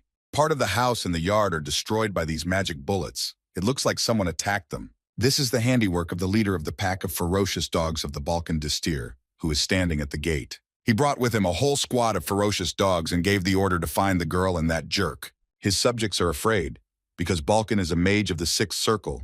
He adds that they need the elf woman alive. The girl regained consciousness after the explosions, sits on the ground and calls Ruda, and a sword is stuck in the ground in front of her. She wonders how this sword didn't get a single scratch during such a powerful explosion. Maybe it absorbed the full force of the explosion, and where did Rude go? The chief saw her and wondered how she managed to survive among those fireballs. He took the poor girl by the shirt and asks where her mother is, but the girl asks that this bad man let her go. He aggressively shakes her in his arms and yells at Renee to shut up when the adults are talking. He is still holding the girl and demands that she tell where her mother went. Renee tearfully says that he will never get to her mom because she is back in the woods. Balkan tells the girl not to talk nonsense and angrily pushes her to the ground. The child is lying on the grass in pain, but this man does not leave her alone and asks where Rude Donatos is and if he is already dead. He mockingly asks why the girl isn't answering. Is he also back in the forest, but he doesn't see Rude behind him. Their collision created a cloud of smoke and the girl had to cover herself with her hands. The leader sharply jumped away from the boy and immediately his squad appeared to help. Although the boy is slightly injured and has scratches on his face, he is serious. The girl was also damaged, but she seems to be more worried about Rude. The boy asks her to hide and not worry, and the Spirit King explains that he is infected with the same curse that the fairy was, but thanks to the artifact on him, he was only slightly affected. He tells the squad that they broke in and are barking like dogs, and it doesn't look like ferocious dogs anymore, but like ordinary mutts. Renee notices that his sword is still near her, so she calls him to her. In a second, the sword was already in Rudd's hand, and the girl did not even notice how it happened. A squad of ferocious dogs got angry that they were called a mutt and were already planning to attack. The next moment, there was a terrible explosion that knocked everyone's weapons out of their hands. No one understands whether it was an explosion or a bomb, but it's not like magic. When the smoke cleared, the attackers finally saw Rudd with a sword in the fog. The members of the detachment did not hesitate for a second and immediately went on the offensive, all against one another. There's another explosion, but Balkan thinks it's eye candy and laughs it off. But at that moment, one of the members of his gang fell to the ground as if lifeless. Shocked, he shouts the man's name, Bigus, but the others are already warning him of an attack from behind. The others remarked that this time it was definitely magic, but the leader reassured them, saying that it was only the magic of the first circle, so there was no need to be afraid. But the boy skillfully uses his low level of magic, so he manages to hit many attackers. The magic is accompanied by explosions that occur one after the other, and it is difficult to understand their trajectory. But Balkan shouts for these stupid idiots to open their eyes and stop falling for these tricks. But quite unexpectedly, he hears a voice from behind that he should open his eyes. He fearfully turns his head and looks at Rudd with big eyes, and the boy says that a long time has passed since their last meeting. Ruth smiles triumphantly as she holds her sword to the neck of her terrified opponent. There are 2 of them left. All the other attackers are lying injured in the yard. The girl is sitting near the house and is shocked that Ruth handled everything so easily. She looks at his back and asks herself only one question: who is this guy really? Renee noticed that this sword created an explosion every time it came in contact with blood. And he remembers that he still has a sword that removes the curse. I wonder how many of these special swords he has. Rude says he'd rather just cut them all than use the explosive bloody sword. The boy recalls that when he was in their gang, Balkan brutally abused him for 5 whole years. But this man does not understand why Ruth thinks that he was abusing him. He explains that he treated this ungrateful idiot as his own son, and pretentiously states to Rudo how he was able to come back here after killing half of the ferocious dogs, and adds that he was a monster in human form. But Ruth has no idea what kind of fool the leader of these bastards is talking about. Balkan tells that for the sake of some refugee child, he killed his associate because he did some bad things. The man adds that the scar on his face was also made by Rude. But something is not right here, because in his past life he did not kill half of the dogs, and he was not treated like his own son. It was Rude who was the nameless refugee child. In those days, the rabid dog gang consisted of perverts and just anthemic people who participated in street fights. When their family died, he and his brother moved to Ibris, and the ferocious dogs were no different from other mercenaries. Fortunately, his brother was strong enough to command respect, while Rude was seen as just a parasite who lived off his brother. When they were together, his brother protected him, but later he began to often go on assignments, and on one of these days, it happened. The guy got tired of constant bullying and decided to stand up to them, because of which he was beaten almost half to death. His brother happened to witness such a scene and took revenge on them for his brother by killing half of the ferocious dogs. In the past, the one who killed half of the ferocious dogs and left a scar on Balkan's face was not Ruth, but his brother Eris. The boy sat on the floor in surprise and asked his brother why he did it. He explained that there was no need to kill them all and questioned why he did so. But his brother reassured him, saying that the boy needn't worry, because they were all scoundrels who deserved to die. Iris explains that now after this, he will have to leave his brother. But he wants Rude to know that it was all for him because he loves him so much. Later, announcements about Aris were posted all over the city, so he had to go, and he entrusted Rudo to a certain person. But after some events, he was left all alone. But his brother is gone in this world, and does that mean that everything Eris did in his past life is now Rude's responsibility? The boy sighed heavily and thought, will things like this happen every time now? Having learned a lot of interesting things, the guy borders his rival, and a big explosion happens. In the flight, Balkan tries to justify the guy for interrupting them once and says that Rude must have had reasons for it. But the guy doesn't care at all, so this scum falls to the ground and writhes in pain. Ruth concludes that even after all this time, the Angry Chips are still an evil organization that abuses children. Balkan does not understand what time Ruth is talking about, but is very afraid of his sword. But Ruth calmly explains that the boy who will die now does not need this information, and there is a huge explosion. He wipes his forehead with the back of his hand and realizes that he is already very tired. Renee runs to the boy, but he warns her that she should find a safer place. She begs Rude to run since the man is Jillian's thug. She tells that it was he who tortured her and her mother, and there are still many mercenaries in his estate. And he also has a dark mage and he needs her, so the girl asks the boy to run away. But Ruda does not fuss and lifts the girl by the shirt, but she does not understand what he is up to. He puts the child on his shoulders and asks her to show him the way to that estate. But the girl does not want to go there and says that they have to run from here. Instead, Rudd explains that if he goes alone, it will take him half a day, because he is not well-oriented in space. The boy explains that since she taught him magic, he also wants to teach her something. He tells that there are 2 things for which you need to pay well, and the first thing is kindness. In the meantime, they leave the yard, but the girl listens carefully, so the guy says the second thing, and it's concern. At this time, Jillian, together with the dark mage, watch these events through a magic orb. They look at the body of the leader of the ferocious dogs and realize with horror that he has died. Such a picture made the tycoon sigh heavily and his knees began to shake with fear. He sat down on the ground and realized that one of his strongest warriors was dead and didn't even have a chance to attack. A black mage warns that Ruth is coming to them, so Hylian orders all the slave elves to be rounded up and locked away. The tycoon explains that he spends a lot of money on Hyman, an exile from the magical kingdom, so he orders that he kill this monster and that not a single scratch be left on his coffers. The magician thinks he doesn't want to use his priceless job to save this fat man, but he needs his money. He casually reassures his master and says that everything will be fine without any problems. At the last minute, Jillian mentions that they have it, which cheers him up a lot. He praises Hyman and adds that his research is a work of art. They approach the estate where they were met by many guards, but Rude dealt with them surprisingly quickly. He concludes that this man is bathed in money because he has many bodyguards. The fairy child asks if Rude is okay because he's pretty cruel to everyone, and they're just as human as he is. But the boy explains that they attacked him first, even though he warned them. He sees a new batch of guards running towards them, and Rude remarks that they still want to attack him. But it seems they were actually running away and scared of something even more than Ruda. Some very strange and extremely evil animals ran out of the house into the yard. The girl was very frightened and could not gather her thoughts to say something.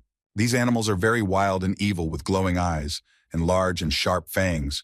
Ruth thought they were mana beasts, but he had never seen them look like that. These chimeras are created by combining different creatures with the help of mana, although it seems to him that this is illegal. But why did they release them if these animals cannot distinguish an ally from an enemy? These chimeras attack the already beaten guards, who are tired and have no chance to escape from them. The guy picks up a weapon and plans to fight these very strange creatures. He lowers Renee from his shoulders to the ground and warns her that she needs to hide somewhere. Suddenly, a strange creature appears from the door of the house. Apparently, it is a cross between a person and several animals. Rude is surprised and says that they are.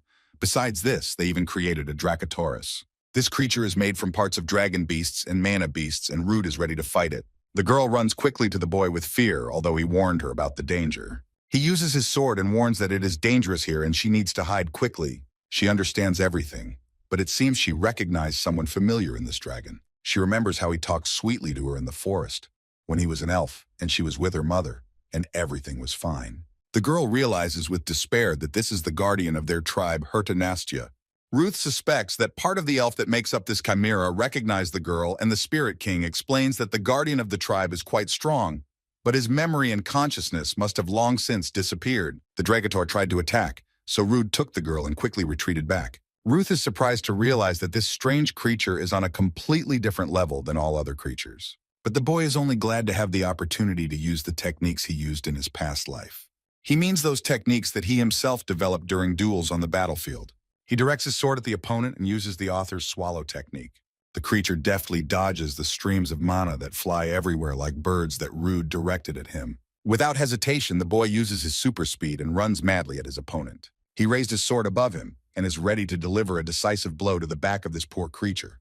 Dragator realizes that there is no way for him to dodge the blow, so he plans something else. It looks and spins like a snow whirlwind at such a speed that it is almost invisible.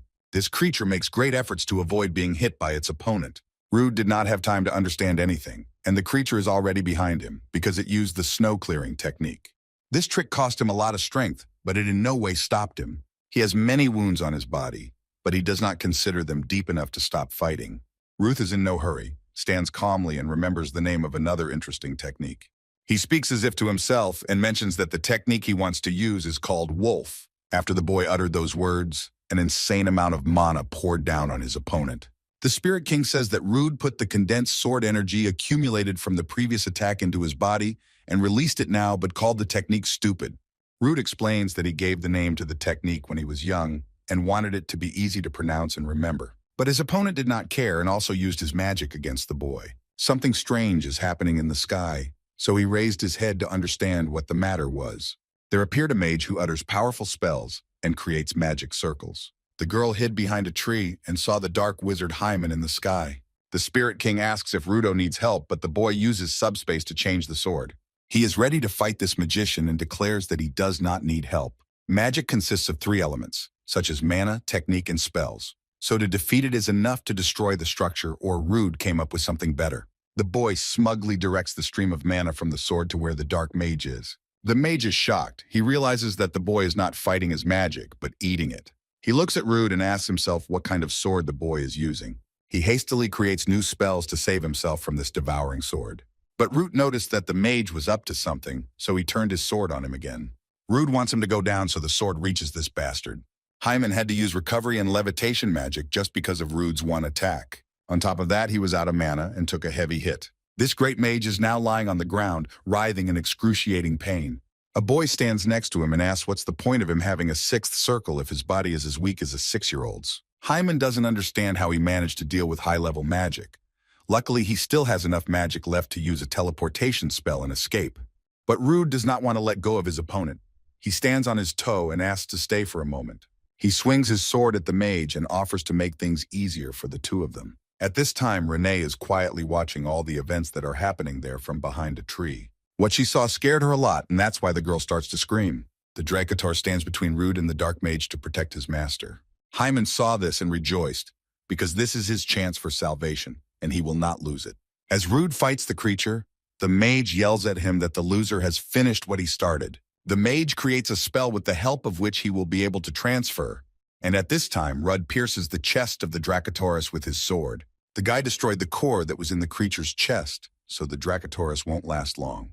The guardian of the fairy tribe, Herte Nastya, is lying on the ground and has no strength to move.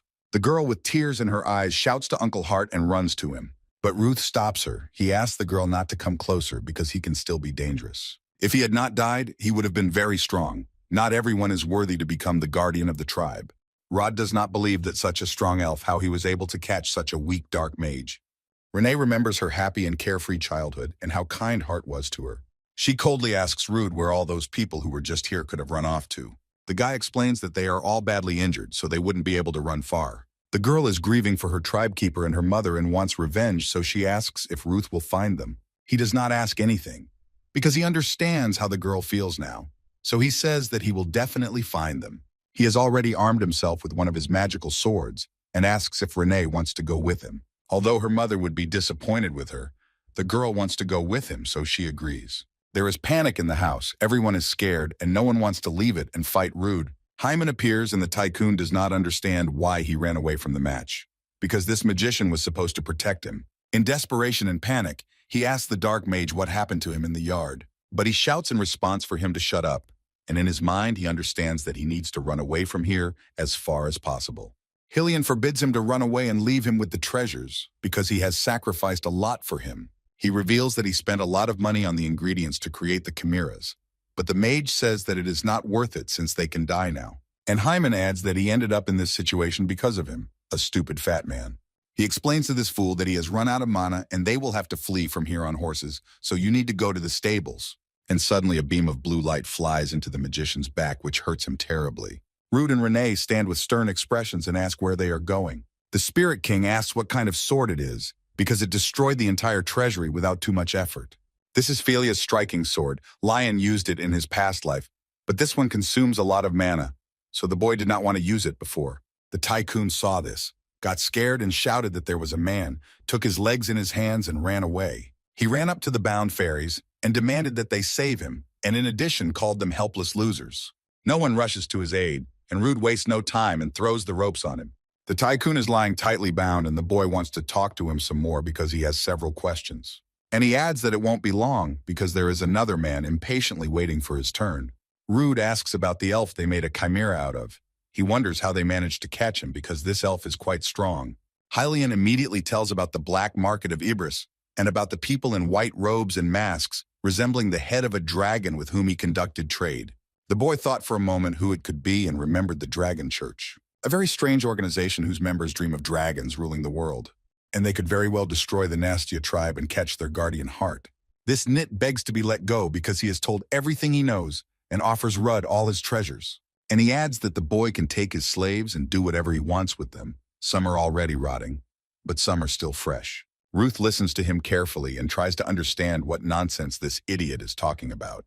All these requests and bribes made the guy laugh a lot, and he asks if Gillian is joking like that. Rude mockingly asks him if those treasures behind him think the same. The fairies who were his slaves want revenge. They approach him and are ready to develop their tyrant with their hands. All scratched and covered in his own blood, the tortured Hylian sits in the corner of the room. A girl approaches him and he desperately begs Renee to save him. She stands with a knife next to him, and the tycoon says that his beloved circle would not want to see her like this, and adds that Renee's mother protected her with all her love. The mention of her mother upset the girl. She held up the knife and said she was sure her mother wouldn't want to see her like this. She came closer to the bound tycoon and tells what she plans to do with him. Frowning his eyebrows, Renee tells that he will make small holes in his body, and then he will start letting air through them. She casts a spell and explains that the air will pass slowly through his veins to his eyes, organs, and eventually reach his brain. Hylian groans in pain as his veins are already swollen and will burst from the pressure. She wants his soul to never rest because all the elves will curse him for as long as they live, which could be hundreds of years. Renee turns to him with a smile on her face and declares that it will be fair. Ruth is a little surprised by this behavior of the girl, because at first she seemed kinder, but the King of Spirits praises Ruth because he taught the girl what is good. The guild arrived at Hylian's estate and were, to say the least, surprised by what they saw there. One pervert who abused the Fae slaves as he was kept in the estate illegally, and the other is a dark sorcerer who has been conducting illegal experiments in creating a chimera. These two definitely deserve to be punished, but even if it was done to save the slaves, there are too many mercenaries killed here to just turn a blind eye to it. Abel seems to have figured out how to solve this situation and shares the plan with her ward. He suggests that those who killed all the mercenaries turned out to be a chimera who could not distinguish between an enemy and an ally. His charge explains that even though they are a guild based in Ibris, they shouldn't be so worried about this incident. The leader explains that in any case, the imperial family will be interested in this situation because there is an illegal slave trade and also dark magic. And he does not want the boy involved in this to get hurt in any way. But the ward notes that he is incredibly cruel for his age. Abel explains that nowadays being a normal child is a privilege. He has good skills, and considering that he will join the guild in the future, it is necessary to make sure that his reputation is clean. They stand in the yard, evaluate what the guy did, and conclude that he actually uses people in his interests. Ruth is calmly chewing an apple in the house, and the girl is calmly lying next to him and reading a book. The guy says he's only been here for a week, and Abel's guild is so poor that even after a few months of existence, it can't provide such basic help. But the manager is angry because Ruth doesn't even understand how long he's been trying to fix things after what he did. But Ruth, in his defense, declares that he was not even the one who killed the pig so cruelly. A girl lying cutely on the sofa with a book in her hands draws attention to herself, but the boy does not want her to brag about it. He turns to Abel and explains that he should take the rescued elves to Vernick tomorrow, and he himself will go to Parma and ask that he not miss him too much. But Avalu does not understand, and he is very curious about why elves should be introduced in Vernick. He adds that there are many forests where they can live peacefully and prosper. The girl carefully watches their conversation, and Rude explains that there is no other country that worships the spirit and treats elves as well as Veronica does. Since now is not a bad time to repay the debt to the lady on duty, the king asks if Rude is talking about the same red lady who is the great spirit that made the contract with the Spirit King. The boy will understand that sooner or later they will have to visit Vernick, so it will be good to make a reputation for himself. Rude knows that even on a mana-powered train it will take a long time to get to Vernick, but he can arrange a tour for himself and asks that his brother take care of the girl.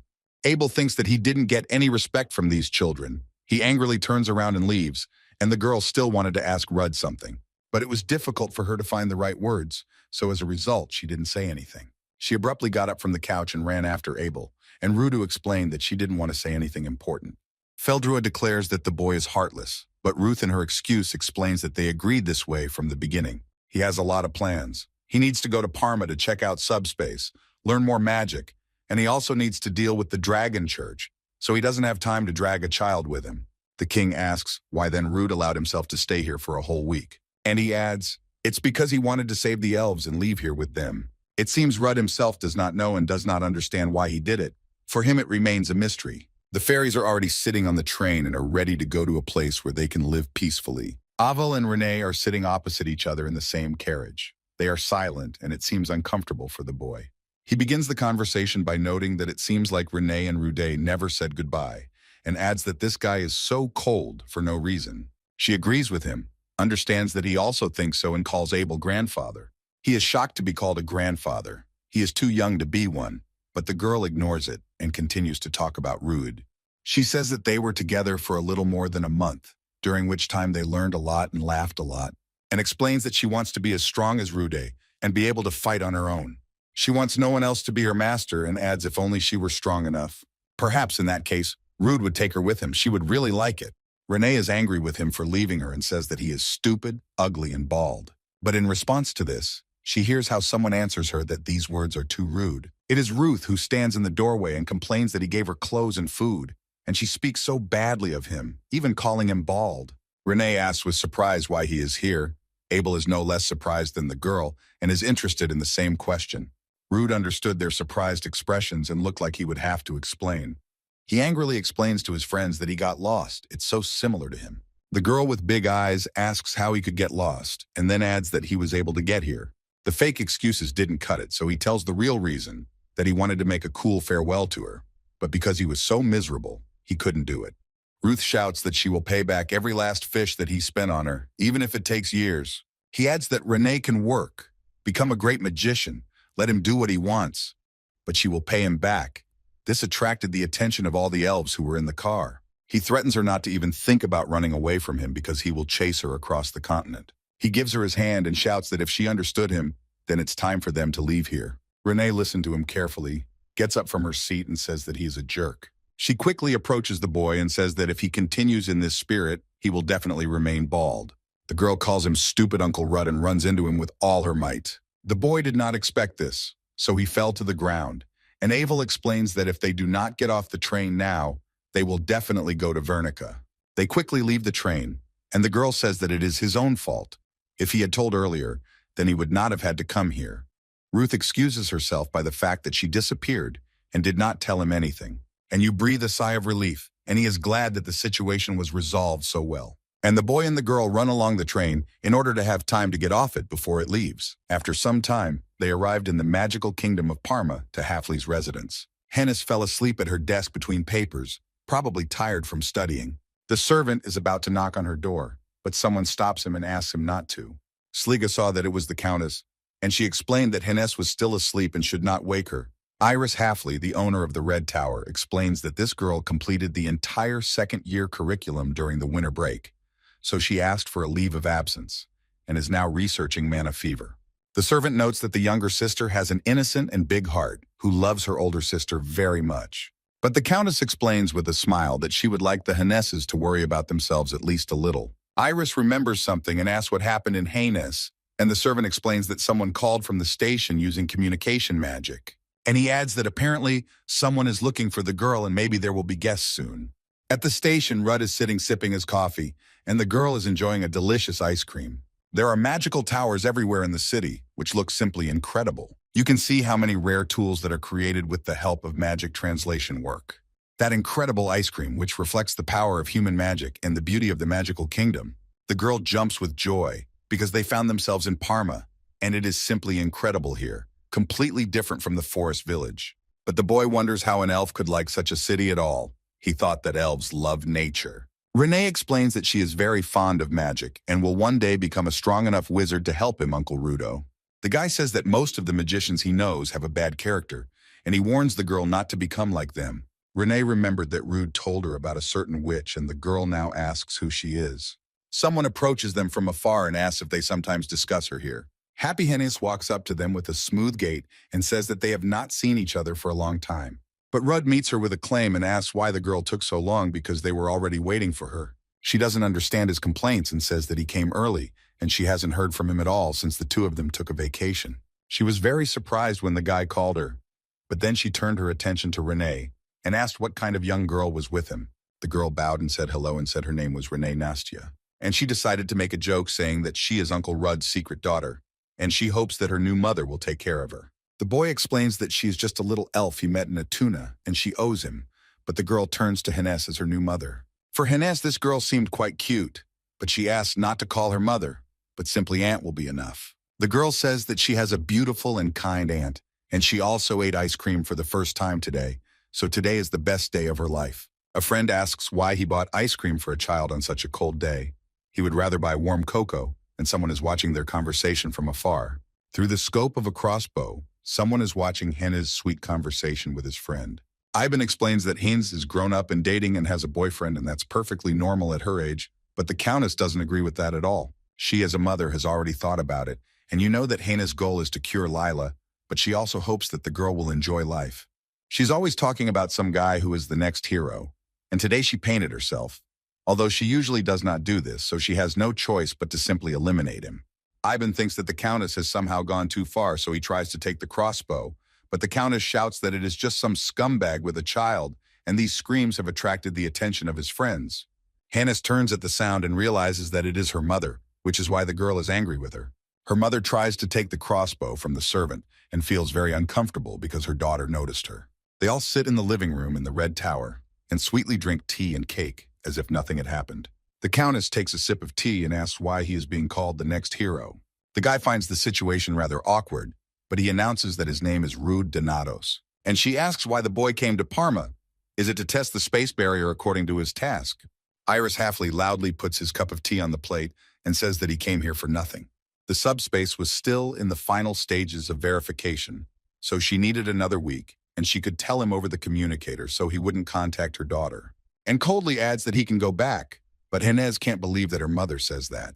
The guy does not understand why she is so angry with him, but he has the courage to explain that he wanted to ask her for something else. And he adds that he would like to learn magic from her because she is the master of the Crimson Tower. She accepts this with a smile and considers the boy quite self-confident because he knows that he has a title. But it sounds rather strange when an ordinary second circle mage wants to learn from a great wizard. The Countess of the Red Tower with a smug smile refuses Rod to teach him. Renee is very surprised. What she just saw made her show her delight.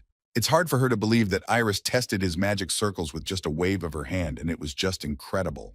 But Countess Harpulia is surprised by such a reaction and says that these are just some trifles. Renee explains that she taught herself magic, so she has flaws, but she wants to be like the Countess, so she asks her to teach her and Uncle Rude magic.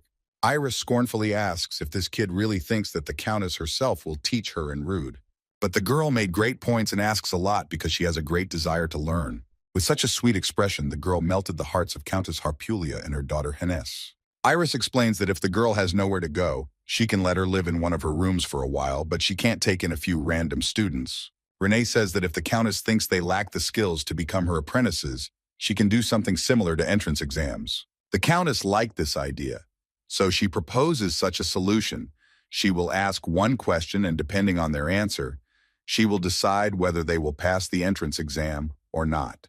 Jeans was surprised to hear such a decision of her mother, and she's very interested in what she was up to. Countess Iris Halfley, with a devious smile, asks her question, "What is magic?" Ruth begins to speak and first explains the definition of magic that he has come across in books. They say that magic is the miracle of the fulfillment of a person's will through the use of his mana.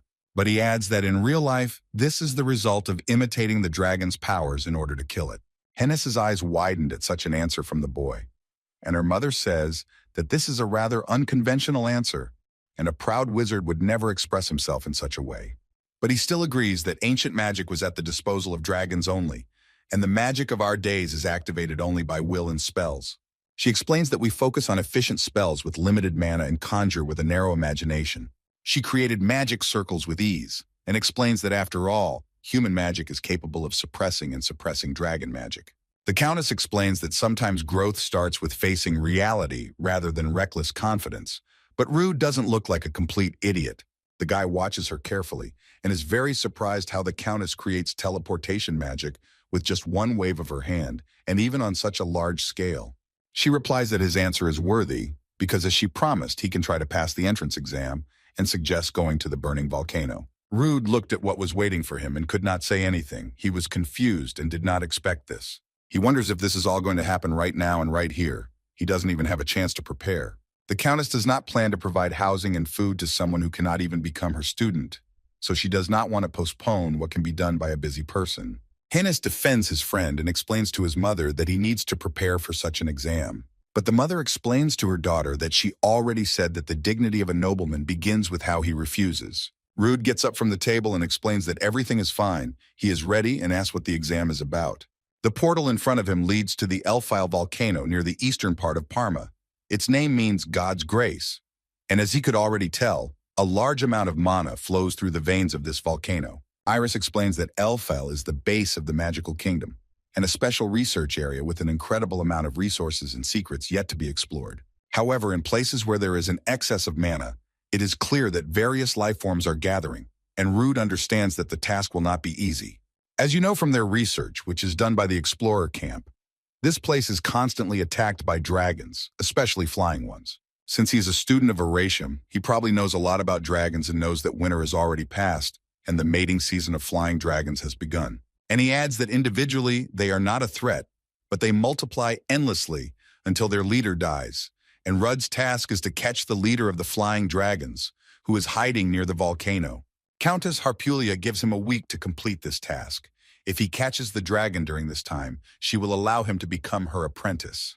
Although this task is incredibly difficult, the boy agrees, but warns that Iris should also keep her word. Iris Halfley calmly explains to Rude that the Witch of the Tower never lies. The guy just realized that only he will pass this exam, so he wonders if this girl also wants to become his student. Doesn't she have to pass the task? The Countess asks if he really wants her to send this cute girl into a raging volcano, but the boy explains that he is actually much younger than her. She worries about the girl, and whether Renee will learn magic from her or not will depend only on Rude's success. The boy is confused and says that it is not fair, and the girl adds that he is right and she is still devoted to him, so she will have to go with him. Henez offers Renee more sweets, and then the girl cheerfully waves her hand at the boy and wishes to return quickly. The guy gets angry and doesn't understand how his girlfriend can trade for a piece of sugar, but the Countess says that he talks too much as for a future hero and pushes him into the portal. Ruth falls down, and the Countess yells after him to remind him that he only has a week. She cheerfully waves to him, and the girls are a little confused and even scared. They are worried about their friend. The guy fell on the empty volcano-scorched earth and cannot believe that he was sent there with nothing at all, even without water and food. After him, one small cookie landed on the ground. The guy looked at everything around him and at this cookie and screams with disappointment, "Are they just making fun of him?" He examines everything around, stands by the river from a bench and complains that it is not fair at all. He would like this task to be at least a little easier, and at the very least she could tell him where the nest is. King notes that it's hot in here and suggests that Rude hurry up and get it over with. But the boy complains that the king likes it when it's cold, but gets nervous when it's hot. Feldroy notes that despite the fact that this area is called God's Grace, it is a rather desolate place, and Rude adds that it is not grace at all. Mana comes here from a completely different source. From the flaming dragon Amit, the veins that issue from him seal deep within the crater. And then the boy corrects himself and adds that this is not a dragon vein, but a very large vein. Since Rudy is so knowledgeable about this, the Spirit King suspects that the subspace is not the only reason for coming to Parma, and the boy explains that he wanted to get here, but not in this way. The king tries to comfort the boy and explain that the trip here did not take him 3 years ago. All is for the best. Enruda walks along the river and remembers that in his past life, a burning dragon will appear in 3 years. This is exactly where the guys set up base, but Rude remembers that the future can change, so he thinks it's worth preparing for it anyway. The boy calmly walks and does not suspect anything, but suddenly a stone falls on him from the sky. He looked up and was startled at first, as he thought he had found the leader of the flying dragons so quickly. He sighed with relief and explained that they are just small dragons that do not pose any threat. One dragon noticed the boy and flew straight at him, baring its big and sharp teeth. But Ruth does not fuss and calmly steps aside with her hands in her pockets and adds that these dragons are slow. A dragon flies into the boy's back with an open mouth, but he only thinks about whether their scales are strong. Rude is unarmed and strikes the dragon with only his hand, and it seems that this is enough for them, because it leads to their complete destruction. He used the Steros technique, and now he does not understand how Balak manages to use this technique with such ease, because his hand has become numb. Feldrew is surprised that Root concentrated his blows Steros style and blasted the dragon. It seems that he can deal with them without using a sword. The boy raises his head and realizes that this skill creates a strong vibration in the air, so soon there will be a lot of dragons here. After all, they move based on vibration and do not pay attention to different sounds at all. Between the small dragons flies one noticeably larger and much stronger. It has large horns and long whiskers. Ruth, with a happy expression on her face, notices him and declares that the leader has appeared. The guy was waiting for him. This dragon is big and strong. It has glowing eyes and big wings. It doesn't wait and immediately uses magic against the boy. Rod had to create a protective mana shield to avoid being hurt by the attack. He is surprised that the dragon immediately started with the charms. He remembers how, in his past life, Hennis told him not to fight with flying dragons, and if he can't use magic, then let him start with earth dragons. Ruda looks at the scary dragon and cheerfully declares that it can now fly. He's standing in a protective dome, being showered with tons of dragon mana, but he adds that he won't need the ability to fly anyway.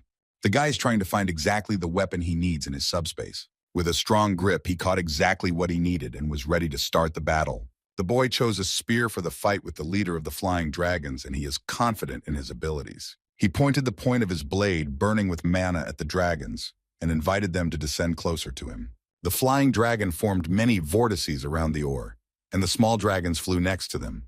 The girls calmly walk around the grounds of the estate, and Hennes apologizes that her mother is annoying Renee, but she is happy to spend time with her mother because the countess is kind and gave her a tour of the kingdom. Hennis remembers how 2 hours ago her mother ordered her to dress well and the room to be clean, because it must correspond to the Halfley family. And she explains to the girl that her mother Iris could not resist Renee's cute face. They stopped and Hennis asks if the girl really wanted to go with Rude because fighting with dragons is dangerous. She agrees and sadly adds that for now she will only bother him. The kid turns his head to Hennis and asks if Uncle Rude has always been this strong. Janez says that during the induction ceremony, he almost got into a fight with the president of the student council. Later, he was flagged down by as many as 4 professors, and one girl even broke his hand. The child is ready to defend his uncle and shouts angrily who this girl is, but Hines calmly informs that her name is Lion, and she is their classmate. They continue to chat cheerfully and sweetly, and at that time the sky was already red from the setting sun.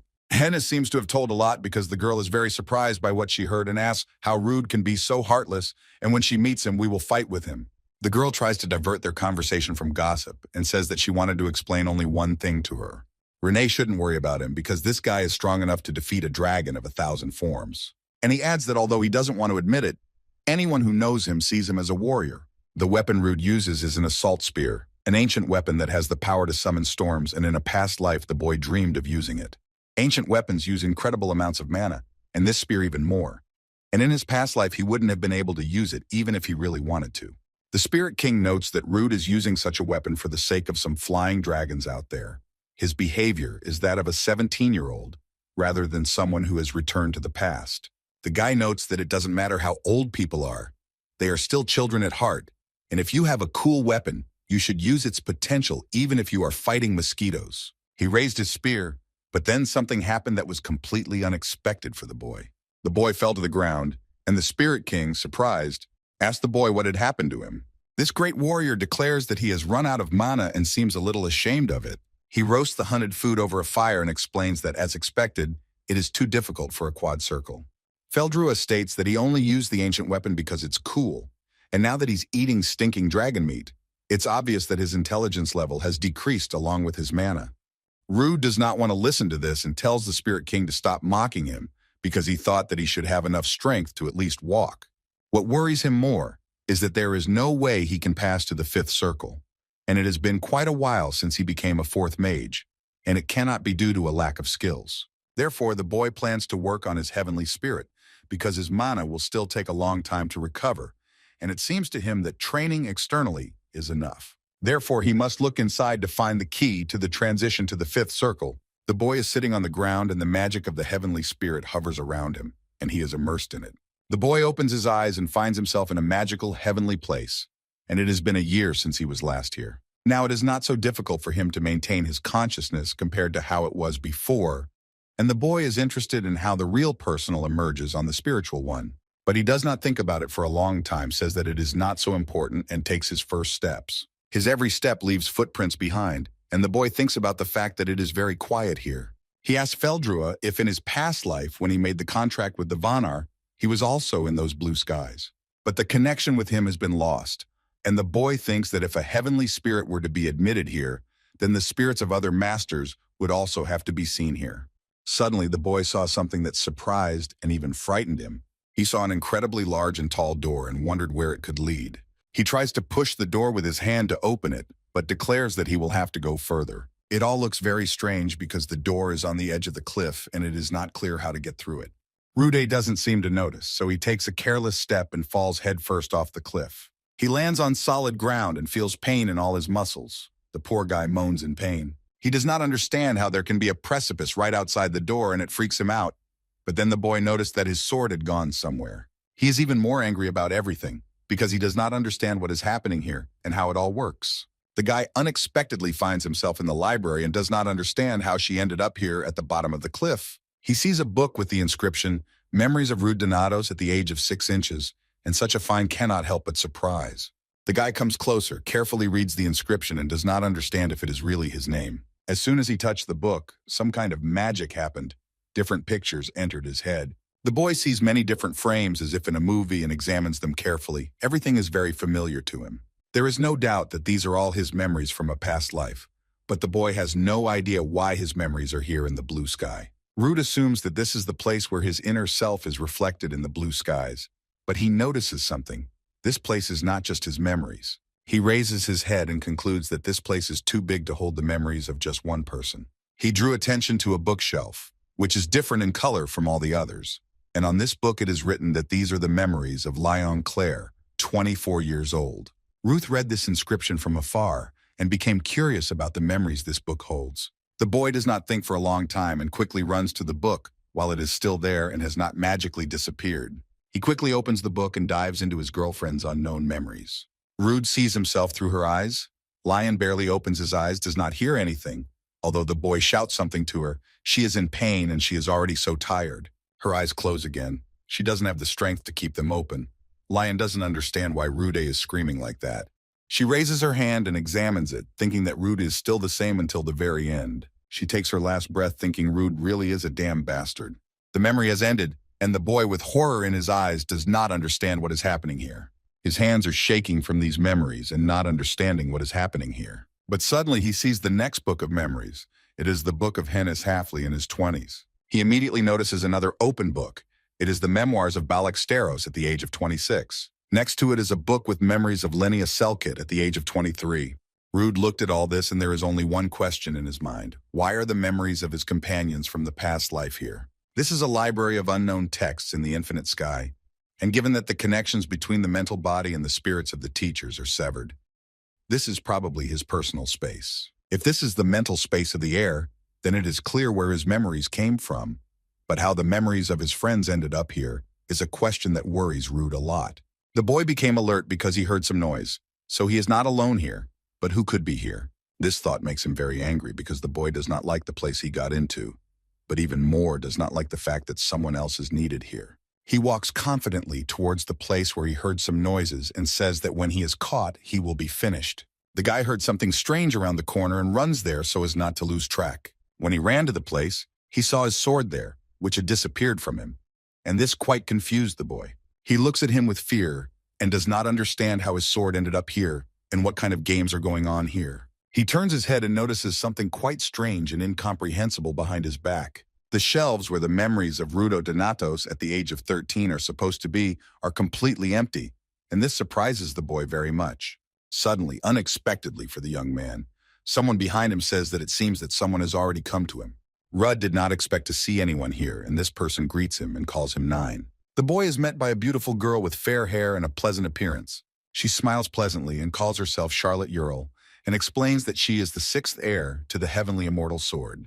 Rude does not understand who she is, and it confuses the girl. He has never heard of the Golden Rose Charlotte Ural, the great craftswoman of the heavens. Ruth explains that he has seen her mentioned in historical texts, and he knows that she was the master of the heavenly sword, and it is an honor for him to see an heir, but he's somewhat confused. The girl understands that Ruth can think that she sees a ghost, because she has long since died. But Charlotte explains to him that when the heir dies, his body and soul return to heaven in the form of a mental body. She is this very mental body and appeared here to help the young ninth heir. But the girl comes closer to Rudd and examines him carefully. She declares that he's not so young anymore and asks what happened out there. The boy emphatically states that he is Rude Donatos and asks the girl what this place is, why he lost contact with spirits and other masters, and where he is now. The girl notes that the boy is so funny and prickly and explains, of course, that the ties are broken because this is only his heaven. The boy listened carefully to the girl and could not believe his ears because Charlotte said that this was his heaven. All divine heavens are divided into 8 parts, including outer and inner. Outer is subspace and inner is mental space. All 4 parts of the heavens, in which he has already been, appear to be external, and starting from the 5th part, these are the internal heavens. The girl explains that there is a physical body, a mental body, and a spirit, and there is also a place where spiritual information is stored that corresponds to a certain spiritual body. Only the spirit of the heir can enter there, so it is clear that the ties have been broken. Simply put, this place is the personal space of the heir in heaven. Until his death, all the stories and memories of his life will be recorded in his heavens. But Rude doesn't understand something, so he asks why other people's memories are recorded here, not just his. The girl was surprised by such a question because she cannot know this, since she is only a mental body of the endless heavens, but suggests that it may be due to some external factor. Ruth thought for a moment and pointed down with his hand and suggested asking his friend. Charlotte picked up the sword from the ground, examined it closely, and declared that it was quite interesting. She studied him carefully and informs Rudd that he has a very interesting personality, but if he knows something, he definitely won't tell them. The guy picked up the sword and didn't even think that the weapon could have a character, and the girl asks him where he got this sword from. He explains to her that it is Demios, the sword used by the founder, the first slayer of dragons, and he is surprised that she does not know this. Charlotte quite directly says that this is the first time she has heard of such a thing. But the main thing is that he has a blade, and that is enough to fulfill what she came here for. A sword appeared in her hands, and she orders the ninth heir to reveal his weapon. Rude can't believe she wants to fight him, and Charlotte tells him to prove himself worthy of looking beyond 5th heaven. She tells that all of his predecessors, including his master, took this test to raise their level. Charlotte explains the conditions. Only 1 blow with the sword is enough, which will be delivered with all the force. If this blow touches her even a little, then consider that the test has been passed. Rude assumed that there were some special conditions for reaching the 5th heaven. Since the girl was the first to draw the sword, the boy guesses that everything will not be very simple. The 6th heiress tells that this is his heaven, and dying here does not mean death, but he must give his best and not hold back. Without further preludes, she begins the fight and tells him to be persistent, otherwise he will die. Rude can't keep up with her sword speed. It's like a celestial sword, or even slightly better. Of course, Charlotte joked, he wouldn't die, but his spirit would feel the pain directly. But she can praise him because she was aiming for his neck, and despite the fact that she was moving very quickly, he still managed to dodge. Rude gets angry and says that it's kind of too strong for a first strike because he wasn't ready for it yet.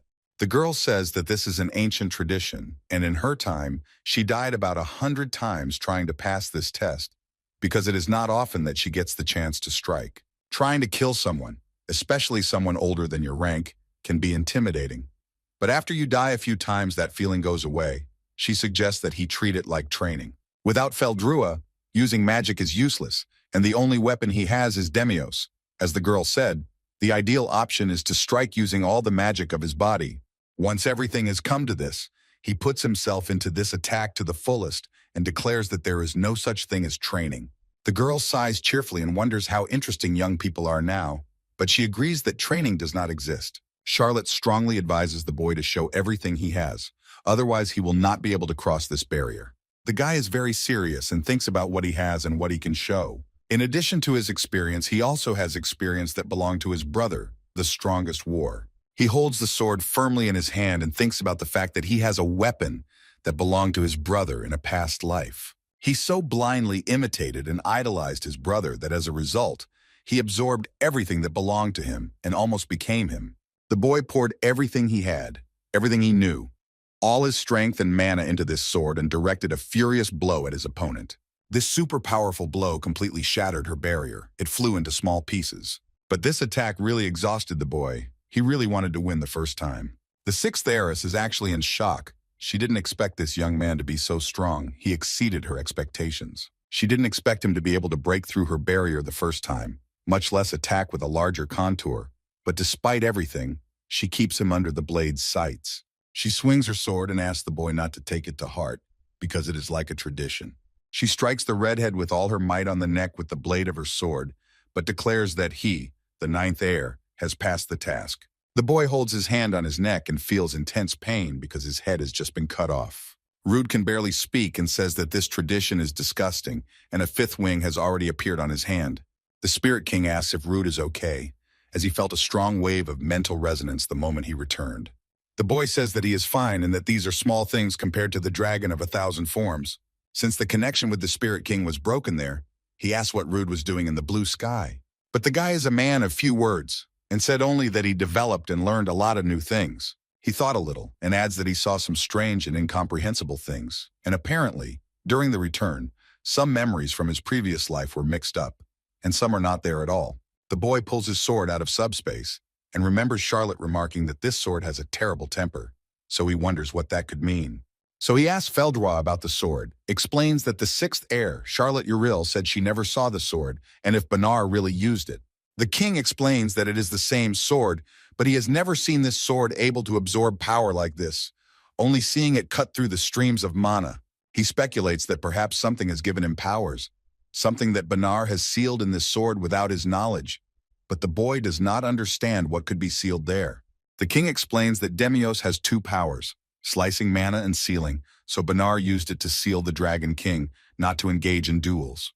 Given that his power had changed, it was possible that the seal could affect it, but if Benar chose to seal it away, it could be dangerous. Therefore, without hesitation, Ruth thinks that she can just throw this sword into the lava and they move on, because he has already recovered his mana due to reaching the fifth heaven. Since he has already completed the entrance exam, he can now do what he came here for. He is looking for the dragon cult. In these dark and monotonous regions, they use special signs to navigate, and they also patrolled to anticipate the attack of enemies. Rude believes that the search will take a very long time, so he decided to destroy everything in sight, and then they will go out on their own. A girl in a dragon mask and all in white saw something in the magic ball and turns to a certain Sir Miles. He asks Murta what happened, and she explains that the future hero just destroyed one of their signs. She wonders if he has been able to find out the true nature of the dragon cult, but is reassured that even if he is a dragon slayer, he is still a simple 18-year-old boy. Some speculate that he may have noticed signs of observational magic. Some guy offers to just kill Rude, although the bishop said to avoid conflict. But eliminating a serious threat from the dragon cult will surely please the cardinal. Martha agrees with him and says that the cardinal said that the time has come to spread the teachings of kindness and grace among the innocent lambs. Suddenly, the bishop comes in and asks why there is so much noise here, although the members of the dragon cult did not expect to see him at all. The girl bowed her head out of respect for the bishop and explains that they were just watching the future hero and his destructive actions. The bishop turned out to be a very pretty girl, and she became very curious about what this impudent young man was thinking when she decided to come here. She is surprised to be asked if she personally plans to do something with that boy. She explains that she hasn't been training much lately, and something like a snake or a tail is at her feet. Therefore, she plans to go for a walk, and two huge and very nasty and ugly snakes are crawling behind her.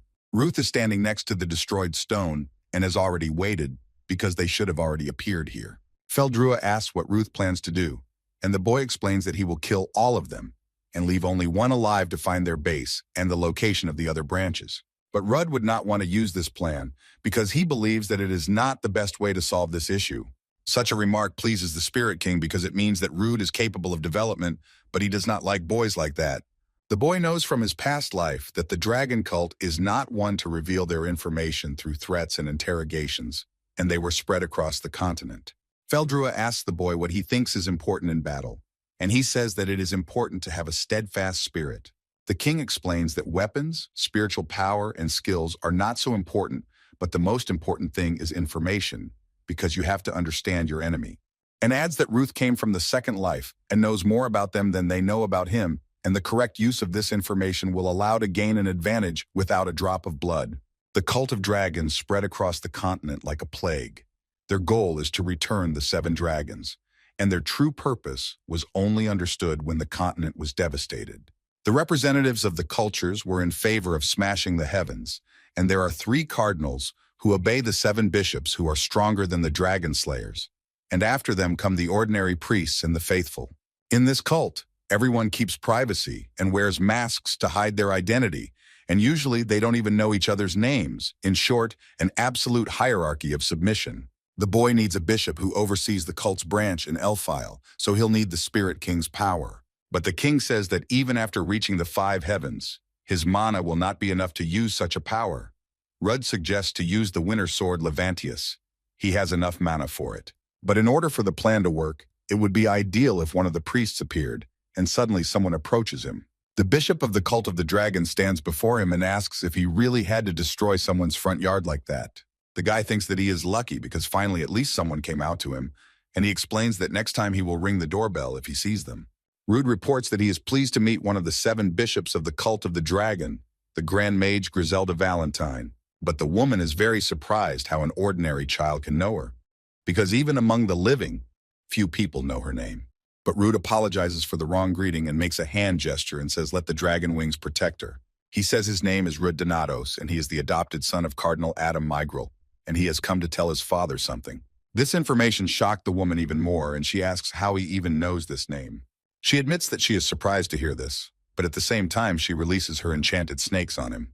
These magical snakes are already around the boy's hands and arms and even around his neck, and the cardinal states that Rude has gathered a lot of information about the dragon cult. But she thinks he overdid it, because pretending to be one of them is a pretty risky trick. But what angered her the most was the fact that he claims to be the adopted son of Adam Migral himself, and she cannot close her eyes to this lie. But Rude asks if she dared to doubt his father's message, if she thinks that the cult could tell a child like him the real name of a great cardinal. But the woman is inexorable and says that the reason will appear when she twists his neck, and did he think that someone will appear from nowhere, start talking nonsense, and they will immediately believe him. She doesn't understand why this guy is so stupid as to come here to provoke them. But considering how much he knows, she can't let him go alive. The snakes clamp down on his throat, but Rude tells her not to do something she'll regret, because he knows how much Griselda loves his dad, because she's done so much to live up to his expectations. And he adds that if the bishop had known that she was threatening his son, he would have been very disappointed. But the woman is angry and understands that he would say anything in order to survive. Then the guy says one short phrase about the heavenly debacle 10 years ago, and it makes the woman think. The fact that his father was involved in this is secret information that is not known to everyone in the cult, and Rude explains that his father picked him up in Dysel. The woman was so surprised that she heard that she was at a loss for words and could not say anything. The boy uses magic and neutralizes her magical snakes and says that the home of the enlightened, serving the magnanimous divine dragon. He seems to say some kind of spell or prayer and continues, judgments about the world have left the path of life. Owners of the open world, executioners of unbelievers, 7 dragons, such strange words seem to lull snakes. Ruth warns the woman that he is saying for the last time that he is the real adopted son of Cardinal Adam Migral. Somehow he managed to summon the spirit of the anti-hero Rude Migral, and with a smug smile he looks at the shocked Griselda. 10 years ago, during the attack of the 1,000-year-old dragon, the guild responsible for the village was destroyed, and a large part of the continent was completely devastated.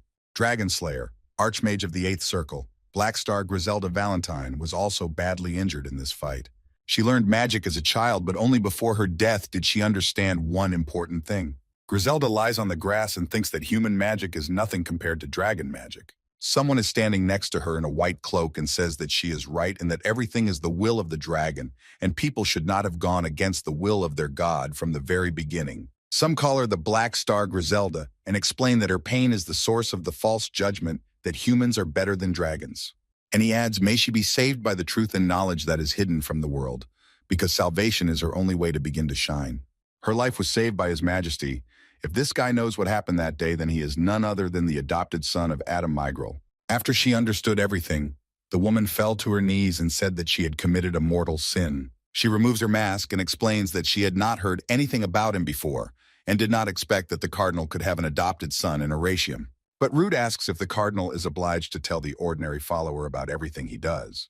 Surely her devotion is not great enough. Griselda is on her knees and tries to convince the boy that this is not true and that she is loyal. But he declares that he doesn't care if she doubts him. He'll just tell his father what happened here, and adds that he came here to check the progress of the work, so he wants her to take him to the lake. Embarrassed, Griselda modestly stands near the boy and agrees to do what he asked. The guy is surprised that everything worked out for him, but I wonder if it was worth it to flabbergast so much. And at that time, the girl is making a portal for him. They appeared in front of the very mouth of the volcano, and she explains that a burning dragon was sealed here, and the boy asks how the unsealing process goes. She explains that things are going well, and at this rate the dragon will be free in 3 years. But the boy looks at her disdainfully and says that she says funny things. Rude realizes that this coincides exactly with the time of the appearance of the burning dragon. But even if he manages to defeat the Thunderer, there will be very little time left to prepare. Therefore, the boy believes that he should somehow use this opportunity and greatly reduce the number of their army. The boy says that the time has come to preach the knowledge of grace to the young lambs, and these words surprise the girl. He explains that he tricked the heavenly sword warrior and earned the title of future hero and will fight the Thunder Dragon. The purpose of this battle is to gather all the best dragon slayers and destroy them all now.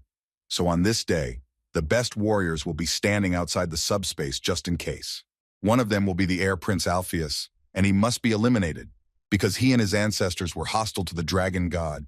The boy explains that while he will fight the dragon slayers in subspace, she will have to lead the believers and kill the prince, because this is his father's order. She asks if that means they have to open themselves up to the world and start an open war. The boy abruptly declares that the prince's guard knights will have to be dealt with, so she will have to gather all her men and kill them. Griselda listened attentively. Rude bowed his head and said that she understood and would carry out his order. Rude is happy and informs that he is already leaving and will definitely tell his father absolutely everything he saw here. At the last moment, the girl gently catches his hand and asks him to wait. He aggressively tells her that she still wants him, and the girl, with a cute smile, once again apologizes for what happened today. She begs the boy not to tell the cardinal about her mistake, and the girl is even ready to do anything just so that he does not tell. The guy thinks about her proposal and asks if she is really ready for anything. She's ready to serve and asks what he needs, maybe gold or some treasures. He doesn't need the money, but since she is an 8th circle mage, she can share some useful artifacts with him. The girl happily offers him a chain of fog and begins to explain that it is impossible that his enemy is not there, but she does not have time to finish. Rude abruptly interrupts her and aggressively asks what she is trying to do now, but the girl does not understand what she did wrong. Then he explains that he wants her to bring him everything she has, and he himself will choose what he likes. Griselda thinks for a bit and says she will show everything, but Rude makes a displeased expression. The girl pulled out all the weapons and artifacts in her possession from her subspace. The guy looks unsatisfied and asks if that's really all, and the girl confirms that she doesn't have any more. He stares at her and tells her not to try to play with him and to give him what she has in her hands. Griselda will not give her staff to the Wing of Darkness for anything, because it increases the supply of mana, and if she does not have it, the effectiveness of her magic will drop sharply. The guy smiles and says she didn't do what she was told to do. And he adds that his father could not bear it any longer and gave him the title at such a young age, and says that they are not doing anything useful here. He still pressures her and scolds her. How could they let some warrior kill the dragon of 1,000 forms? But after receiving the artifact, he can turn a blind eye to it. He questions her if she doesn't want to give it back. If so, does she think Rude is just some kind of fool? Rude is contentedly holding the staff, and the girl is terribly upset about the situation. In return, the Spirit King is surprised by his persistence. The guy says that this is enough for him and asks the girl to open the gate for him. She agrees, although he annoys her a lot. The boy is pleased and thinks he did a good job today and can't wait for the moment when they realize that he is actually their enemy. The Spirit King has somehow changed very strangely, and Rude notices this and asks what happened to him because he looks a little different now than usual. He explains that something influenced the boy to see a new form revealed in him. It is because the spirit depends on the experience of those with whom it has made a contract that Rude must be impressed by its majestic appearance. The boy listens to him and explains that it seemed to him that the Spirit King had become a little rounder, but this surprised Feldroy, and he asks if the young man has gone mad. If all goes according to plan, the members of the Dragon Church will attack Parma during the battle with the Thunder Dragon, and although the prince's knights are strong, they are few. And the boy adds that surely he should call them. And Feldroy asks who exactly. And at that moment, 4 of Rudd's friends appear. And of course they quarrel and do not understand how they can find their friend here. The girls argue and Hennis declares that it is exam time and why Lion is here. But in her defense, the girl says that the redhead was not even called with them. Balak enjoys the pleasant heat because thanks to his training, even the lava lake turns into thermal springs, and Lenia offers him to climb into them and not get out. Ruth is happy to see them, and even seems to miss their constant bickering. Friends saw the guy, waved their hands in a friendly way. They were happy that they finally found their friend. They walk briskly towards him, and Rude greets them and explains that they've arrived here in amazing time. He wants to make a big contribution to the battle with the Thunder Dragon, and that was the only reason he came back with them to the Halfley residence. Now Ruth has officially become a student of the Red Tower and began his training in magic.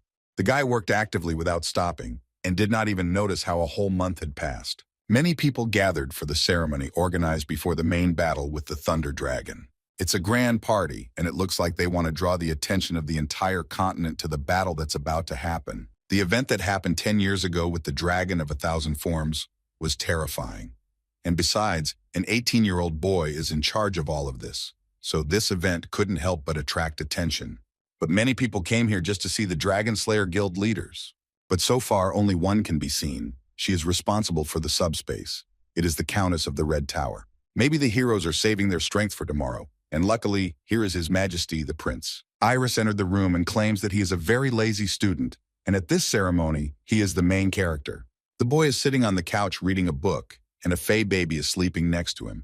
He explains that he's a little tired and has to worry about Renee, but she reminds him that she is preparing the subspace, and she also received his friends who came unannounced, and he also makes his teacher take responsibility for the banquet. How dare he say he is tired?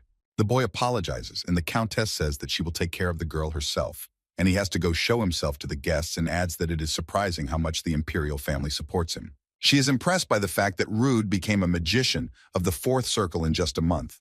Although Renee is also very talented, let her not say the girl does not forget anything. She is incredibly persistent and hardworking. She looks at how sweetly the little girl sleeps and remembers her daughters when they were so young. The Countess is already leaving with the girl and tells Rudd to go show his face to the guests and adds that his friends are looking for him. He watches as the Countess leaves the room and remembers that in her past life, 5 days after that day, her daughter Lila Halfley died. Now, even if Rude tells Hines all the ingredients for the medicine, only she can get the exact recipe, and he sincerely believes that Hens can handle it. But the only problem is that the last ingredient is a part of the human dragon's body. He gets up from the sofa and thinks that the schedule will be full and he will have to get rid of many dragons. Hines approaches him in an extremely beautiful outfit and claims that she has been trying to find him for a very long time. The guy carefully examined his girlfriend and wonders why she was looking for him. She explains that he is the main character of the party today, but he doesn't show himself, so she was looking for him. She has a glass of wine in her hand and wants to say something before tomorrow's event, but Rude grabs her hand. They stand together and look intently into each other's eyes, and Hennis blushed and blushed from such a situation. He tells her to look at it, but the girl does not understand what he is talking about and asks. The guy took a glass of wine from her and asks why such a clumsy person like her drinks wine. She gets angry and says that wine is not even considered alcohol, and the guy threatens to tell her mother everything. In a past life, he was very interested in why Hennes became an alcoholic, and it turns out that she was like that from the very beginning. Now he asks the girl why she was looking for him and what she wants to give him. Hennes throws black gloves with an interesting sign on top in his face and declares that he is mad. He examines it carefully, and the girl explains that it is an artifact that she made herself, enchanted them to be resistant to electricity, but it is not known how long they will last against the Thunder Dragon. He didn't even say thank you. He said that it would be useful, but the design is a little stupid, and the girl thinks that this guy makes her heart skip a beat, and this fact annoys her a little. As it turned out, all this nonsense is romantic feelings, but Hennes does not want to lose a friend, and he does not have such feelings for her. This gift reminded Rudo that he also had something for the girl, and it quite surprised her. The guy pulls out an ornament that looks like a shining star and asks her to take it. The girl with big eyes looks at the pendant and asks if it is an earring. She definitely did not expect this. She took it in her hand, and this element released a lot of yellow glowing light. And unexpectedly for the girl, it turned into a staff, and she asks if this is an extremely rare transforming staff. She knows about this artifact. It increases mana, and also increases the mana pool of these high-level spells. The girl excitedly asks where he got this rare artifact, and Rude explains that he tricked someone. But Rude asks not to worry about it, because it transforms into earrings and will be easy to carry, because he knows that his girlfriend does not like to hold heavy staffs in her hands. She easily transforms it back into earrings and tries them on her ears. The girl is extremely happy. She cannot hide her joy, thanks him, and says that her friend is the best. The guy is happy that his friend liked the gift and remarks that it suits her very well. She cannot contain herself with joy, tries to say something, but cannot find the words. She laughs and shines. And then she was very embarrassed, turned around and ran away from Rudd, saying that she was running to brag to her mother. The guy was a little surprised by this behavior. He doesn't understand why his girlfriend is suddenly behaving so strangely. Balak finds him, points with his hand to the hall full of people, and says that everyone is waiting for him there. But Rudd does not want to go there, and says that he does not care what is waiting for him there, because he does not know any of them there. His friend explains that now is the time when you can meet a lot of famous people, but Rudd doesn't want to, and says to let him meet himself. Balak states that he is already quite famous for his muscles, but Rudd is quite skeptical about this.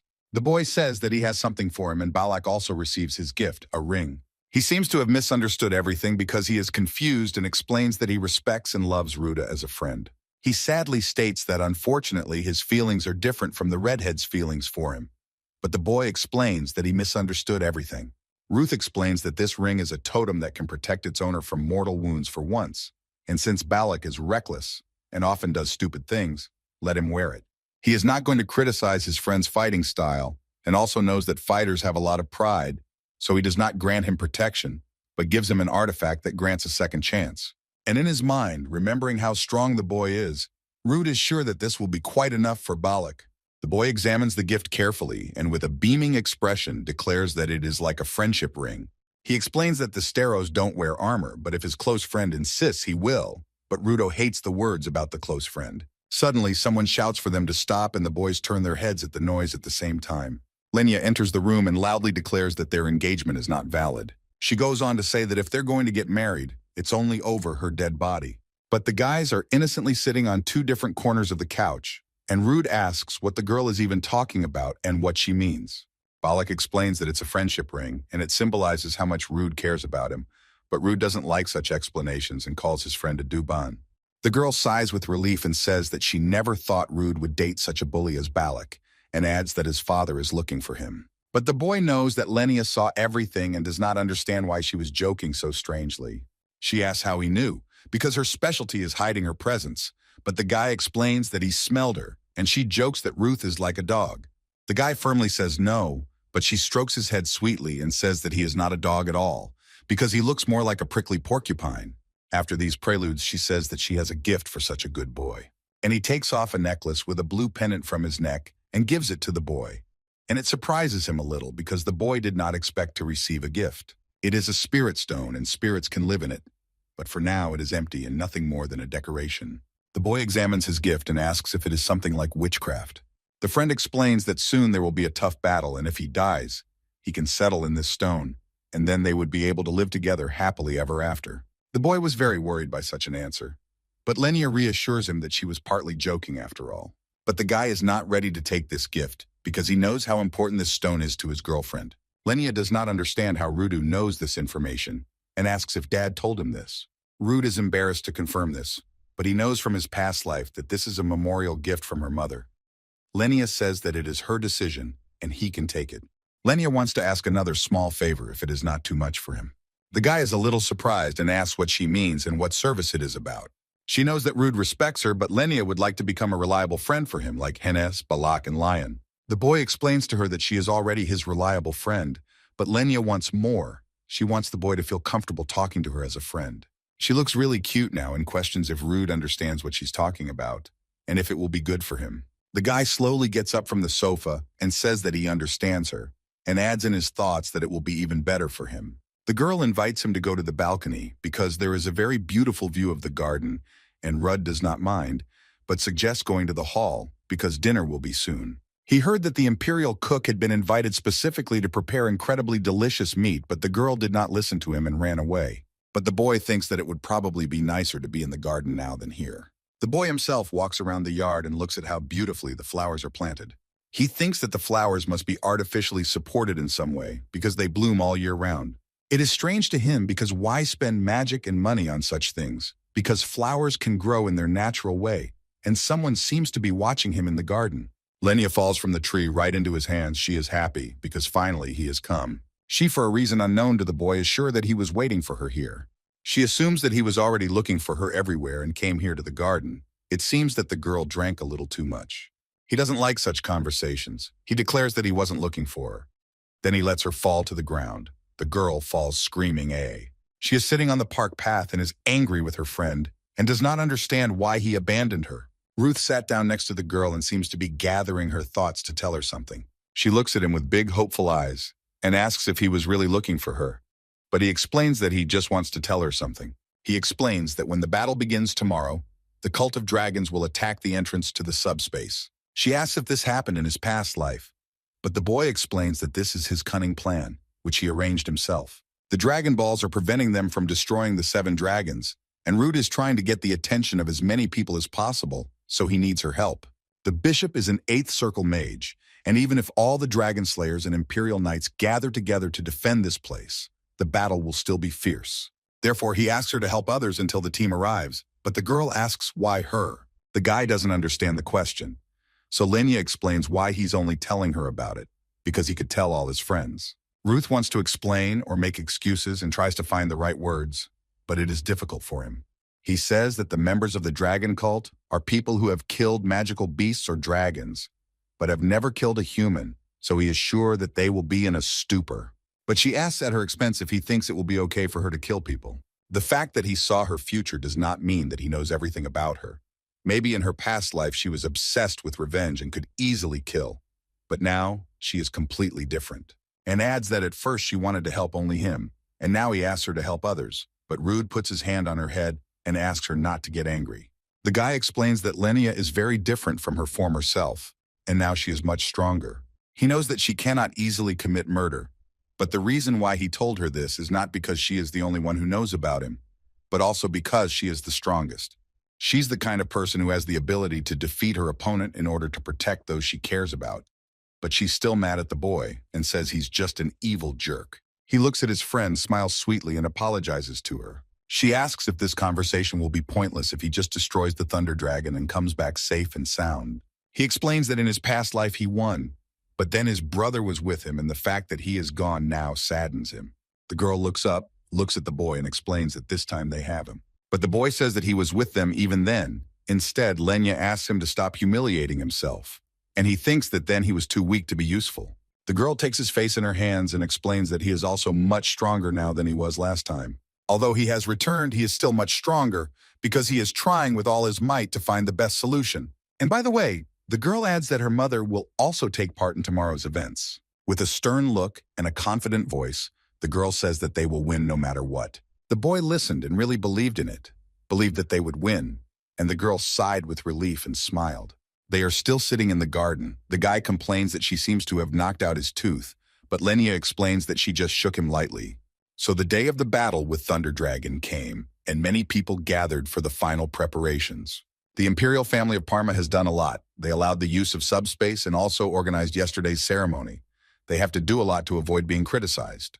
The girls wonder why the prince came to the battlefield since it is dangerous, but Hannes thinks it is because of their family's deep hatred of dragons, or makes the assumption that he just wants to show himself in a good light in front of the press. The prince turned his attention to Rudd and seemed to want to talk to him about something. He cheerfully and nonchalantly tells the boy that today he will become a real hero. But Ruth says that she does not deserve such a title. The prince asks that he not humiliate himself, and the imperial family is very supportive of him. The boy knows that the appointment of the hero falls under the jurisdiction of the Holy See, and he heard that they do not consider anyone without evidence. Ruth talks about the stigmata. This is what was given to the first war after being recognized by the god of light Arnek, and the power of light instantly saves the dying. The prince did not think that Rude believed in this, but the boy explains that the Church of Arnek is the national religion of the Alpheus Empire. And in his thoughts, Rude remembers that he himself witnessed how his brother received it.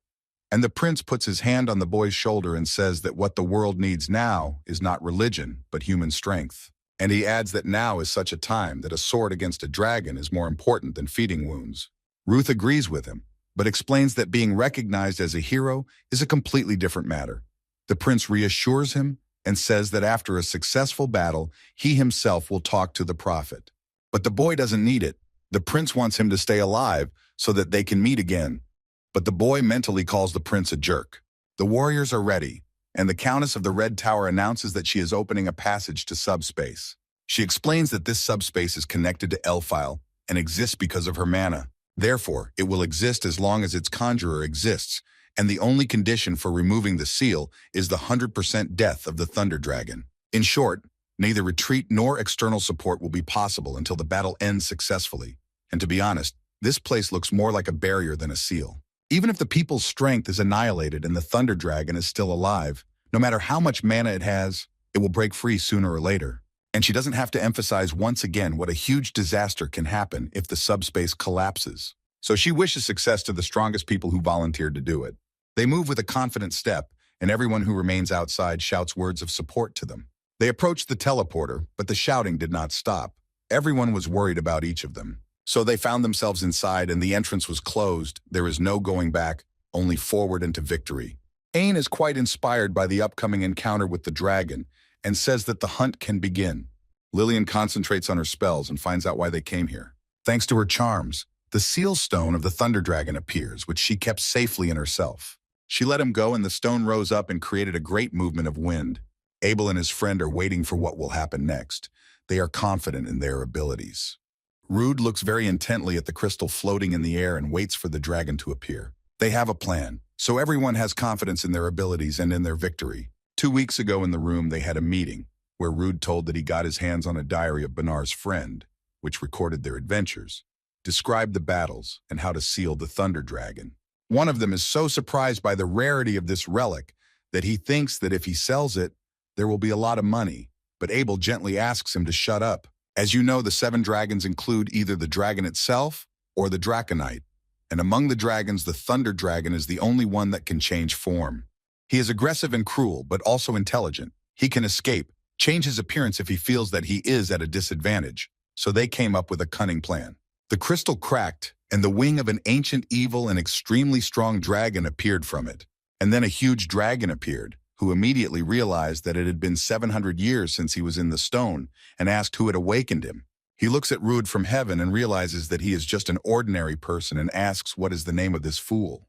But the boy holds the sword tightly in his hand and says that it does not concern him, and that he is there to kill him. The dragon bends down to examine the sword and smells something familiar. He asks if the boy is Banar's heir. He taunts the boy and says that Banar didn't look like a human, but he definitely was, and despite that, sealed him for 700 years, the dragon asking if that was the strange place on his right hand. And he adds that such a simple creature as a person is capable of doing something to such a powerful dragon. It will only be enough to cough so that he will fly away from here, and the dragon will now show where he belongs and threaten to destroy his city and make hell on the whole earth, because he is the Thunder Dragon of harm. He glares at Rude and yells for him to show respect to the dragon and get on his knees. The guy is not going to do this, even though the dragon is trying to knock him down with its power. At the meeting 2 weeks ago, they had discussed that fear was a mental attack technique of the dragon, and all the best warriors could resist it, but one had to be careful. The first objective is to destroy the mana shield, which has lightning properties and is extremely strong, but if you use plane attacks, then the shield's effect is reduced. And in turn, they force the dragon to use planar attacks such as breath. Unlike lightning strike, breath is easier to defend against because it just releases a large amount of mana. If he has to deal with a large number of people, he will most likely use a stronger lightning strike. But if his opponent is only one person, he will definitely lose his vigilance. The dragon says that the boy has lasted too long and makes a huge fireball. He warns the boy that it will all be over now and releases a huge amount of fire with his breathing technique. The boy saw this, and at the top of his voice shouts the command to the other soldiers that now is the time to advance. Thanks to Abel's cloudy skill, everyone except Rude hides behind his shadow, and the moment the dragon uses the breathing technique, their operation begins. Liana will be responsible for the shield from the breathing technique, and they will easily be able to handle it on their own. Liana deftly parries the attack with her shield and shouts to Master Ain's command that it's time to use the immortal Sky Sword. His task is to make at least a crack in the Thunder Dragon's shield. He pushed hard on the dome and managed to make a rather large crack. Immediately after that, he is thrown back by the force of the shield, and he loudly asks if a crack the size of an arrow will be enough. The archer takes aim and is ready to shoot an arrow into the crack to enter. When the sky archer hits the crack with his arrow, a big explosion will happen. This blast will be so powerful that it can destroy the iron defenses of Karma's dragon. The dragon realizes with surprise that his defenses have been destroyed and scattered into small pieces. The thunder dragon is enraged and realizes that this is another nasty heir of Barna's warrior. Now he's quite embittered and shouts for these miserable earth-crawling worms to come out of the shadows. The 6 best warriors bravely stand against the power of the dragon and do not think of giving up. The dragon uses his power of fear against them, but the dragon slayers are ready for it. This giant lizard invites them to show all their pathetic tricks against him. But even so, he will make them feel what the true strength and power of a great dragon means. Liana realizes that the dragon is using a lightning strike, so she quickly made a magical shield. Ain rushes to the aid of his heir and disciple Rudo to counterattack together. They stood together in a stance, drew their swords, and using the contour formula played. Each of them has a role to play in this fight, and they have carefully discussed and prepared everything. Liana watches with amazement how they all cope with such a powerful blow together. They discussed it. Dragon magic is different from human magic because it is not fixed in form. Therefore, 100 lightnings have a unique structure. Because of this, their dispersal is impossible. Since they cannot dodge, then it is necessary to counterattack, and if you narrow the path of the lightning strike with a wall of white flame, then he and the master will change their trajectory. The sky shield style is perfect for protection, and let those remaining rays be on the sky archer. When they manage to destroy the barrier, they will lower this creature to the ground. It is very careful and focused using high-level magic. Abel must complete the shadow bonds so they can prevent a new shield from forming.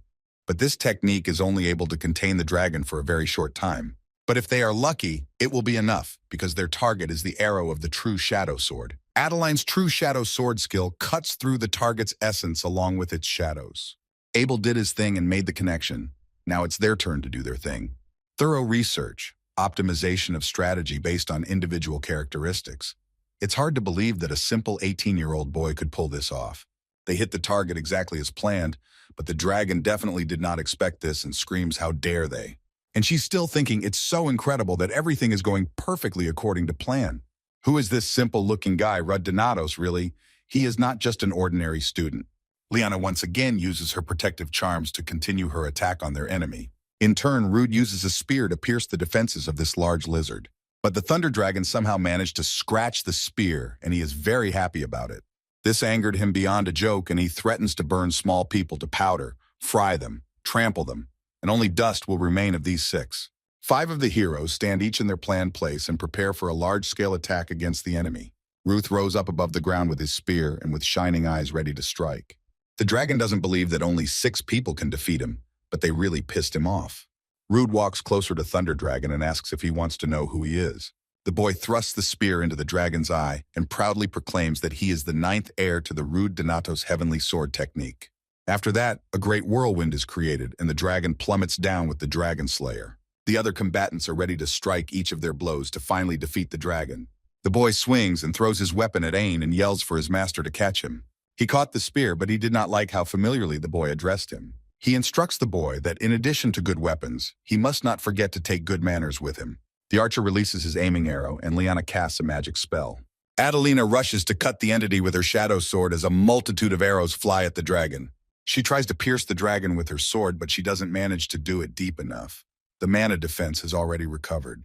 Rude rested his sword against the protective dome and cannot pierce it with any superpowers. The dragon spread its wings and shouts for these vile people to run away from him. But the boy stubbornly does not back down. The power of the dragon pushed the boy away from him. He could not hold on to this lizard. The other participants in the match can barely stay on their feet, but they hold the opposition. The Thunder Dragon is tired of messing with this trifle and puts all his strength into many simultaneous spells. Liana wasn't ready for such a powerful attack, and she wasn't sure if she could withstand it. A powerful force hits the girl and she falls with her staff because she does not have the strength to resist. The dragon admits that because he was half awake, he opened a crack in his defenses, and these parasites took advantage of it. In 700 years, not only the dragon has changed, but also people. It seems he underestimated them. But he declares that people should look at what they have achieved by this. It is not progress, but a complete debacle. He looks at them with contempt, because they are extremely simple creatures that can barely live up to 100 years. The dragon is angry, but he knows his power. He is much stronger than these little vermin. The dragon slayers stand ready. They understand that now there will be a tough fight, but they must persevere. And the dragon tells them that they could have thought that they could kill a 700-year-old dragon. Even though they were able to break the 700-year-old dragon's wings, it doesn't mean anything. And it is impossible that they forced him to stand on the same ground on which miserable creatures walk. But this is the maximum that they can achieve, and the Thunder Dragon will surely take revenge on them with the destroyed wing. Especially the warrior Rude Donatos, the heir of Banar, because he dared to look down on the Dragon King. The dragon threatens to destroy every life that knows its name, and the boy will watch everything without being able to close his eyes even for a moment. And in his last moments, he will go mad with terror, and the Thunder Dragon will personally chew him up and swallow him, and let it be his honor, because the boy will be his last pleasure. Everyone standing outside the subspace looked at the sky and was surprised that the sky had changed. It turned gray. Unexpectedly for everyone, a huge flock of dragons appeared. It is not known where they came from, but it looks like a trap. People are in a panic. They are waiting for a command. What to do? Such a large number of dragons frightens them terribly. The Countess of the Red Tower shouts for the protective barriers to be raised immediately, but the people are in a panic. Henez wonders what's going on, because she didn't feel any mana fluctuations. And it's also strange that dragons of such a low level attack in a herd. But suddenly they saw that people in white clothes were flying on dragons. They feel confident with dragons, and next to them, thanks to mana, their leader moves very gracefully. This is Griselda from the Cult of the Dragon, and she greets everyone and calls them all pitiful lambs. Prince Alpheus wonders if they were able to tame the dragons. It's simply impossible. They must be mind-controlled. They explain that they are the Dragon Church and follow the great Dragon King and have shown great help to the world when they were underground. The prince asks what kind of nonsense this Dragon Church is. It's a secret society made up of idiots who serve the dragon. After they die, the world will change for the better. Griselda smiles and tells the prince to be a little more careful with his requests. After all, these vulgar words may be the last from a member of the royal family. The royal guard knight drew his sword with aggression. How dare she say that? She easily deflects his attack and cheerfully says that she should not be in such a hurry, because she will not forget to kill him too. So she finished with greetings, clicked her fingers, and the dragons flew headlong at the people. The members of the Dragon Church jumped off these animals and went on the offensive, while the king's men prioritized protecting the prince. Although they outnumber them, these people are quite experienced fighters, and everyone wonders where a rebel army of such scale appeared on the continent. The prince looks quite defenseless and easy to attack. He is easy prey. Balak immediately noticed this and went to protect the prince. It looks as if he is not afraid of anything at all. And the member of the Dragon Church thinks that he never wanted to fight with humans and is a little confused by the current events. And he desperately understands that here either you will kill or they will kill you, and this is a terrible feeling. One girl has been cornered, she is beaten, and a warrior with a sword is ready to finish his job. Balak suddenly appears. He is ready to fight fiercely in order to save everyone. A fierce battle began. Some shout to destroy those in masks. Others want to kill the prince. Griselda thinks that several warriors are more capable than she expected from the students of Aratum. But their only goal is the prince, so everything else is not important. In the future, of course, they will become a hindrance to them, so it is desirable to cut off the problem from the root. She looks at Iris Halfley and realizes that where she is there in the manipulation of subspace. Iris does not stand aside, but deals powerful blows to one of the main magicians of the Dragon Church. The Countess explains that she thought Archmage Griselda had died 10 years ago in the Dragon of 1,000 Forms defeat, but now she appears safe and sound. She takes off her mask and says with a smile that she is very pleased to be recognized and asks if Iris wants to join their cult sometime. But the Countess asks her to stop talking nonsense. If she has already survived, she would rather stay in the shadows, because believing that dragons are gods and worshipping them is a shame for all magicians. Instead, Griselda notes that the woman has not changed in any way, although they have not seen each other for a long time, and as a graduate of their academy, she will show everyone how strong she has become. To her, the 7th circle of graphene magic was worthless compared to her black star, and if she hadn't been busy with her family nonsense, she might as well have become an archmage by now. Iris was enraged by this girl's claim that she was engaged in some family nonsense, because family is very important. Griselda receives a powerful attack from her called a magic blast, which tries to break through her protective shield. She wonders how many explosions are planted here, and even her small mistake could be the last one. Only a madman can use such magic. Meanwhile, the Archmage of the Dragon Church notices something very interesting for her from outside. She sees Hennes, another member of the Halfley family. showing a rather powerful power that the Archmage had not expected. Griselda noticed that some wayward girl was using a staff that had once belonged to her. She is surprised and does not understand where this girl got this super powerful artifact. She remembers Rude, and the realization comes to her that she has been wickedly deceived by this piece of scoundrel. She realizes that the existence of the Dragon Church has been revealed, and now that they know it was all set up, they must destroy the subspace. She casts a spell with her staff and says ironically that it was nice to meet them all. She is simply angry and shouts that she will kill her, kill this scoundrel and absolutely everyone who is here. Mom quickly saves her daughter and forms a protective barrier against her mana shots. Halfley's mother and daughter magically disappear quickly and without a trace of eye action. But Griselda declares, do they really think they can escape from her? And this is watched by Lion. She is heading somewhere quickly. It seems that this girl knows what she has to do. Somewhere in the middle of the forest, Layla is holding a crying fairy child because Renee wanted to attack the Archmage. The girl screams to be let go and finally manages to break free from the strong hands. She screams in despair, why is she being interrupted? Because Renee must take revenge. It was this girl who destroyed her tribe, Heart, her mother. She must answer for all this. But Layla tries to calm her down and explain that Renee will die immediately if she tries to attack such a powerful mage. The girl doesn't care that she might die, but Layla holds her hand and asks if she wants Iris Halfley to be in danger because of her. She hugs her tenderly and explains that she understands her anger, but Renee must think of others until she is strong enough to protect others, and adds that Rude will be very upset when he finds out that this girl died. And then Renee had some strange feelings, as if she was missing something. Layla casts an invisibility spell on the fake, so she asks the girl to stay here. She leaves her there and asks the little one not to worry, but to be patient until she gets stronger. Layla emerges from her hiding place and is immediately attacked by 3 Dragon Church warriors. The girl is not bothered by this at all.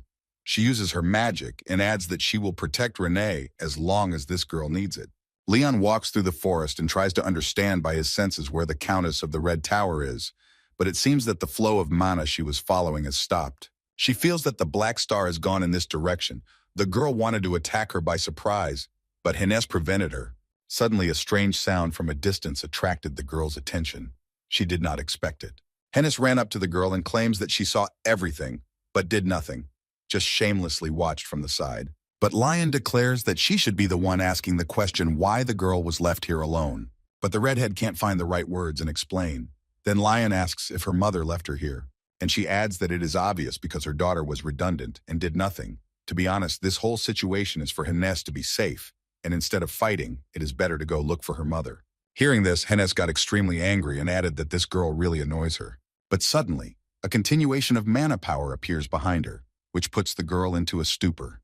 The member of the Dragon Church very quietly approached the Khan from behind, but Leon got ahead of him and hit the target with her sword.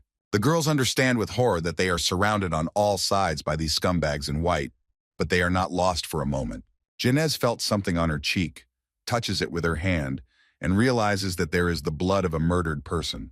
The fact that the warm blood of a person who was alive a second ago was spilled shocks the girl a little. She can't move. She's trying to stop herself because you can't just stand there like an idiot, but she was a human. How can she kill people so easily? She understands that if she doesn't kill, then they will kill her. But that doesn't help her to move and start doing it. She stands confused, and Lion noticed it and tries to bring the girl to her senses. She goes up to her, slaps her, and declares if she really wants to be killed there. If not, then she can't be distracted. Hines seemed very confident at first, and Lion says he understands that the red-haired girl was not expecting this turn of events, and adds that if she is going to continue to be a burden, then she should go home, poor girl. These words threw Hines off balance, and she punched her friend in the face. Lion holds her hand to her cheek and asks her to stop whining. How dare she hit her at all? It looks like some kind of psycho. The girl shouts in fury. Who is she anyway to call her pathetic, and has everyone around her become a beating pair for her? Janez is grateful that Lion helped her, but there is no need to raise her self-esteem by humiliating others. She will solve her own problems. In her defense, Lion says that a slap would be enough, and there is no need to immediately punch. But Hines asks her not to act like a child, because she knows that it did not hurt that much. Hines mentally agrees that she is pathetic.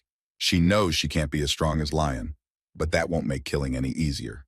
But if Lion can do it, she can do it too, and it doesn't matter what happens next. And the girl creates a teleport with her magical powers and moves to another place. Lion stands surprised. She does not understand why this girl went alone and did not take her friend with her. Elsewhere in the forest, her mother, the Countess of the Red Tower, appears with a book of spells. The Archmage is standing in front of her and asks where she hid her fool, because she needs to get her wings. And she also needs to kill them and that damned liar. Iris is on the verge of exhaustion. Her opponent is quite strong, and on top of that, the magic circle supporting the subspace still needs her mana. She doesn't know if she can withstand the next attack, but suddenly she hears someone's voice warning her to be careful. She deflects Archmage Griselda's attack, only wondering if it was a voice. Archimachus of the Dragon Church felt the faint spirit of the wind and was very curious about where it came from and why it was here. But she doesn't dwell on it not happening. It doesn't matter as it's time for them to say goodbye, and she launches an extremely powerful attack. But Hen seems to appear from under the ground, and with the help of a staff, he successfully protects his mother from this powerful blow. Iris Halfley sits on the ground almost exhausted and extremely surprised that her daughter is so strong. Seeing her, Griselda declares that it is very foolish to crawl back because she will destroy her now, but she does not notice that Lion is behind her. Archimachus realized that someone was behind her only after she was attacked and seriously injured. She realizes with despair that she has a serious injury and is annoyed that she did not foresee this. Lion doesn't stop at one strike and delivers many more attacks to finally finish the job. Griselda tries her best to repel this insane amount of attacks with a protective dome and thinks that this girl is much stronger than the others. This time, on the other hand, she is attacked by Hens, and this forces the Archmage to defend herself from two sides at the same time. This forces her to go to extreme measures, but she does not see another option to get out of this situation. She forms a large vortex of black magic and shouts for a black star to explode. Let him not get rich and understand that the essence of the magician of the Eighth Circle is huge magic. The Archmage of the Dragon Church rises above the ground with a whirlwind of magic and calls the Arcana to appear. Hennis realizes with regret that her magic has been destroyed. Is it this black star that is blocking her mana flows? Unexpectedly, a huge snake appears in front of her face, which has already managed to tear open its mouth and expose its two teeth. The girl has not yet had time to do anything, and someone from the side shouts at her to step aside and immediately pushes her away with a strong flow of mana. It was Lion who appeared so unexpectedly to protect her friend and cuts the snake with a sword. But this turned out to be not enough, because Griselda still has a lot of tricks up her sleeve. But Lion's strength and speed really surprised the woman, and she asks who this girl really is. She's not going to communicate with this monster and continues to continuously repel the attacks. But the last attack turned out to be too strong for the girl, and she was pushed back by this force. Griselda continues to threaten that she will kill everyone anyway, and is just curious to find out what Lion is hiding. Somehow this viper has blocked their magic and the girls can't use it to defend and attack.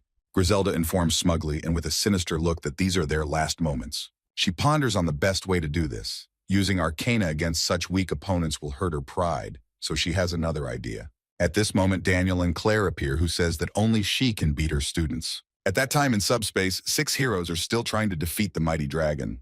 They have already lost count of how many times they tried to break it without breaking through the defense. And despite their best efforts, this dragon continues to regenerate and doesn't even show any signs of being tired.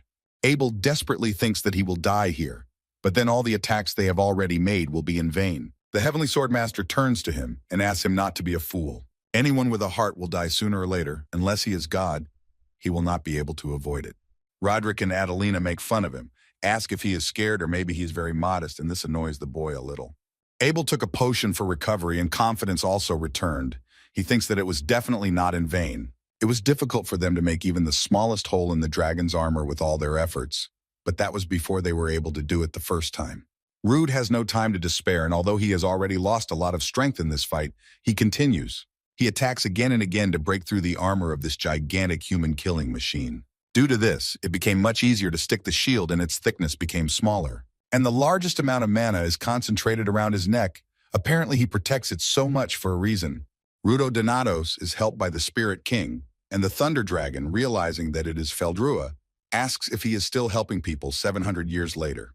Ain scornfully declares that he doesn't like spirit magic, but Lillian, completely exhausted, adds that they don't have a choice and have to use what they have. Abel asks the boy what their chances of victory are, and Rude reassuringly says that it is 95. He already experienced it in his past life, so he is even 100% sure. Roderick was very pleased with such numbers because it is almost a victory, but Lillian is already too tired for such bets. In any case, they have only one way out and they can no longer wage a battle of attrition. They give Rude the right to do as he sees fit, because they are risking their lives and have been through so much together. But they are ready to go to the end, risking their lives just to win. Each of them gives 100%, uses all their strength because they have no other choice. But the dragon is confident in his abilities and says that these stupid little people are risking their lives for nothing. The archer draws his arrow and declares that nothing is in vain because they have as much as 95%. And he adds that if the stake is so high, then he is ready to risk his life for it. And it seems that each of them thinks so. The dragon wags its tail and shouts that there is no way they can defeat it. To hit the dragon's heart, you have to fight it in close combat, but right now it is extremely attentive. They decide to make a joint attack to make him move and thus gain access to the heart. When his defense is exhausted, it will be difficult for him to catch their attacks coming from different directions, even if he has high-level magic. Therefore, they will again use the attack on the plane and take advantage of this advantage. Ruth jumps up with 2 swords and teasingly calls the dragon Karma an unfinished bird. He complains to the dragon and asks why he so weakly attacks and risks himself in front of these miserable insects. Ruth asks if the big dragon got scared and that made him angry, so he released a huge fireball. But the dragon is not stupid and asks if they think that the same trick will work twice. He adds that these little people will not be able to fool the great thunder dragon again. Liana uses her magic and shouts for everyone to change their course of movement, because there will be a big payoff. She moves extremely fast and her actions create a wave that greatly surprises Ruda. But the dragon declares that these small people can only run in different directions like cockroaches. Adelina makes another attack on this giant lizard with all the efforts she has. The dragon declares that it doesn't matter how many times they hook him. They still won't do anything. He tries to heal this wound, which was inflicted on him by the power of regeneration, but 4 swords stick out from him. No one stops. Even though they are very tired, they must follow the plan clearly. Thanks to their efforts, the regeneration has stopped, and they now have about 30 seconds, though the dragon shouts that their efforts are futile. The dragon still does not let anyone into his heart and shouts that he will crush them all like flies. Thanks to their efforts, the dragon unknowingly turned to their advantage and they got a chance. Rude moved closer to the dragon and his sword was already close enough to its heart. Ruth pierced the dragon's neck, which contains its heart, and asked the archer to shoot faster. He aimed his watchful eye exactly where it should be and is ready to fire a decisive shot. They attacked him en masse and a bright light poured from the dragon. He is no longer so confident in himself. The dragon understood that they had caused him irreparable damage because golden blood flowed from him, as hot as iron. Now it's the turn of the explosive blood ball, thanks to which the attack on the dragon will be their chance to win. In a past life, Rude was able to spot the exact spot where his brother struck, where the dragon's heart was. The crystals inside all dragon kings are the source of their power.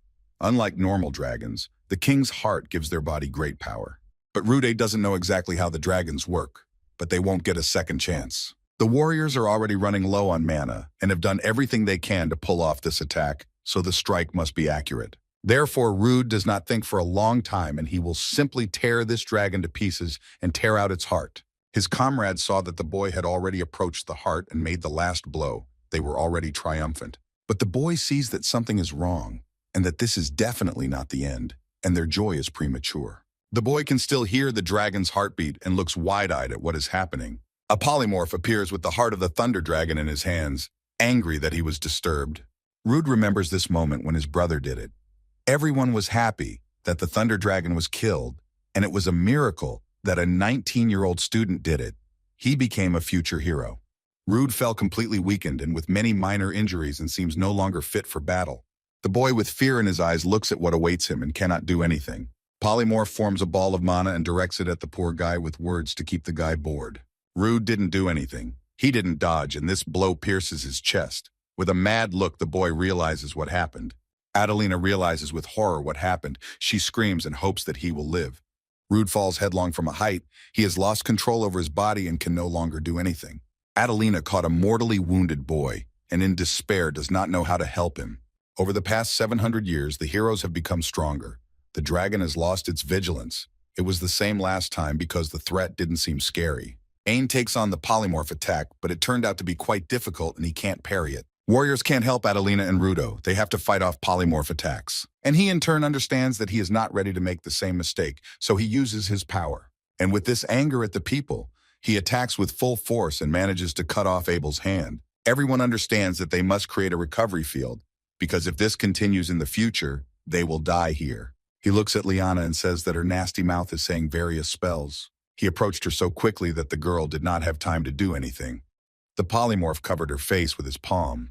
Ain rushes to help the girl with screams so that this disgusting creature does not touch her. He delivers a powerful blow, but the creature parries it away without hesitation or effort. And at that moment, the archer Roderick fires his precision arrow at the polymorph, hoping to finish him off. But his speed is amazing. He catches an arrow on the move and it never finds its target. The dragon states that out of respect for them for making it this far, he will treat them as humans would normally treat them. He draws his sword and challenges Ain Brins to a sword duel with him. The heavenly swordmaster gritted his teeth and declared that if this creature dared, then let him attack. Adelina looks at the huge wound on Rudd's chest, and with a sympathetic look hopes that everything will be fine. A lightning strike pierced his heart, and at a minimum, it is necessary to carry out resuscitation and point-directed mana. She puts her hands on the boy's chest and tries to save the poor guy with her own strength. As a result of her actions, the boy cries out in terrible pain and coughs up blood, but the wound does not shrink. She can't do anything. Her head is filled with panic, which prevents her from understanding what to do next. And at that time, Ain received a super powerful blow and was thrown back by a huge wave. His chest was pierced by the thunder spear, and the heavenly swordmaster could barely bear the pain. Polymorph is extremely happy with this turn of events and declares that their bodies are not as strong as they would like them to be. Ain does not understand what kind of technique it is, and it seems that there are many techniques of wielding a sword that he has not even heard of. The dragon asks him to sit here quietly while he deals with the others, as he plans to kill Ain slowly to enjoy the moment. He looks at Adelina. She is the last one who has not yet suffered from his hands, and he remembers that this girl cut off his leg, so he thinks about what to do with her. She defends herself against his attacks and screams that this piece of shit doesn't come near her. He watches her sword work and thinks that at first glance, it looks like it's just random swings of the sword, but it's not. She looks at this merciless creature in horror and realizes that he has understood her tactics. The dragon understands that this is an amazing technique because each swing of the sword connects with each other. She also gets hit hard in the stomach, which she was unable to dodge or parry. And the dragon cheerfully adds that after all, insects are born to crawl on the ground. He looks at her and says that it's time for her to give up, and that the time she spent in training in her life was wasted, and as a result, she was nothing more than food for him. Adelina does not give up. She still has strength and asks if he thinks too much about himself. She takes the sword in her hand and says that to spend her life to kill one dragon king. This will be quite enough for her, and with great effort, she gets up and swings her weapon. She linked shadows and aimed for the neck, her sword attack only a diversionary maneuver. With a satisfied expression on her face, she declares that people should not be underestimated by a dumb lizard. Although they are wounded, they manage to surround the dragon from all sides and deliver a thunderous blow. He grabs the woman by the neck and threatens that she will crawl on the ground and beg for salvation, but he will still give her one choice. He will let her choose what her end will be. The dragon lifts her by the neck above the ground and declares that he won't just let her die. He wants to do it in a special way. Rude can't just let it all go. He can't just lie there and die. He can't afford it. The thunder dragon noticed that something was happening there, and it alarmed him a little. At this moment, Rudd was shaking desperately, but he managed to gather his strength and rise to his feet. The blue sky mark on his hand glowed, radiating strength and gentle light. The thunder dragon did not expect this at all. He was already enjoying his victory. The boy does not know where his strength came from and how he manages to stand with such a wound at all, but he will not leave his friends in trouble. The Spirit King tried to call the boy for a long time, and he finally came to his senses. The thunder dragon saw the mark on the boy's arm. It's a stigma, and he can't believe it. He abruptly releases Adelina, and she falls to the hard ground, screaming in pain. He didn't get angry for a joke. It shouldn't have happened, so without waiting for anything, he runs at the guy with the sword. The dragon manages to reach Rude and tear off his hand with the blue sky symbol. But this does not calm him down. He looks at the boy and sees something very strange. Ordinary people cannot do this. Thanks to the mana at the wound site, the boy completely restored his missing arm. And the dragon saw this blue light 700 years ago. He cannot forgive himself for not noticing it before. He asked the boy if he is the reincarnation of Banar, because that hero had the same power as Rude. But the boy has already said and repeats again that he is not the reincarnation of the first dragon slayer.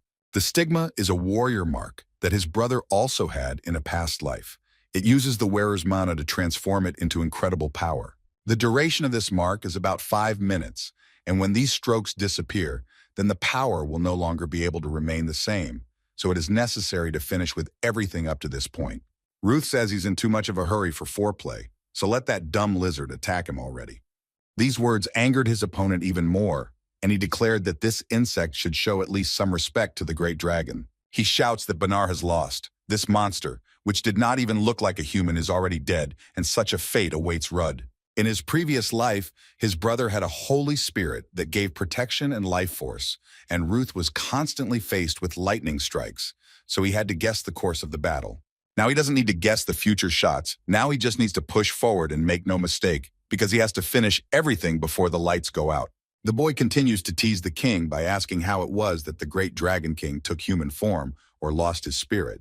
This angers him even more, and the irritated polymorph screams for this little person to shut up. He attacks the boy, but Ruth continues her banter and asks if it's fencing or maybe a sword dance. Annoyed and disappointed in his powers, the dragon asks the boy to stop making such stupid jokes. He needs to keep his distance because he wasted his energy while dealing with the rest of the insects. He cannot allow him to come even a step closer to his heart, and he immediately wants to peel the skin off this arrogant face. But retreating back, he receives a blow in the back, which he did not expect, because he did not think that any of these creatures would still be capable of fighting. Behind him is the heavenly sword master Ain, ready to provoke a duel.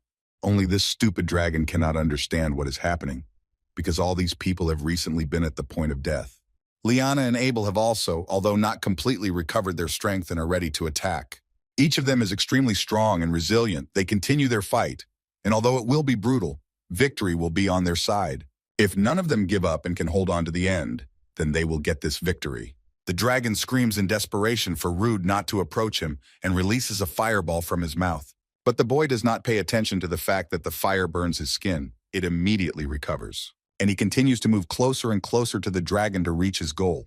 This creature changes form and with screams transforms back into a thunder dragon. He changed his appearance again, turned into a dragon. Does he want to break through subspace and escape from here? He hits the defensive field with all his strength, tries to break it. He wants to break through it so that at least a small crack appears. He does not manage to break through. He scratches with his claws and does not understand what kind of place this is and what kind of mana is so strong. Warriors entangle the dragon's paw in chains and pull it down, closer to themselves. At the other end of the chain, Rude asks with a satisfied look on his face where this rascal has gone. The dragon does not want to die. He declares that fear is his destiny, and he is exactly what people really need. In desperation, he announces that he is only an intermediary in this chaotic world. He is an incredible storm. The guy doesn't want to hear this. He has no time for such nonsense, and shouts so that the stupid creature will finally shut up. Rude's power transforms into an animal that bites the dragon's throat, as the boy proudly declares that this world doesn't need anything like this dragon. People outside the subspace look at the sky in surprise, as if it is tearing apart. Griselda exclaims with satisfaction that the subspace is destroyed. She is happy because she believes that the dragon has been released. The warriors who fought the thunder dragon Karma returned extremely tired and wounded. When the people looked up, they saw the headless thunder dragon, and now they are trying to run away as far as possible. The prince looks at the mountain in surprise and realizes that the dragon is actually dead. The members of the dragon church shout that the thunder dragon is dead and the ignorant must be destroyed. Griselda cannot believe that this is the end and that they have really lost. She got distracted and was wounded by a spear, which she could not dodge.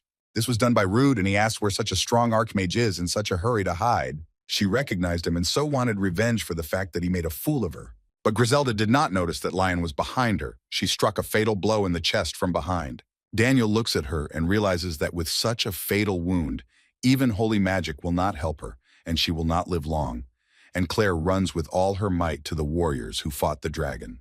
Hennes and the fairy child Renee are so happy to see the boy alive, albeit injured. All his friends at the Joys come to him, so everyone wants to hug him, help him, and talk. Now the Empire in Parma will take the body of the Thunder Dragon Harm for research. Fortunately, the battle is over and a success. But because of these events, the Empire is now in chaos. Embarrassed, Lion approaches Rude and apologizes for missing the chance to kill the Archmage in one hit. But Rude reassures her and explains that what she did was enough. And Rude, rewinding his wounds, adds that now he has become a hero. He seems to like this title. Everyone around was shouting, "Is it true? Such a hero is from a legend. No one can believe it and think that he just hit his head." The girl looked at her friend carefully and laughed sincerely because it is hard to believe. She looks at how his friends are running around him, laughing merrily, and she doesn't think that a hero can be like that. A week after the victory over the Thunder Dragon, the discovery of the Dragon Church, and the second appearance of the hero, All these events were in the newspaper. All these events flooded the entire continent and marked the beginning of the House era. Leaders of various countries are trying with great efforts to get information from Parma and Alpheus, and interest in the participants of the battle with the Thunder Dragon has reached its peak. Although everything went well, but all the participants were seriously injured, and because of this they ended up in Arnek's chambers in the Holy Throne of Light section, where outsiders are strictly prohibited from entering. Adelina and Liana are already recovering in these wards, and this is quite pleasant news. Ruth recently visited them and says that the girl is drinking there, and Roderick says that they are almost healthy.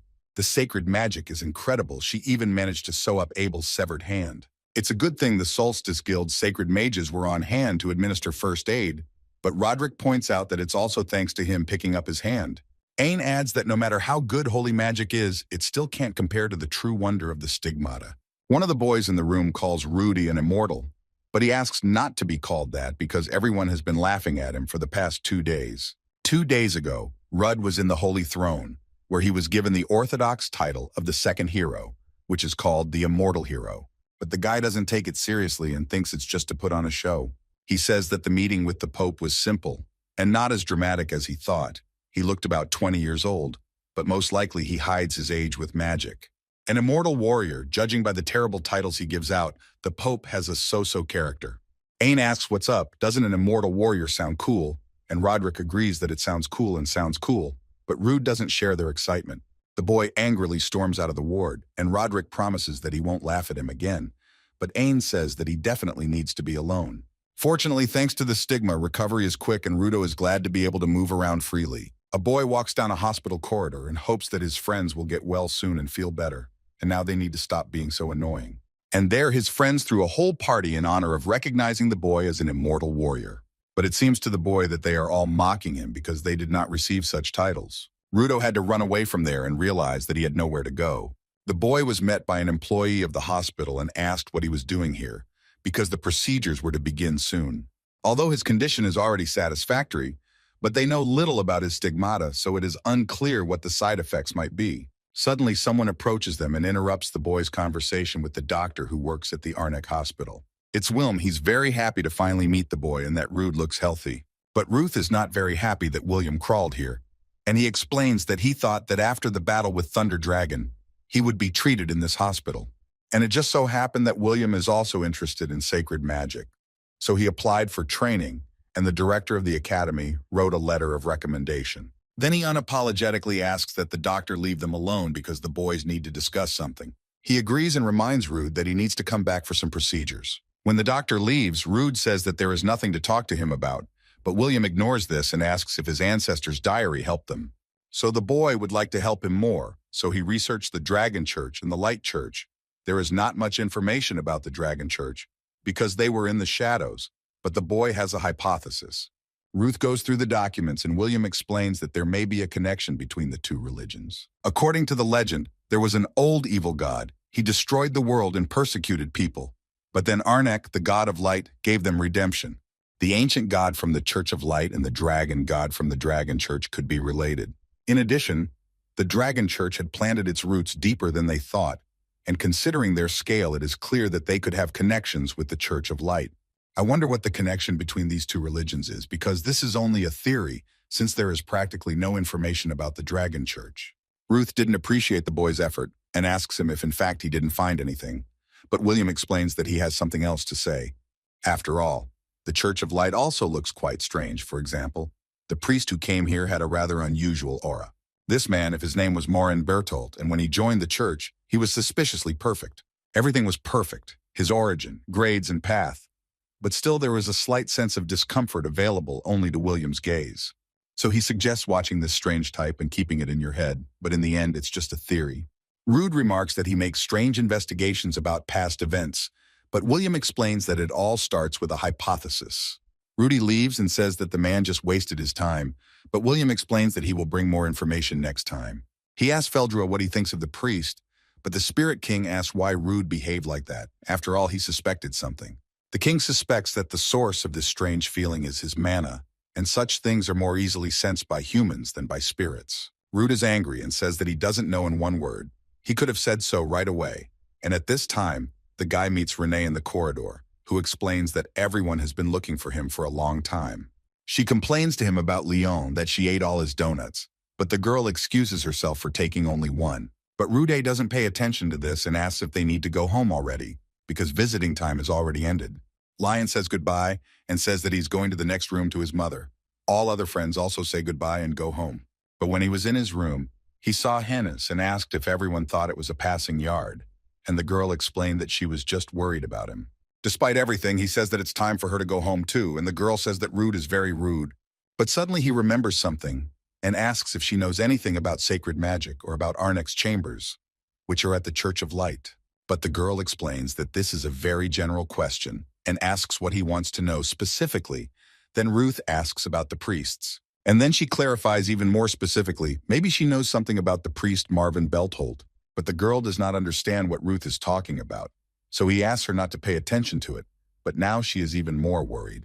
Ruth insistently asks the girl to leave as soon as possible, so she leaves the hospital. But she cannot forget the boy's words and thinks about the name she heard from the boy. And he mentions that the family, which is known by the surname Berthal, is known for its sacred magic. Then Hennes remembered that last time she exchanged contacts with a girl at a social club. The girl thinks that it is already quite late and the wards are empty, but in such a large institution there must be some devices for magical communication. The girl looked around the area and found a door with a yellow glow of mana coming out of it. She went there and dialed a number on the machine and contacted Haley Berthold. She explains that they recently met at a social club and Hennes has a small request and wants to meet her. But they say from the phone that she is not comfortable talking now and can she call back later? That is why she just found out about her uncle's death. And he adds that 3 days have passed since his death, but no one knew about it until his body was found. And the girl calls him Uncle Marvin, and then Hennes will understand who she is talking about. At that moment, the same Uncle Marvin Bertrand appeared behind her, and Hennes's eyes showed fear. Rude is lying in a hospital bed and can't sleep with his trusty sword lying next to him. But suddenly something happened. He suddenly gets up from the bed and immediately grabs the sword in his hands. Ruth explains that someone has just cut off his mana flow. The Spirit King explains that the space around them is blocked by someone else. Maybe it's a barrier, but it doesn't look like magic. This establishment has increased security, but someone still sneaked in unnoticed. Besides, a very strange aura is felt. It is probably not an ordinary person. Ruth stands with her sword at the ready and speaks to the one hiding behind the door. He says, "Let this creature come out." A voice is heard outside the door saying that he is upset and addressing him as my not real son. A man enters the room holding Hennes by the neck and says that Rude called him father, even though he didn't even recognize him. But Rude is furious and asks how he could recognize him if this bastard keeps changing his identity. The girl looks at the boy with a frightened look and sighs heavily. She does not like the situation at all. Rude watches as this man tightens his grip on his girlfriend's throat and calls out his name, Adam Migrel. The one with a satisfied expression on his face takes off his mask and shows his true self. Now he doesn't hide behind another identity and cheerfully declares that of course Rude knows who he is. The boy holds his sword firmly in his hands, and in his mind, he understands that this is the worst that can happen now. The cardinal of the dragon cult, Adam Migrel, appears without warning and leaves no traces. He can change his appearance at will. In his past life, he rarely appeared but spilled blood wherever his foot stepped. Although his brother won, he himself said that it was due to a lucky chance. That's how strong this cardinal is. And even Lion could not understand who he really is. She said that it is something that pretends to be a person. The Spirit King says he can't say he's fully human, but not a dragon either. It's more like a chimera. Rude can't start a fight because this creature has captured Hennis, which means that he has something to say, and the boy will try to save his girlfriend for starters as soon as he sees the opportunity. The boy holds the sword firmly in his hands and tells the Dragon King that even if he is at the point of death, let him protect Hennis at all costs, and this is his order according to their contract. Adam looks at him and asks if Rudy is sure he wants to draw his sword. Maybe he'll think a little before he does. He explains that a person who has deceived someone like Griselda with a lie must be able to estimate the strength of the opponent. The boy leaves his sword on the ground and asks if it is normal for such an idiot to perform the duties of a bishop. And did she tell him everything, even though she knew she would burn with shame? Adam casually states that this is why he killed her, as she had lost many followers and failed to secure the Thunder Dragon's protection. And he adds that he was deeply disappointed when he realized that the time he spent in the calm snows was wasted. But Rude aggressively declares that he does not even know what disappointment is. After all, he only plays the role of a person and pretends that he has some feelings, and it is very easy to talk about what is completely indifferent. But this being declares that he has learned everything about Rudd. He survived the incident with the dragon of 1,000 forms, an orphan.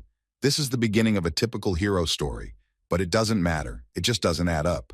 Isn't it too simple for a boy who is a mercenary to suddenly develop such a talent in just 2 years and become a person who can challenge the Dragon Kings? And he turns to the girl asking if she also thought about this, that something is wrong with this guy. But the girl gathers all her strength into a fist and asks why the oldest guy in this room is saying some nonsense. She swings her fist at him and screams for the creature to die, but he is not at all surprised by this reaction. To Adam, this girl seemed calmer, but it turns out that she was casting a spell all this time, and adds that the wings of darkness are like a spear in the hands of a child. He looks intently at the girl and calmly declares that he will get back what belongs to him. But at that moment, Rude snatches the girl from his arms and shouts for Feldrua to carry out his part of the plan. The Spirit King is in the sword and forms a dome with ice magic, and the girl will be hidden in it until it is safe to be around. The challenger explains that from what he can see, Rude is indeed a hero, but apparently his stigma hasn't fully recovered yet. He holds the boy's severed hand and says with a smile that to risk his life and lose his hand for her, this girl must be really important to him. It seems to him that if Rude leaves her, it will greatly increase his chances of survival. But the boy replies that the scumbag should watch his tongue and get closer to the case. He did come to talk. He wondered where Rude got the information about him and how he found out about the incident with the dragon of 1,000 forms. But the boy continues to tease him, and with a smirk says that his dad told him, as if he deliberately wants to anger this creature. And it seems he succeeded, because Adam uses his power and casts some kind of spell against the boy. Hennis watches this from the middle of the dome with great fear in her eyes. She wants to get out of there and help her friend. Adam is still acting pretty nonchalant and asks how the boy found the Thunder Dragon seal stone. Rude stands without both hands, but he doesn't give up and briefly replies that he just picked it up. His rival explains that the Thunder Dragon shouldn't have died such a useless death, and it would be great if he appeared in the academy, just like what happened to the dragon of 1,000 forms. The boy remembers that a lightning strike broke the seal, and that day more than half of the students were destroyed. So all the tragedies in his past life happened because of this jerk. It's like he read the guy's mind and asked who Rude is, because he's angry about the disaster that never happened. At first he thought the boy was the reincarnation of Banar, but it didn't look like much, so he realized that Rude was a regressor. The boy is shocked to be revealed, and his opponent continues to ask if he was a Hera before he regressed, or if he killed the 7 dragons, the dragon god in him. He looks into Rude's eyes and says that a year ago the connection with the floating island was broken, and the place of the void dragon was vacant. I wonder if this happened when Rude entered the academy. Migral realized that Rude was the toy of the Genesis dragon Kurna, and the boy finally heard the dragon's name for the first time. The dragon god of Genesis, Kern, is the father of all dragons, including the 7 dragon kings. He is the god of creation. Don't you have to be at least a god to be able to turn back time?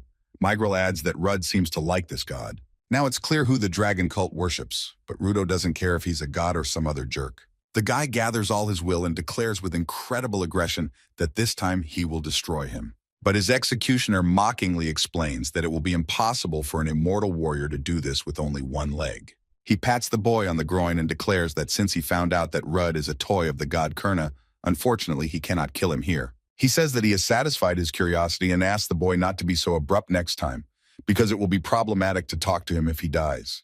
But Rude doesn't stop being rude. He spits blood and says that the next time they see each other, he will destroy him. His eyes darken, but he still hears Migrel's voice saying that she wishes him success in this. Denial knocks on the door of his teacher, the Heavenly Swordmaster, and asks if he can come in. He comes in and reports that the knights have already left, and Ian complains that he was forced to participate in the investigation, which lasted for 3 whole days. He is tired of it. Denial explains that the attack happened right after he was named a hero, and the increased security did not help. Apparently, they are conducting an internal investigation so that this information does not get into the newspapers and destroy the reputation of the Imperial Knights and the Church. The boy had already woken up thanks to the high-ranking priest, and since he had a stigma, he would get better even before his mana recovered. It was surprising that he was quite calm, unlike the others. Ain doesn't understand how the Dragon Church attacked him and left no trace, since they can be considered to have declared war on them and attack whenever they want. It can't go on like this. Denial suggests that they may be able to remove the dragon seal sooner than they thought, and he adds that he couldn't talk properly with Rude, because the captain of the Black Wolves came to him to ask a few questions about the incident, but Aang calls him a petty scumbag. An interrogation is taking place in Ruda's chamber. The knights cannot believe that all this happened right under their noses. The guy is already angry. He has already repeated many times that during the attack he was quietly singing to himself in bed.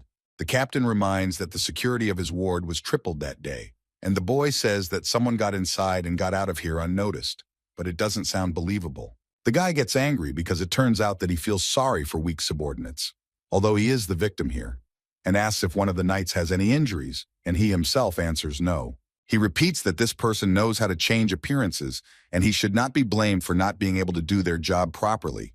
The captain speaks disparagingly to Rude and believes that he does not understand the importance of this case, because if society finds out about it, then the prince and the Holy Throne will become a laughing stock. He doesn't understand how he was given the title of hero. He couldn't kill the dragon because he can't even protect his body. Probably the heads of the guilds did all the work, and this snitch took the title for himself. And he adds, how can such an infantile dove and former mercenary say such things? But Rude in his defense says that he hears these words from someone who was in the next room with him. These words made him extremely angry, and the captain uses mana and attacks the boy. But Ruth didn't move even a millimeter. Instead, he shook his head and immediately created a protective shield. The captain saw that his shot was instantly blocked, and he planned to show the boy what he was capable of, and states that Rude should not overestimate himself. Just because he has the stigma with these words, he creates another magical attack. This time the attack hit the boy a little, and he felt blood on his cheek, and in my mind, I think that it cannot be that someone like him could defeat the boy. Meanwhile, the captain proudly declares that Rude now understands what true skill and experience means, and immediately receives a blow to the jaw so strong that his teeth almost fell out. This was done by his knight, who tried to cool the ardor of his captain because he saw that he was doing wrong. Rude comes closer and asks how dare he attack the patient, and what will happen next is self-defense. The captain of the knights flew away after the first strike. If they find out, the whole knight order will be in trouble, and his knight tries to apologize for his captain's behavior. But Rude says, can't he see that this scum was aiming for his eyes? It's a death blow for a sick person like him. But the knight again apologizes, and is ready to do anything, as long as he does not get angry and does not tell anyone about this event. And he adds that people who have a high position in society rarely pay attention to their subordinates. But Rude does not want to listen to this fool, and asks to be told the specific reason why he should let them go. The boy then says that he is ready to give Rude Donatos his own artifact. He received it as a gift from His Majesty and says that it is made of the tree of the believer's peace. And he adds that the effect of the artifact is quite insignificant, and he cannot guarantee that it is really made of the tree of peace. But the fact that it is a gift from His Majesty makes it valuable. Groose thought for a while and said that this time he will let them go, and they can go. The boy is happy to have settled this situation, takes his captain, and they leave the ward. The Spirit King takes a look and is convinced that it is indeed made of the peace tree, and that these people must be crazy if they made a weapon from the sacred peace tree. Groud mentions that the person who used it in the new life was a complete psycho. The king asks who this ominous creature was. Herod answers without hesitation that it was his daughter Lenia. Since the tree of peace does not resonate with the artifact, it is no more than an ordinary branch, and it is even unbelievable that she could use it. Someone knocked on the guy again. He opens the door and says angrily, "What kind of scum is this?" But it was Hines who came to him. He asks how she got here because visitors are prohibited here, and the girl explains that she was called for an investigation because she was there. She heard that the boy woke up and wanted to look at him because all this happened because of her. He does not understand what she is talking about, but the girl brought a black star and wants to give it back and explains that it is too much for her. Rudd does not take anything from her, takes her hand and asks her to walk with him. They sat down on a bench in the hospital yard, and Rude explains that it's not her fault. They're both alive and well, and that's enough. You don't have to blame yourself. The girl, with sadness in her voice and almost crying, says that her friend almost died because of her. But Rude tries to explain that it was just a misunderstanding and he won't die, because there is still a lot of work to be done, and to change the subject, he asks if she cut her hair. But the girl does not want to change the subject and says that if it were Lion instead of her, Rudd would probably have fewer wounds. But the guy does not understand what the girl is talking about, and she continues that she is trying very hard, and while he was not there, she trained with all her might and constantly suffered from exhaustion. She slept only a few hours a night. The rest of the time was spent in the laboratory or swinging a dagger, but no matter how hard she tried, she was still a burden to him. And when she thinks that she has finally caught up with everyone, It turns out that everyone is already far ahead of her. And in reality, she doesn't manage to catch up with them. She only delays them all, so she doesn't deserve the wings of darkness that he gave her.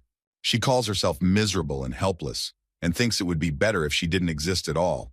But the guy says if he cuts off the part of his body that is holding him back, it will grow back because he is an immortal warrior. The girl asks him to stop joking because she is serious, but Ruth explains that it suits him that way, and adds that she can delay him as long as she wants.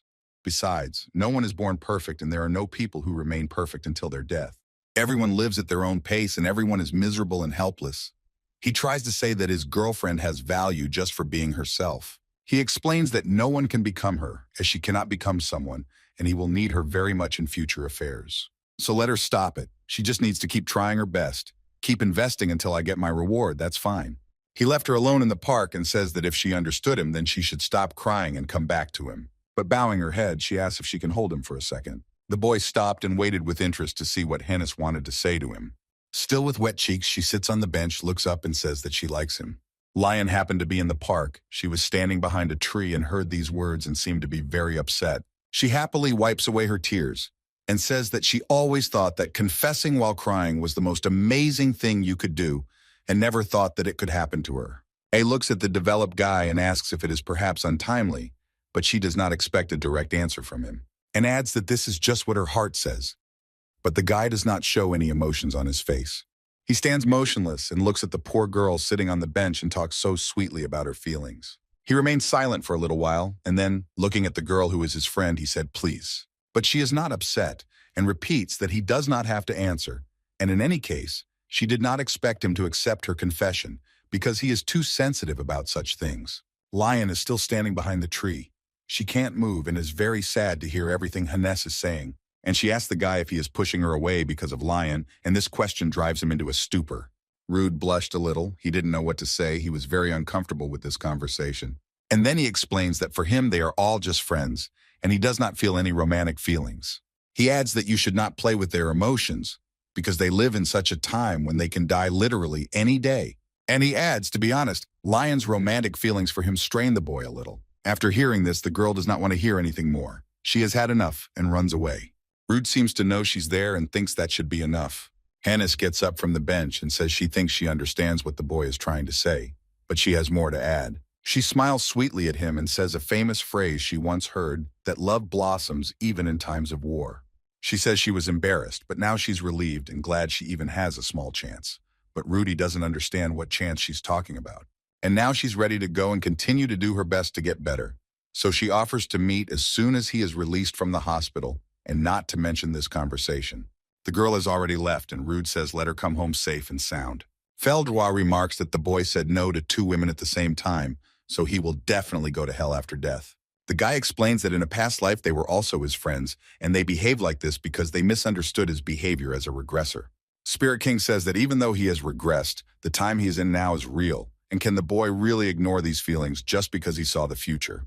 But Rude has no time to think about such things now, because there are more serious matters. Adam Migral is one of the 3 cardinals of the Dragon Church who realized that Rude had regressed. And the boy found out that the one who turned back time and made his regression real is the King of Dragons, the father and creator of all dragons. But he is interested in the question of how he got the attention of the dragon god and why he said that Rude's death would be an inconvenience. Feldroy wants to say something, but Ruth precedes him and realizes that this oath does not allow him to say anything. Now, the more important person is Adam, although he is a cardinal, but he actually knows a lot, although there is no trace of true faith in his words and actions. So Rudd has a theory. Since he guessed so easily, maybe Adam Grell had also regressed at some point. Like Rude before his aggression, not a single person on the entire continent could believe that such magic existed. Whereas Adam Migral was able to suspect this guy so easily, but still his relationship to the dragon god and his incredible power are somewhat inconsistent. If beings that are not human or mana beasts are actually the result of regression, and even though Rude didn't try to resist that night, his extreme sense turned on. The boy couldn't read his grunts, but there weren't any jumps or distortions characteristic of spatial magic. The boy felt as if time had stopped, and Feldroy asks if Rude thinks that this man can control time like the dragon god. Everyone knows that only the gods can control time, but Rude suggests that Adam could have made something like a deal with Kurna. The guy adds that in any case, this is just a theory, and she still needs to prove it in practice. He has reached the fifth heaven, but he still lacks strength. He cannot just sit and wait for his friends to develop, and if nothing changes, the result of their next meeting will not be better. And from now on, he cannot fully trust his experience from his previous life, and now he needs to find ways to become stronger as soon as possible to be ready for anything. He meets his teacher, a heavenly sword warrior, in the stairwell, who wants to talk to the boy. They are sitting in the library and the teacher says that the Imperial investigators continue to pursue the Dragon Church, but warns not to expect much from them.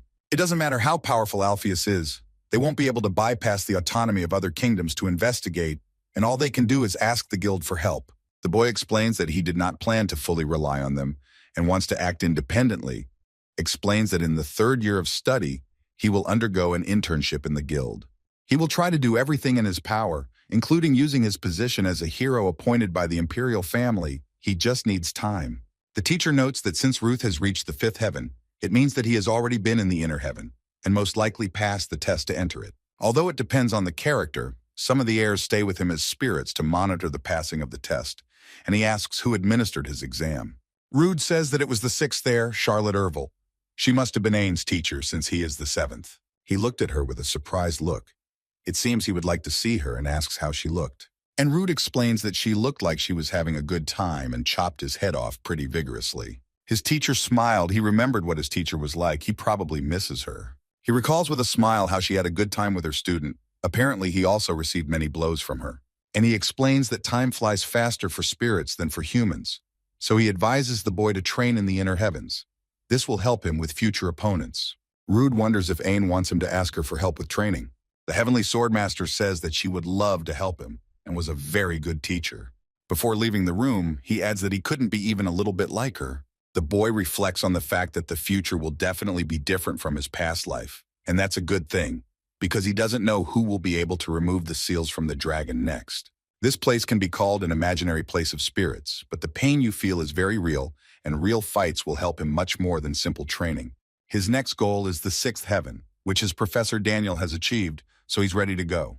He is already ready to go to this world with the idea that dying about 365 times will help him become stronger. He's already fighting with the sixth master in his blue sky using a spear. But Charlotte certainly does not lag behind and trains the boy well. She carries out attack after attack.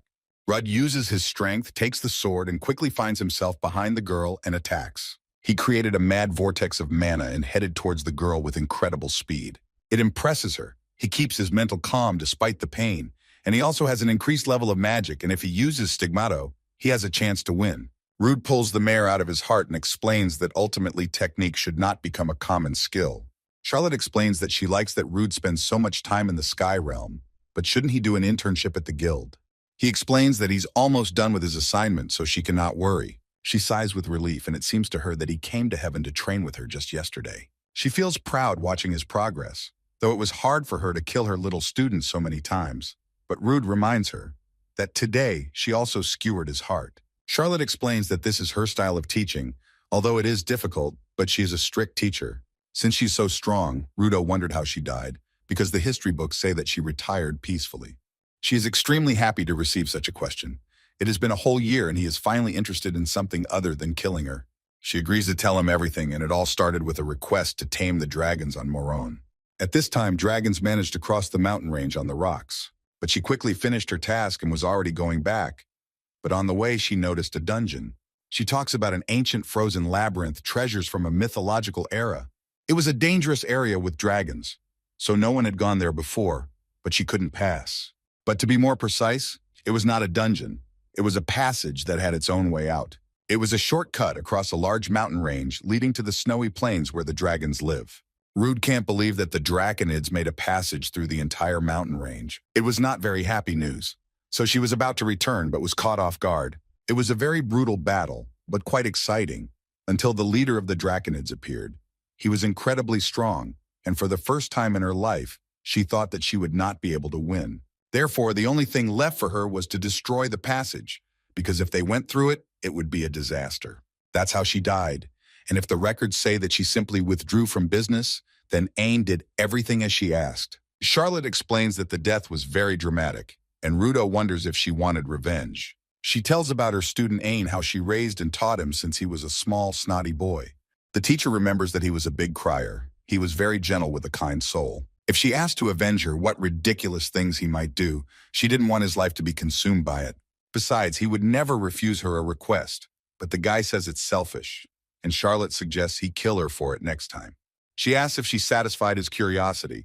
The guy coldly thanks her for telling him, and now it's time for him to go. The last thing she asks him is that he should not dedicate his life to revenge just because he is used to death. He nonchalantly turns around and says he'll mean it, but he doesn't seem to think so. Charlotte adds that those who will be left behind, they made this decision themselves and should not be blamed for anything. The boy returned to normal life, and it turns out that he stayed in the blue sky for about 4 hours. Rude rubs his neck with his hand and complains that his whole body aches after such grueling training. Adelina enters his room. She has been looking for him for a long time because she wants to tell some information about their task. She apologizes for asking him this right after the previous task, but the dragons around the kingdom seem to be going crazy lately, but Rude is happy to help. The girl explains that it makes her sad to think that his internship will soon end, and she asks him to stay in the Dead Dragon Guild for another year. Rude can't, as he's already agreed with Abel. He looks at the letter and asks if the task is new in the Wildlands. In turn, Adelina asks if it will be his first time there. Officially, the Wildlands are the western part of the kingdom of Ribel, but in practice no one considers them part of the kingdom, as it is almost a desert with only one city, Sebamel. It's home to refugees, bandits, monsters, and dragons. Before the Dead Dragon Guild took over Lion, it was her hometown. Rude wants to go on his own to explore what interests him. She explains that his companion got sick after the last task, but she's a little worried that the boy will be alone and suggests that he bring someone with him. Ta unexpectedly asks the boy if he is not reconciled with Lion yet and adds that she just asked. But this question confused the boy a little, and I suggest to Adelina to meet again before his departure tomorrow. And now let him rest a little. Since the day Heinous confessed to him, Lion has completely ignored the boy, and as a result, all of Helia has a dead dragon tiptoeing around them. He deliberately said all this, knowing that she was there, and somehow got what he wanted. But maybe it was too rude, and he didn't think that she wouldn't talk to him for a whole year. Of course, he tried to make up for his guilt, but she doesn't want to listen to him, and plus Ruth is too busy training to pay attention to it. And it's even more convenient. Lion leaves one of the rooms and sees Rudo in the corridor. Their eyes met. She walks in the opposite direction, but Ruth follows the girl and asks how her assignment went, and asks her not to ignore him.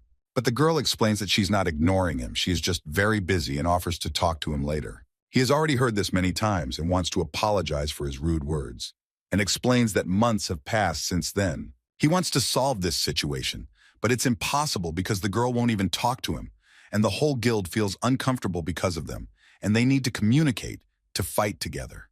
He reminds the girl of how she said she would help, that they would become allies, and he questions her if she wants to go back on her words. The girl explains that this is not the case, apologizes, and explains that she will be more careful in the future. The guy looks at her with a sad look. He is not sure if it is true, but does not want to press. He then tells her not to worry about it and to go rest, and explains that his internship at the guild will end soon, so he just needs to be patient a little. It seems that he wants to say something more, but does not dare, so he falls silent for half a word. They are ready to go to opposite sides of the guild, and the guy lets his girlfriend take care of herself. She remains standing alone in the corridor and says that she planned to protect herself. Ruth had already set off on his mission and found himself in the wild lands of the western part of the Rebel Kingdom. It is very disgusting here, and even near the volcano it was nicer, and judging by what the map says, there must be a shelter somewhere. The Spirit King reminds Rude that he does not know how to use the map and tells him to give it back, but the boy is sure that he is going in the right direction. Phaedra then asks why he was given a return stone that can transport him to the guild house. It's so that the search party doesn't have to look for him when he gets lost. The guy asks Angelina if she has ever been to these lands, and she explains that it is a shelter for criminals and refugees, but for her, this place is special. After all, she met Little Lion in these lands, and Rudd thinks that it is difficult for a small child to survive in such an environment. After a few minutes of searching, they still found shelter, so it was not yet time to return. The guy came closer to this house, opened the door, and went inside. There are several people sitting there and looking intently at the guy. They don't know him, so they treat him with caution. One of those guys stares at the new face and asks if he's a mercenary. The guy cleared his throat a little and explains that he is not a mercenary, but a dragon slayer. He has remarked that he looks too young for a dragon slayer, is asked if he is not some kind of criminal, and Rude excuses himself by saying that he is on an internship. Someone approaches this man, grabs him by the shoulder and asks him to stop, even though he doesn't like it. This man apologizes to the Seminole Rangers and explains that in the wildlands there are no special connections with the outside world, and lately they have been restless here. Ruth says that he is a dead dragon from the guild, and the man remembers that there are also flying dragons everywhere near the kingdom and warns the boy to be careful here. Reinder's about to leave, the man calls everyone and wishes the boy to have a good time here. Rude wanted to ask them something else, but they left very quickly, and the bartender explains that the Rangers are quite smart and careful and adds that the sandstorm will end after noon. Rude sits down at the bar and asks for coffee, but if they don't have any, then just water.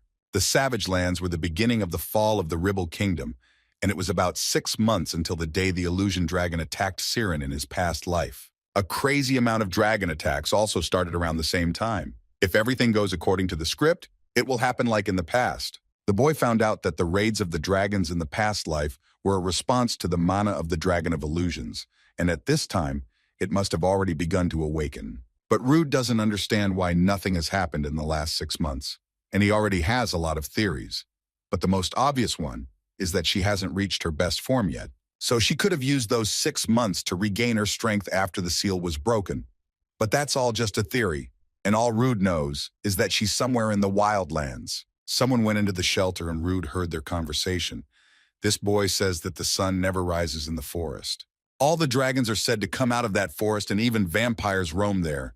Adults warn to stay away from this part of the wildlands. They remember that adults call this forest the Forest of Darkness, and Rudd approaches the children and asks where it is. But he did it so suddenly and unexpectedly for them that the kids were scared. But Rude explains that he just wanted to ask. The children are used to the fact that it is dangerous to communicate with strangers here, so they ask who he is and threaten that the Collins family will not let him go just like that if he does something to them.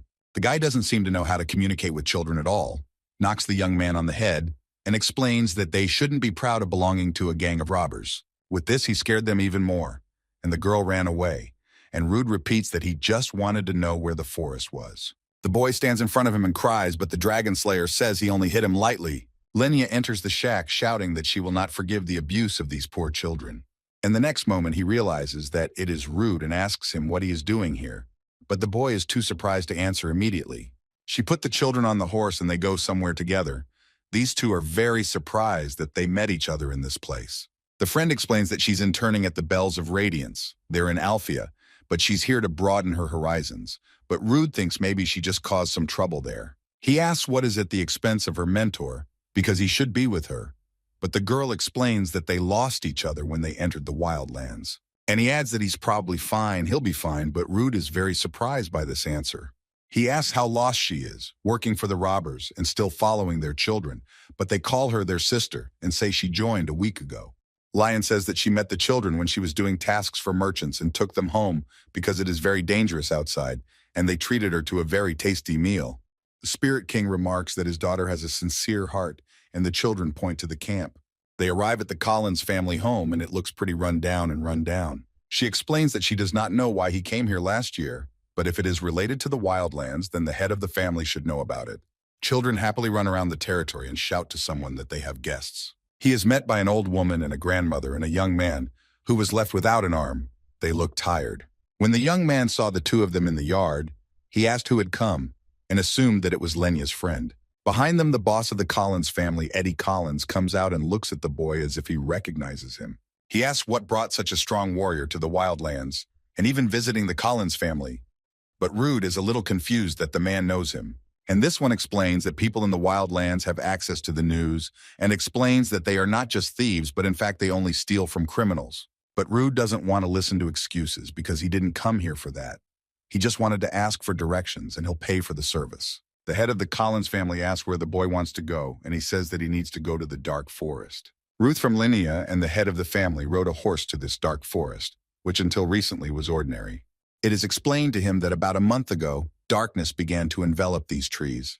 This means that the sun does not rise in this forest and it is under the influence of mana. Perhaps because of this, dragons roam there and even ghouls have appeared, so the man offers to gather more people before he goes there. But as soon as he said that, Rudd and Lenia jumped off the cliff and are heading for this forest right now. The girl waved at him, asking him not to worry and go to his family because they need a boss. And Rudd explains that they don't have much time because they got here all day. The man also tells them to come to his house when they return. He will treat them to dinner. Rudd does not understand why this man speaks like that because he has many hungry years, and Lenia, in turn, will look forward to meeting him. She tells Rudd that it is very nice to have a family, and with them you can find warmth and food. She notes that the boy gave them a rather large sum for the usual escort. When they got closer to the forest, they saw a terrible picture that should have dissuaded them from going further. The entrance to the forest is very terrifying from what I saw. The blood runs cold. There must be some monsters living there. Lenia calmly looks at this and thinks that the wounds do not look like those from dragons and that these people are probably soldiers from Seminel. Unannounced, the boy heads further into the forest, and the girl asks him to wait for her. But Rude asks if she's sure she wants to go with him, to which the girl says yes. The guy is sure that this mana coming from the forest belongs to the Dragon of Illusions, so its seal is 100% broken, but why is it so quiet in the forest? He looks off into the distance and thinks it looks like someone has already killed all the enemies before them. The girl feels uncomfortable in the forest. Everything is sleeping in it, and there are no signs of life. Suddenly, she hears some noise from afar and realizes with fear that someone is coming towards them. Suddenly, a pack of terrible monsters comes out from behind the bushes. They are heading straight for Rudd and Lenia. They are ghouls. There are many of them. They thrust at the only living creatures that are in this forest, at the boy and girl standing in front of them. Lenia watches with delight and says that the rumors turned out to be true. She has met many monsters, but she is seeing ghouls for the first time. But it's very strange for the boy, because there is nothing to be happy about here. Ghouls are monsters that eat carrion, and the more he eats, the more he looks like a person. And these creatures appeared here because of the Dragon of Illusion, although they are usually used in dungeons. The boy gives Lenia a blue artifact and explains that it is a weapon made of spiritual water. She looks at it and does not understand how it can be a weapon, and the boy suggests that she resonate with the object. The girl took the crystal in her hand, concentrated, and tried to do as Rude told her. Magically, this necklace is turned into a wonderful spear, and Lenia is delighted with it. She turns to Rudy and happily says that she's going to chop them all up with this thing, but the guy explains that he's already done it himself. She's upset that he didn't even give her a chance, and Rude thinks that's strange, since ghouls don't usually go in groups, due to competition for food.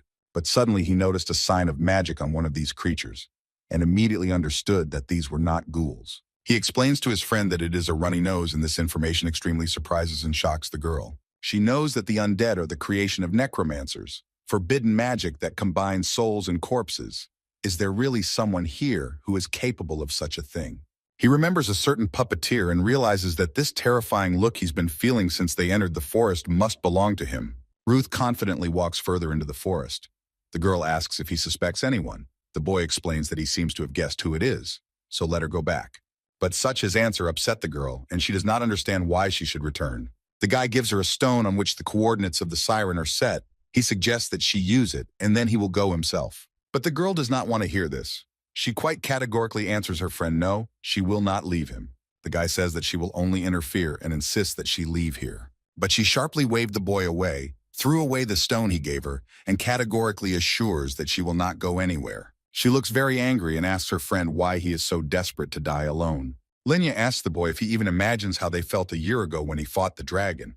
She mentions that Balak, Leon, and Henez for some reason also behave like that. The guy calmly lifts the stone and asks the girl to stop, because she doesn't even understand how much power the Dragon Lord has. He explains that it will be difficult for them to deal with the bishop of the Dragon Church, but there is nothing the girl can do now. The girl clutches her spear in her hand and asks if this puppeteer, whom he suspects, is the bishop of the Dragon Church. She explains to him that if there is such a strong opponent, then he needs her help all the more. A man appears behind them and asks if this is a quarrel between lovers, and it is not worth discussing your personal affairs in someone else's yard. This creature without humans immediately attacked his friends and screamed that he would tear them to pieces. But Rude had no problem using magic right away and destroyed this monster in seconds. The boy put his sword behind his back and calls on the one who hid behind the corpses to come out and show himself at last. After his words, Blackstar Griselda comes out of the forest with a contemptuous smile. Lenia asks if this is really a black star. She thought that this woman is no longer alive, but Rudd explains that it is her corpse. This is the second bishop of the Dragon Church, Albert Riddle. He is an inadequate necromancer who lives by splitting his soul and inhabiting other people. Albert is surprised that this guy knows about him and suspects that this idiot told about him, He can't believe that such a fool had the rank of bishop. Rude says that this Albert is the same piece of shit as the previous owner of this body, while he makes a hand sign for Lenia. And he adds that he's like a larva that sometimes parasitizes on the remains without a true form. And why does he think that he is somehow better? Albert does not know what brought Rude to this forest of darkness, but for this parasite it is only a plus, because such an opportunity does not always arise. He uses his mana to summon many ghouls and a dragon to make a doll out of the hero. Lenia knows what to do. She uses her artifact to mow down her attackers. Apparently Adam McGrell did not tell about his regression. The boy does not know why, but while it is in his hand, he remembers that in the past life it was difficult to kill a creature without a physical form. But if this forest is with his base, then it will be even better. Maybe he is here to awaken the dragon. Since he is here, it could mean that the dragon has not yet awakened, and Ruth is interfering with Albert's plans by coming here. In this case, the guy has hope and a chance to do everything right, and he swings his axe to attack. He smashes many stones nearby with great noise and force and says, which will turn his plans upside down. But Albert is shocked by what the boy did. He shouts that Ruth is a psycho, and you can't do that. He exclaims with horror that Ruth does not know what is in this forest, and here you can't blow up everything as you want. They start a fight. Albert dismissively calls Rude a hero, wondering what he can do. The boy swung his axe and came very close to chopping off his opponent's head, but Albert barely managed to dodge the blow. He did not expect that his opponent was so strong. From the other side, Lenia immediately attacked. It was strong and unexpected, as they had planned. He falls to the ground in Griselda's body, and now understands that this girl is not just a burden. But there is something more important. If a dragon wakes up now because of this commotion, it will be a huge disaster. Albert still doesn't have enough time to be able to reincarnate, so his big plan needs at least half a year. Rude explains that if he feels cornered, he will move into another body, so the body must be destroyed so that he cannot use it again. The second bishop now wants even more to get the body of the hero, because it is strong. He killed the dragon. He's up to something, begins to cast a spell, and thinks that it's impossible to make an even bigger mess. So he has to call a sentinel, and something very powerful begins to happen. So Rude and Lenia retreat back. An extremely strong and huge explosion occurs, which illuminated a large part of the forest with its glow. A guard appears and says that for a hero, it is not fair to fight two against one. Seeing this creature coming towards him, Rude is shocked to say the least, and doesn't understand how this could actually be. After all, the body of Charlotte's sixth heavenly warrior appears in front of him and declares that it is worth playing the honorable one, forgotten character. Charlotte Ervil is the perfect body for the role of the guard, and Albert admits that it is priceless in his collection. Rude can't believe his eyes. He aggressively shouts at Albert and asks where he got it. Albert asks if he recognized this woman who died more than 100 years ago, and adds that he heard about the connection between the heirs of the heavenly sword. In order to get involved in a fight, Rudo does not need to be asked twice. He instantly attacks and angrily asks again where he got this body. Albert is satisfied that he managed to get such a reaction from the boy and repels his attacks without problems. Rude fights with this body with great fervor, but so far there are no positive results. The bishop says that the person who gave him this body broke the connection between the body and the heavenly spirit, and he is very sorry for that. He could not do anything about it. Lenia is about to attack Griselda's body, and Albert says that he is glad to see the boy's aggressive reaction because he is interested in the boy's body. He says that he has made a lot of dolls of different famous personalities, but he has not had a hero yet. He is wondering if he will be able to use the ore stigma when he takes his body. Rude drew his blood-exploding sword and slashed his arm. This causes a lot of small explosions, and Rude is ready to tackle his opponent and use his sword on him. Albert continues to talk about his passion and says that the higher the quality of the body, the less it is necessary to make changes. The soul of this body returned to the blue sky, and since he had to fill these shortcomings with his own soul, he uses demonic energy instead of the body's mana. But he can perfectly reproduce various techniques that have remained as memories in this body. He uses the slash technique, and he asks Rude if he likes his teacher's perfectly executed technique. Since it is only a doll, it can be unlimited by the limits of the physical body, and is now much stronger than when she was alive.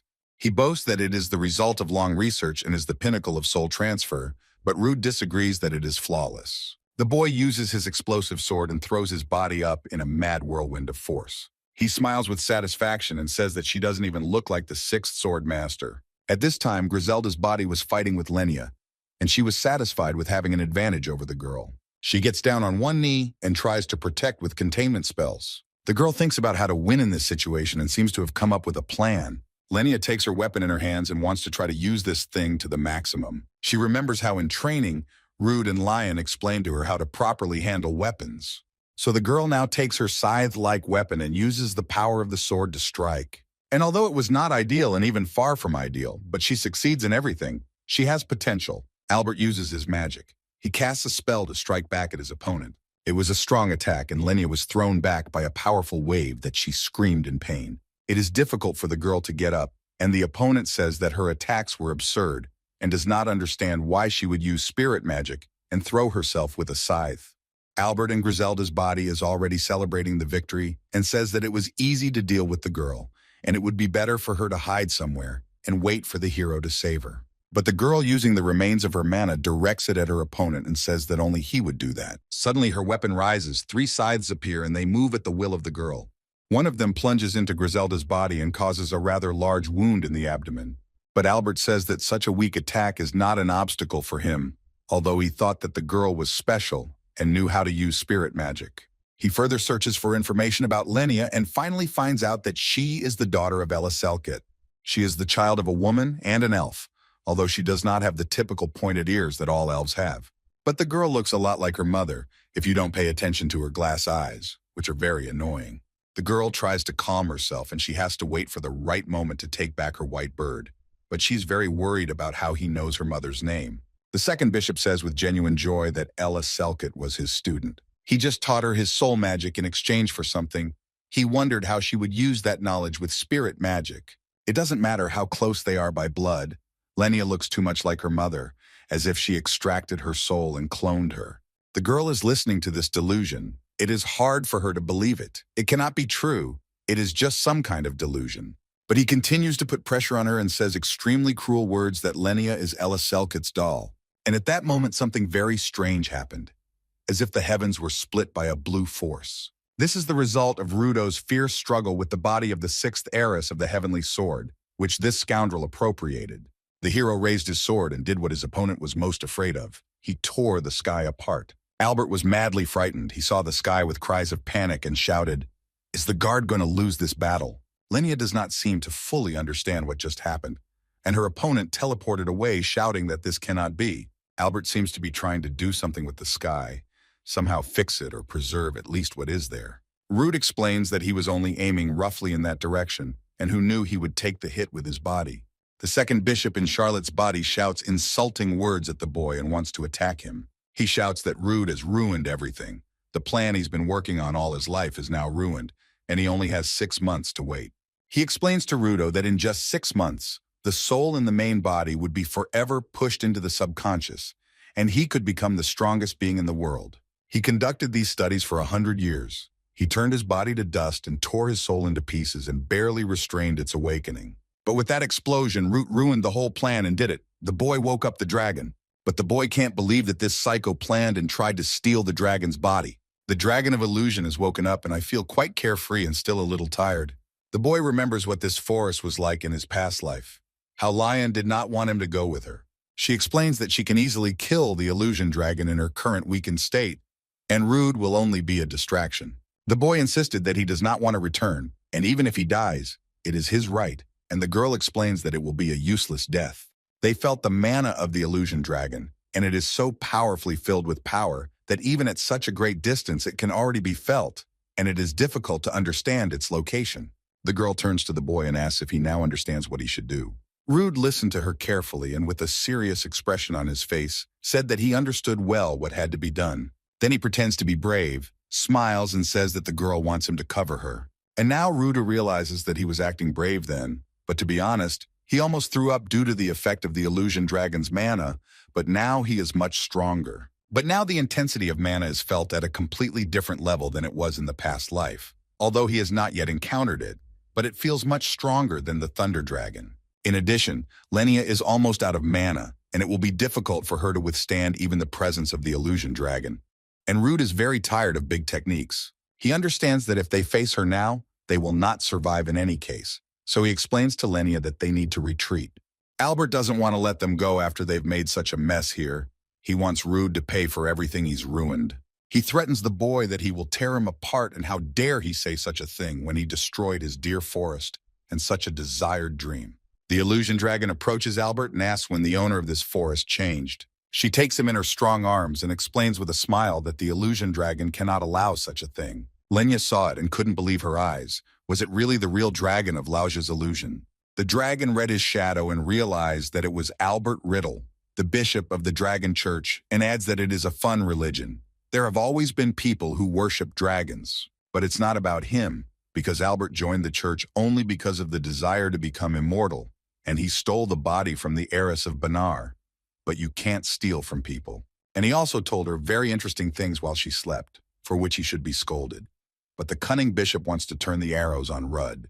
He says that the boy is the second hero and the heir of Benar. He has cursed the enemy of dragons, so he must be destroyed right now. Albert continues that he was the one who killed the thunder dragon while she slept, and for the sake of the god of dragons, they must kill him. During the battle in him, the boy lost a lot of mana, so the illusion dragon will be able to finish him off easily. She kisses him on the cheek and says that the bad kids must be punished first, and he is happy that he managed to save himself and frame Rudd. But these were vain hopes of Albert because the illusion dragon Laojia is not to be trusted.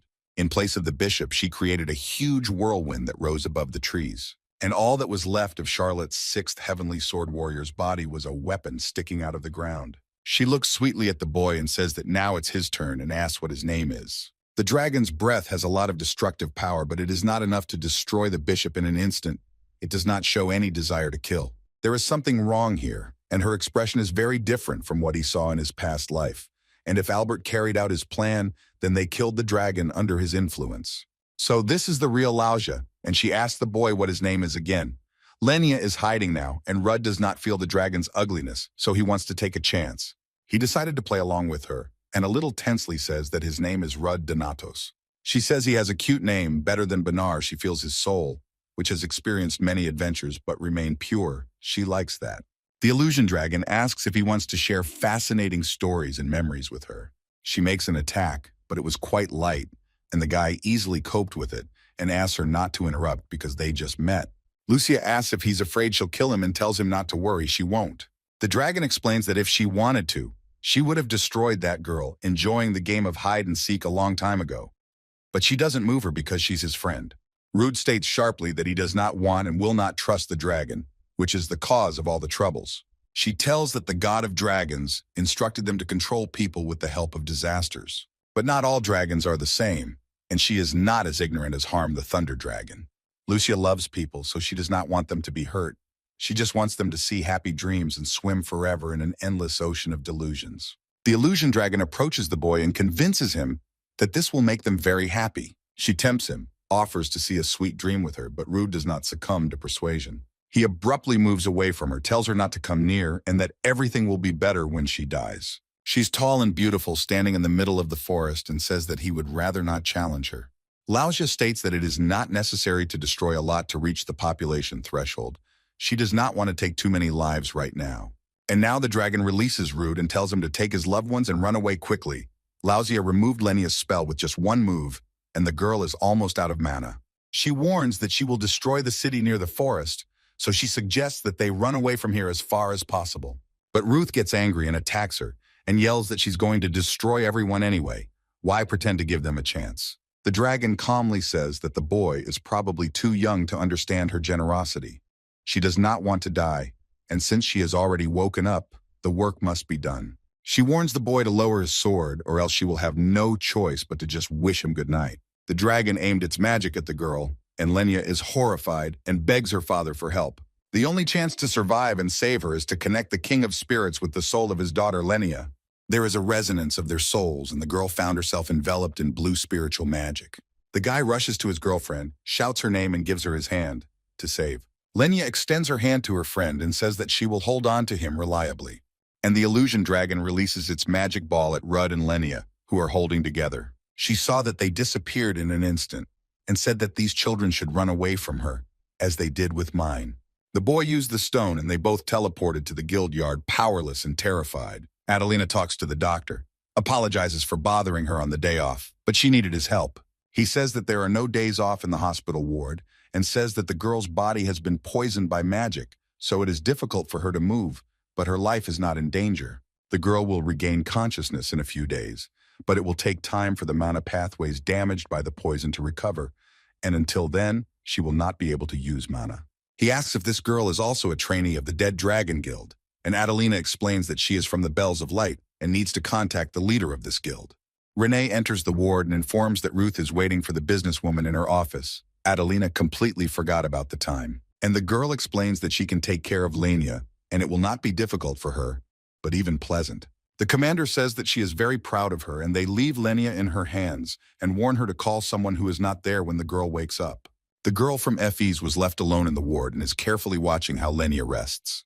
In the office, Ruth said that the Dragon of Illusion had awakened in the Forest of Darkness and would destroy Seminel in 2 months. And he adds that since this is the only city near the Forest of Darkness, he thinks that it will be its target.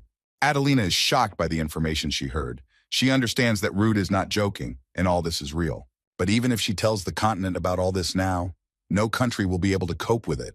Wildlands is an abandoned territory, and there are countries that not only did not recognize it as a city, they also declared trade with this territory illegal. And what's more, the Ribble Kingdom, where the Dead Dragon Guild hails from, has long hoped that Seminel would fall. Officially, the Wildlands are part of Ribble, so this city is a bit of a thorn in their side, but Rude hopes that the prince will support him, just like Ain and Daniel. He explains that it is the same situation as the Thunder Dragon, and instead of sacrificing a large number of soldiers, it is better to gather a small number of experienced people. The Illusion Dragon uses psychic spells, so she's not as aggressive as the Thunder Dragon and still has to figure out what happens if her plans are thwarted.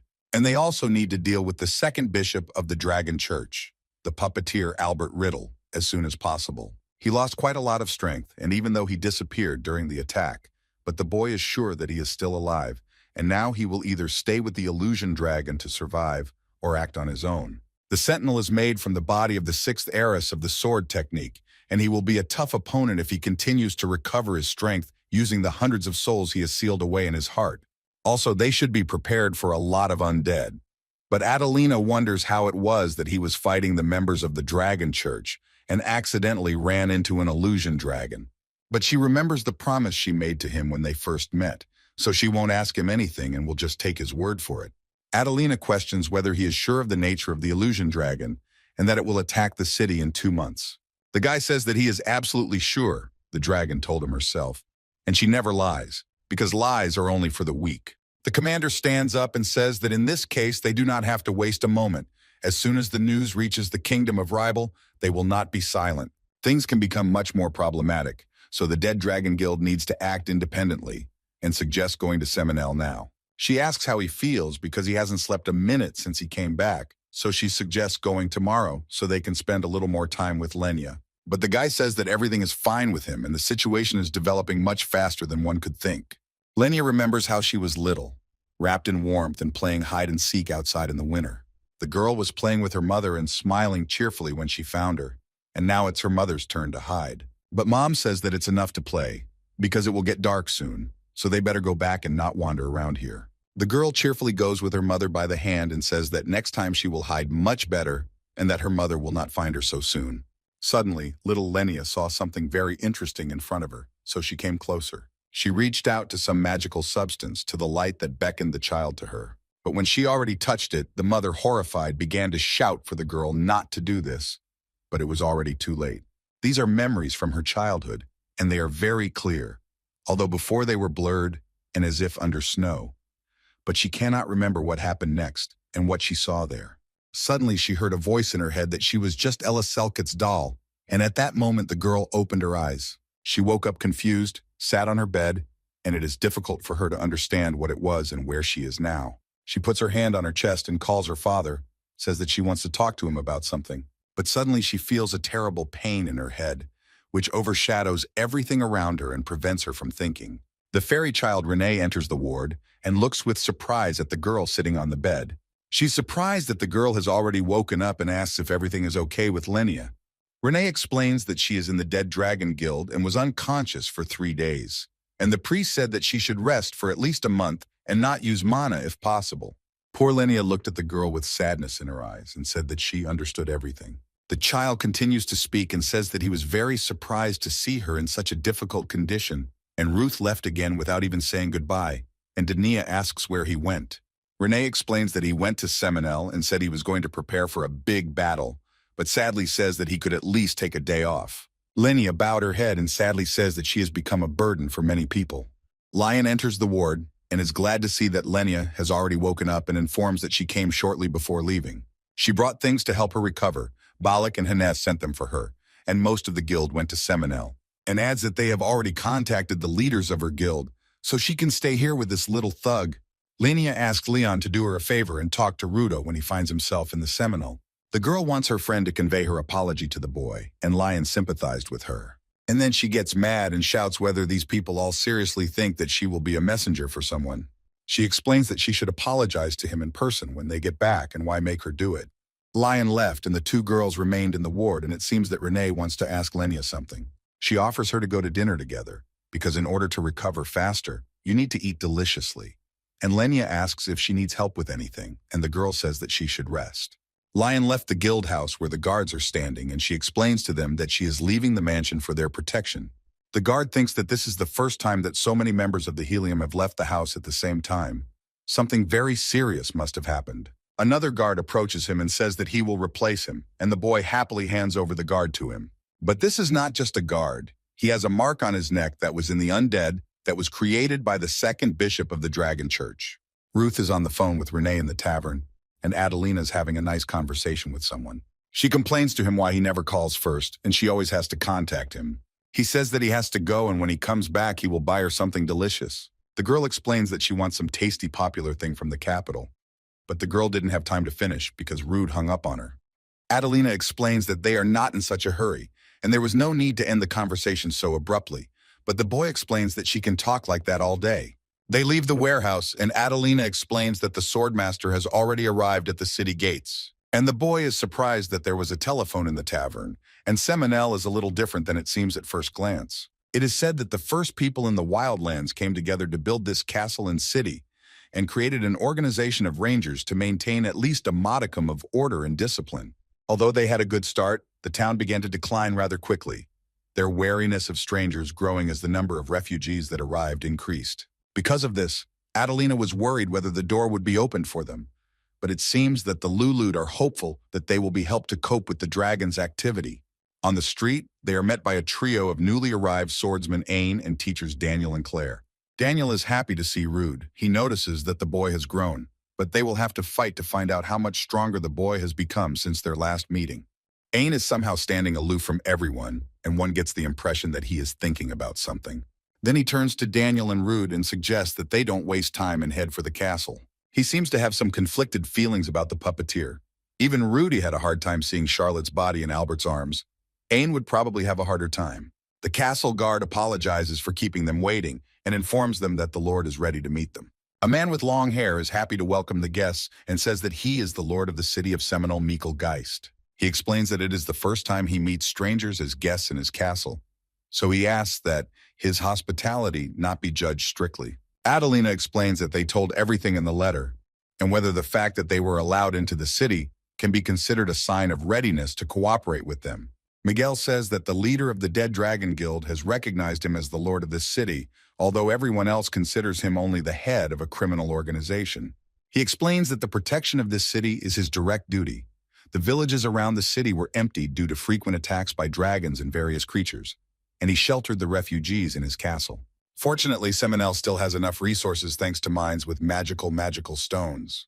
But the dragons are constantly making terrible raids on the city from the eastern forests, and if this continues, they will run out of resources. They also lost contact with the rangers, who were sent to the eastern forest for development.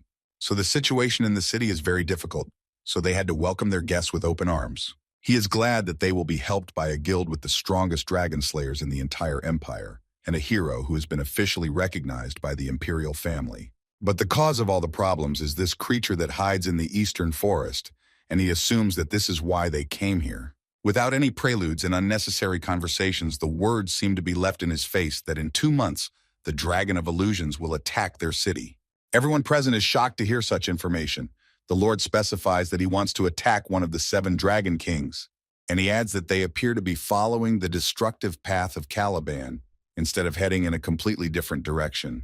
He did not think for a long time and says that he will cooperate with them and gives them access to the entire territory of the city, and allows them to settle in the castle to be able to take part in the battle against the Dragon of Illusion.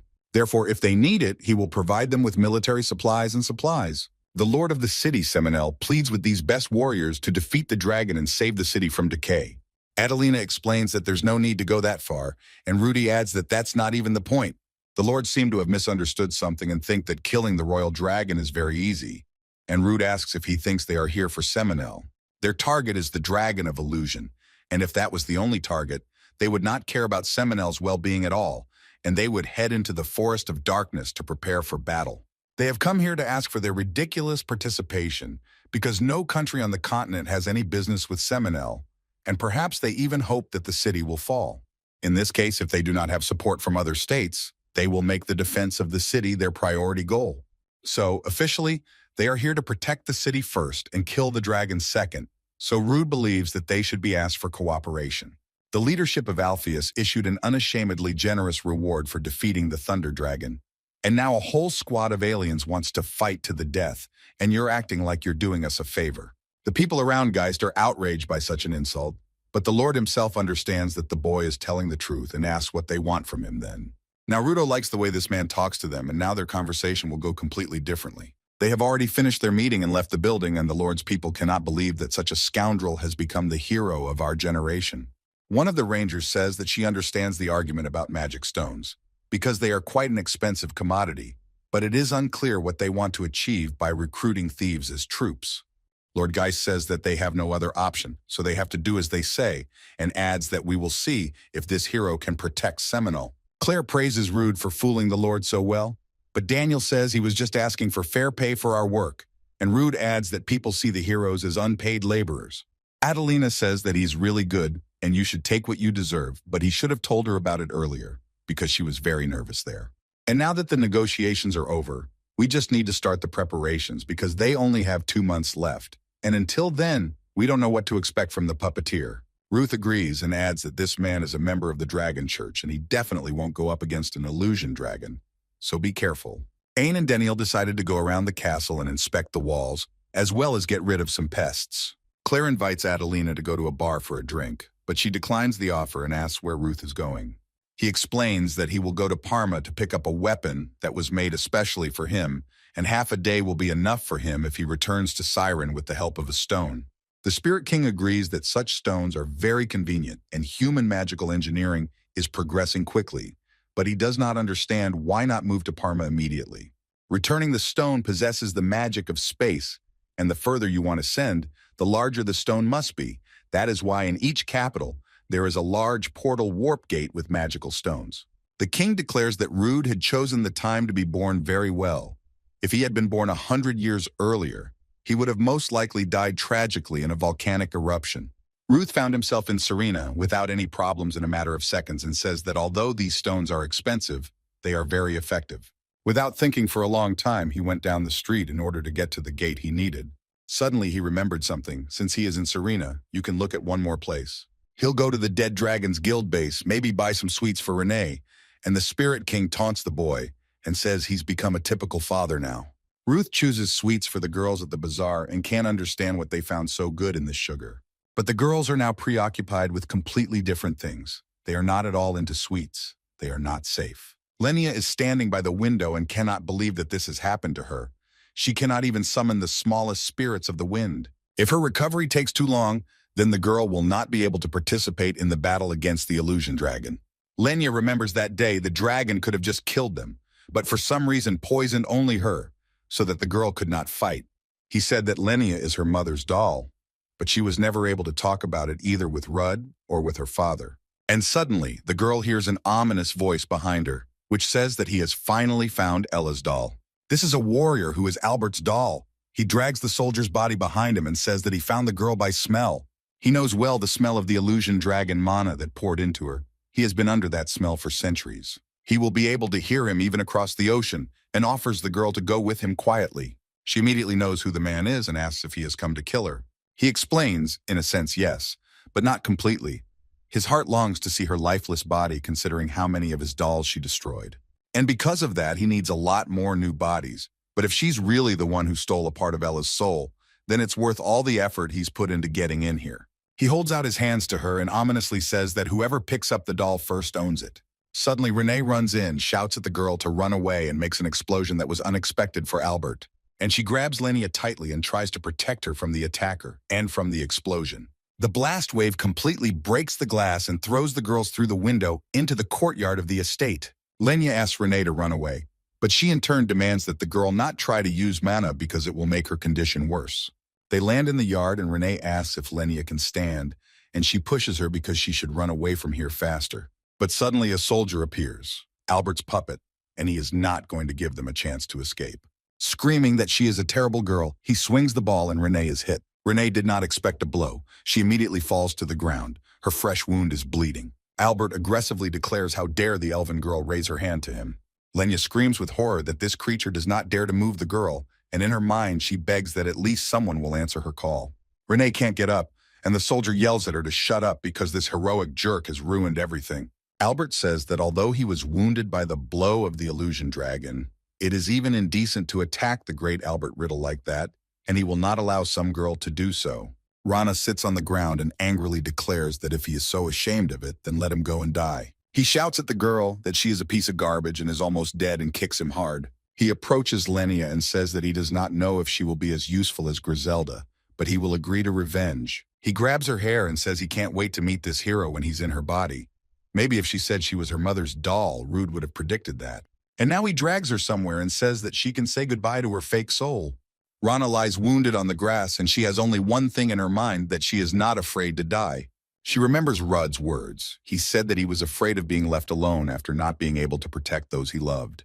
The girl doesn't want to cry helplessly because she doesn't have enough strength. That's why she trained for so long and tried to become stronger. To become as strong as Rude, she takes all her will into a fist and becomes grass. She approaches Albert at breakneck speed and screams for him to take his hands off her. He abruptly lets go of the girl and pushes her away from him, causing Lenya to fall and scream in pain. He turns to her and says that this mouse cannot possibly understand that she is not equal to him. He points his sword at her and shouts for her to disappear as soon as possible. The girl cunningly bypasses the sword and plunges her dagger into the body of this creature. On her deathbed, the husband declares that she is Slovak, and how could she even dare to do such a thing to him? He wounds the girl in the back several times with his sword, but Renee does not let him go and persistently makes him an even bigger wound. He can no longer do anything but continues to shout that she will die because he cannot believe that a simple FE's child did it. Albert re-raises Les to land another blow in the hope that she's already unhooked. Lenya looks at it with horror. She can't do anything and screams for him to stop. Suddenly, an incomprehensible wave of mana appears, which pierces Albert with its sharp swords and bypasses the girls. The body in which Albert settled crumbles to pieces, as if heated by a strong fire. Rude appeared. He immediately picks up the exhausted Renee and holds them in his strong arms. Albert squeezes out the last words. He asks what Rude is doing here and how he found out. He declares that this is not the end and he will definitely return. He will find Rudd and take revenge on him. But the boy, without hesitation and without another word, stands on the remains of this creature and crushes him. Lenya tries with all her might to get closer to the boy. She asks him to contact her dad. Rude tries to heal the child's body, but Feldrua says that her soul is wounded, and it is impossible to heal her body now.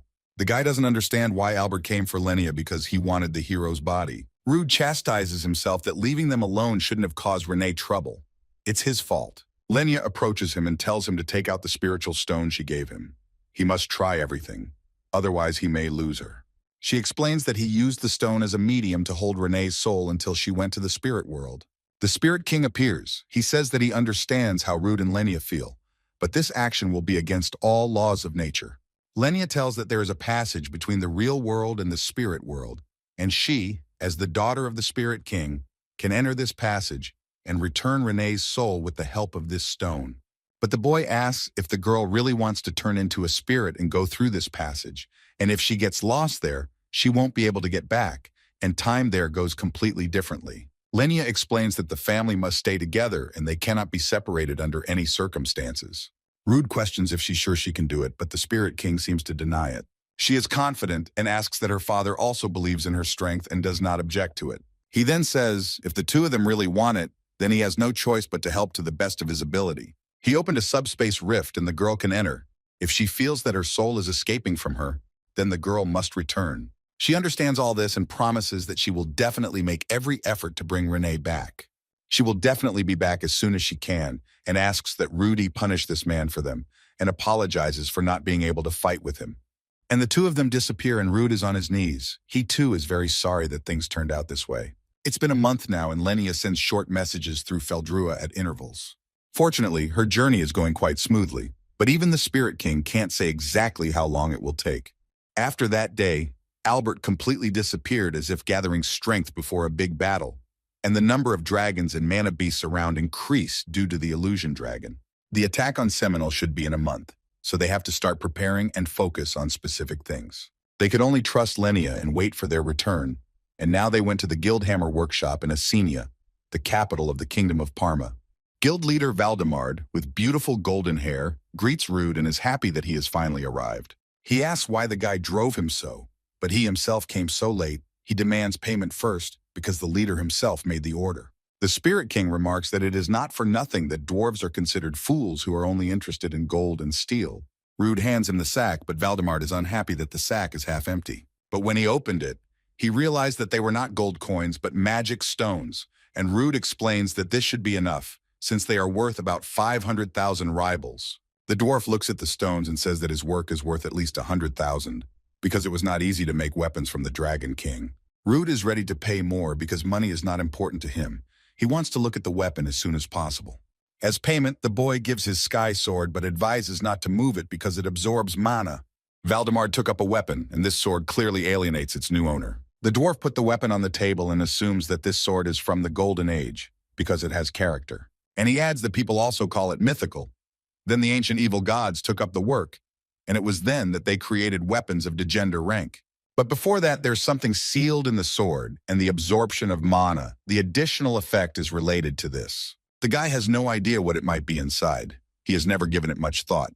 The dragon has the ability to absorb mana in 1,000 forms, and maybe before the boy thought it was unimportant, but he pierced the dragon's heart with this sword. Looks like it really played an important role, and that thing inside the sword repels anyone but the boy. The boy remembers that his brother didn't talk about it, but he could freely use the ability to absorb and release mana. So inside this sword, this thing existed in his past life as well, and it awakened after coming into contact with the heart of the 1,000-form dragon. The dwarf is still examining the sword, and he would like to know what it is made of, but he cannot even touch it. And he gives the weapon he promised to make. He boasts that it is his masterpiece made from the heart, bones, and skin of a thunder dragon. It is a large bow with the power of lightning, and Valdemard named it Harma, after the dragon. The guy remarked that the name was not very original and took the weapon to examine. The dwarf says that he made weapons from the body of the Dragon King for the first time. It was very difficult, but he had a good time. And after that, it seems to him that all his other works are just garbage. He tells Rudd to take it and leave here, because his heart bleeds when he sees his child leaving him. Ruth jokes and says that he really doesn't have a wife. So let's pretend he's married to his instruments. The boy plans to immediately return to Seminole because every day the attacks and dragons will be stronger and stronger and there is no time to rest. Since that day, Rude has destroyed every Albert doll he has come across, but he has never been a sentinel, so the boy believes that he's going to appear in that body on the day of the battle. The hero accidentally meets Lion on the outskirts of the city, and she says that she wants to talk to him. The guy didn't expect her to start the conversation herself and ask what brought her here. She asks if he's had at least one proper rest since returning from the wildlands because he doesn't look well. The young man asks if the girl has come all the way to Parma to ask him about this. She explains that she understands how he feels. Now the situation is special, and she understands why other countries do not want to help, and why he did not tell Hines and Balak. Lenia was seriously injured when she accompanied him, and now that a similar situation has happened to Renee, she understands that he may feel guilty about it. She asks him, because that's why he asked her mom to kick her out of the guild. The guy thought about the answer for a moment and said that it was the most rational decision. But it is difficult for the girl. She tries with all her might to understand why he made this particular decision.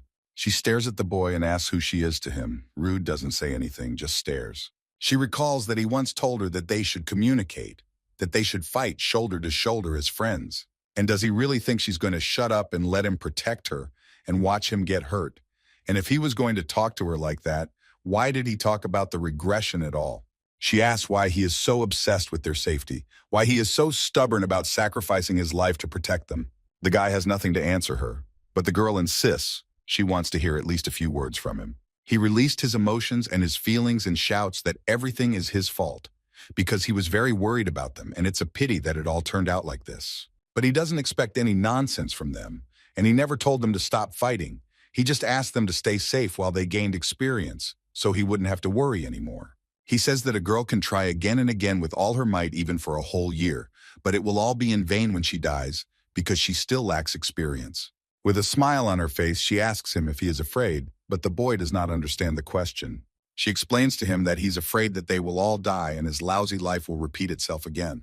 The feeling of helplessness when you watch in despair as a loved one suffers and is on the verge of death. And also the feeling of guilt that your skills are not enough to help as needed. She explains that the boy has already made his friends feel this way many times. Lon admits that they are not yet experienced enough, too weak and young. She's said it before, but she says it again that she's not Lion Claire, who died protecting him. Therefore, the girl slaps the boy hard and shouts that he is stuck in the past. The friend explains that she is in the past, and the real Lion Klein is here in front of him now, not someone else's potential. She is not going to tolerate this attitude anymore and asks that the boy stop judging them and leading them, because she herself will decide to go to battle or not. After all these words, she adds, if he wants to stay in the past, then he can do so. And adding that she will go forward into the future, the girl turns around and leaves the boy alone. Rude now has a nice bruise on his cheek and a busted lip, and thinks that Leon must have been practicing his jab.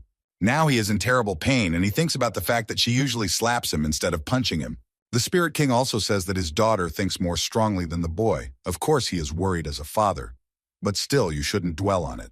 Rude knows that they've all gotten a lot stronger over the past year. If they keep it up, they'll soon reach their prime and be stronger than they were in their past lives. Rude did not expect that the girl would calmly do what he said. He has no right to do so, and no one should obey his order. Nothing goes the way Rude planned, and Lion, with tears in his eyes, looks at his hand, which is covered in wounds. Apparently, it trains a lot. Meanwhile, something very strange and unusual is happening in the wildlands of the cemetery. Albert is in the body of the sixth heiress. He barely managed to heal this body, and he wants to hurry before the Dragon King destroys everything around. During this time, he has managed to accumulate so much anger that he wants to kill this cursed hero with his own hands. He had already managed to accumulate a large number of souls, but it still did not compare to how many he had lost. If he had more time, he would have done something, but now it was too late. And anyway, this body would not participate in battles, so he had nothing to worry about. In the forest, Albert in the girl's body tells the Dragon King that the time has come, and she will soon reward those fools with death. She is surprised that he is here again, so persistent, but the time has indeed come. An army of corpses and countless other rumors await the order, and the invasion of the city is happening right now with Her Majesty's permission. Albert wants to clear her way to the city, and even if she wishes, he will gladly destroy the whole city. The dragon looks at him carefully and notices that he is trying hard to please her. She approaches him and asks when she asked him to do something she didn't order. Albert was very scared. He is trying to somehow justify himself and explain why he is doing this. But the dragon put her hand on his head and told him not to be afraid because she was just joking. She walks away from him and says that, to be honest, she doesn't care, and all those who wanted to escape are long gone. And in fact, she does not want to destroy the city of people, because the endless flow of ideas, which is born from an inner desire, has always interested her. It is something like stories formed by the interaction of their curious feelings. The city is like a small, beautiful flower bed, where all the flowers are gathered together. But she was born to be a disaster. Her role in the world is more important than her interests, and she cannot be free until she breaks those chains. She thought for a while and turned again to Albert, who was standing behind her on his knees. She says that he can do as he wants, and she, the Dragon Queen, is in no hurry. Immediately after that, Milady began her transformation, because she no longer wanted to talk to the young man. However, the boy is only happy for such an opportunity, and he can't wait to take revenge on Rudd before complete destruction. The city was attacked by dragons. The people shouted that the second defense was about to fall, and they had to take back the outpost as soon as possible. Someone shouts that they need reinforcements on one of the towers. 300 wyverns fly this way. Another reports that the celestial sword is on its way, and that the focus should be on the opponent on Earth. The Earth dragons gather in the west, and Claire thinks about how tired she is and how much longer they have to fight. And she already has some strange thoughts that something strange is happening on the battlefield. It seems to her that the more they kill, the more enemies there are on the battlefield. Ordinary citizens of the city are fighting on the battlefield. They tell Claire that the bells are about to end and that she should go help others. But the warriors are quite frightened because they do not have such good training and great strength. The boy asks why he has to participate in this battle, because he has no experience. But Rude convinces him that it is for his sake and his family's sake, and as long as he has 2 arms and 2 legs, he will go to fight.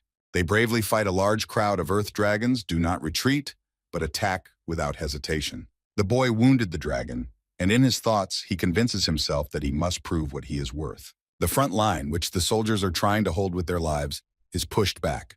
The Lord stands on the tower and asks him to hide, because it is dangerous here. But he says that his citizens are fighting to protect the city, and he, the Lord of this city, cannot hide. And while the dragon warriors are actively engaged and fighting on all 4 fronts, it is only a matter of time before they are exhausted from the endless attacks. Suddenly, the Lord sees darkness approaching, and with it even more dragons, and he explains that the real battle is just beginning. Daniel says that they seem to have started moving, and Rude notes that they attacked earlier than the illusion dragon promised. As they thought the main army of the puppet master was hidden somewhere else, surely he himself is hiding somewhere nearby to rule them all. Rude adds that rather the opposite. He hides as far away as the limits of his magic allow. In his past life, Albert liked to enjoy the show from a distance. But it doesn't matter how strong he is, because it's impossible to control all those monsters by yourself. Most likely he hid some items around the battlefield to maintain his magic and to be aware of everything. Ain proudly declares, so he will have to show them how to destroy these objects. Claire finds stones in her bones and cheerfully asks if that's what they talk about sometimes. She explains that her student has already found one and adds that she has a very comprehensive view. Ain explains that if everything works out, they won't even have to fight all these monsters. And he adds that if his soldiers have already warmed up, now the real battle will begin. The Dragon Slayers stand each in their positions and wait for the command to start destroying. They attacked at the same time, and the people of the city were surprised by such a force, as if a wave had appeared. Each of the warriors are giving their all and putting in a lot of effort to win this battle. These monsters no longer held together as an army. They held together thanks to magical transmitters. A dragon under the influence of a dragon king cannot independently distinguish between people and dolls. It may be a large army, but really it's just a bunch of uncontrolled savages tearing their own. Albert rummages in his hiding place and already realizes that something is not going as he planned. He realizes that he is losing his magic transmission sensors very quickly, and he can't believe that they guessed and found them. If this continues, his magic grid will collapse and everything will end in chaos. He plans to go into battle and set up new transmitters, though he didn't want to leave so early. Albert wonders if they have someone who has sensed where the transmitters are. Then they can find his location, even though they are probably busy right now. Suddenly, Albert is kissed by a strong blast of mana and is thrown far away to another place. Rude uses his new and special bow to attack and announces that he has finally found this worm.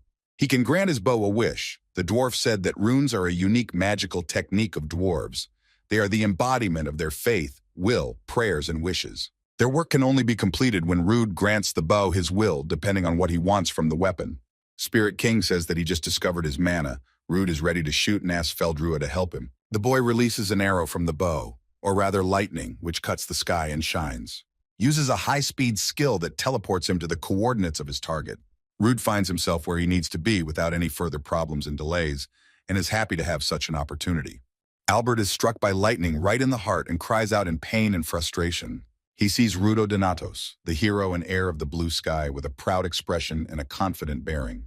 Albert thinks that he is also a mage and can use search spells, but he doesn't understand how he was able to make such a leap in space so quickly. As Rude lands another punch, Albert is surprised to recognize the Thunder Dragon's power. He's sure of it.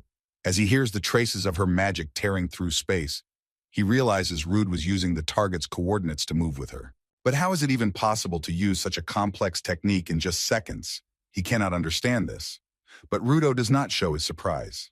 Albert states that Rude's title as a hero is too big to come back twice and ruin his plan again. But Rudd says that Albert is talking nonsense, because you don't need to ask permission from a leaky bucket to throw it in the garbage. Such statements make Albert very angry. He is generally very nervous about this hero, Rudd, who has a very high opinion of himself. The bishop of the Dragon Church declares that Rude is thinking of continuing to shoot at such respectable people. And even with the weapons that the Thunder Dragon made, the ignorance of this so-called hero knows no bounds. He tells that it took him almost 100 years to understand the illusion dragon's mana, and he knows very well how much mana is needed to use even a part of the Dragon King's skills. Bishop doesn't care how many times his body is destroyed. He can always restore it with a new soul, so he says that Rude can shoot as much as he wants, and he has hundreds of souls in the bush. But Rude knows that this scumbag just got scared, so he tries to talk Rude out of it. And the boy adds that he didn't say that he came alone. Suddenly, Aang and Daniel appear. They ended up right behind the bishop, and he didn't expect it at all and thought it would be easy. They all attacked him at once and created a huge storm to destroy him completely. Daniel says that it was the first time he used the power of lightning to move, and now everything hurts. But Aang is not sorry, and adds that Rude can go as they agreed. Only Albert does not want to let him go and calls him a nasty son of a bitch who is going to run away. He swings his sword, uses his holy power, and shouts that he won't let him go that easily. But he is stopped by the swordsman An, who says that he has spent half his life searching every mountain range, but has not been able to find even a trace. But now he realized that he had found absolutely nothing because of him, because of this puppeteer Albert. And after these words, he delivers an even more powerful blow and creates a huge wave of mana. But Albert just smiles mischievously and says that now he has no need to hide. He humiliates them by calling them poor creatures, and asks if they really think that an ordinary person without a stigma can compare to him. And he adds that until now, he had let them do their own thing, because his hands were tied by the orders of the Dragon King. But now that the time has come, he will no longer restrain himself. These humiliations that he suffered will not happen again, and he will show them the true power of necromancy, and suddenly his new dolls appear on the battlefield. Adelina cannot understand why there are only 3 of them. But after looking closely, she realizes that these dolls are much stronger than the others. She calls for help from Lion and Claire. The girls immediately accept a fight with a strong opponent. One of his dolls is a woman who has reached the pinnacle of mastery with a spear. Another is a swordswoman who was way ahead of her time, as well as a mage who stood shoulder to shoulder with Halfley. These are special specimens of his collection. Albert proudly declares that all the warriors who are here and all the inhabitants of the city, and especially Rude, will worship him. But while he was giving his speech, the swordsman approached and struck him in the face. He jokes that this creature has too big a tongue for a walking funeral parlor. Such a sudden and strong attack makes this arrogant creature very angry. He cannot understand how they dare to do this to him. In a fit of rage, Vid exclaims how dare they interrupt him in the middle of his speech. Denial noted that this man had begun to spread his mana, and as soon as they received a signal from the Heavenly Spirit, they would immediately begin to act. Heavenly Sword Warrior Aang understood and will try to open the core as much as he can. Denial carefully watches his opponent so as not to miss important things. Meanwhile, this piece of shit is screaming for them all to die and doesn't even realize that his rivals have a plan. Albert convinces himself that his opponent is an ordinary person without a stigma or a magical mana-absorbing sword. He is sure that this piece of iron will not be able to remove even 1 layer of the soul, and he has 100 of them. That's why Denial is not even worth his attention, but another monster is worth looking at. After all, this 7th heir of the Heavenly Sword is the strongest dragon slayer to date. Albert snidely declares that Aang couldn't surpass her teacher while she was still alive, which is why sad souls seek immortality. Aang considers his Teravini delusional and declares that these charms with souls are nothing special, and offers to teach this ignorant ignoramus 2 techniques of penetrating the heavens. The Swordmaster made a mad whirlwind of mana and absorbed the mana of that scumbag Albert. Thanks to the purified mana, he took some of the opponent's mana, materialized it, and put it into his sword. This is starting to annoy him, and at this time, Aang uses the first attack. It is an attack from the rear. And Daniel appears from behind, who carries out an attack called Destroy the Predecessor. He swings his sword and is ready to drive it into the back of this crazy scumbag. But Puppeteer Albert didn't even feel the hit, so he mocks these underheroes. He is happy and snidely declares that he doesn't even have a scratch on his body after their allegedly violent attacks, and continues to scoff at what a scumbag like him can do if he didn't even manage to break through his mana.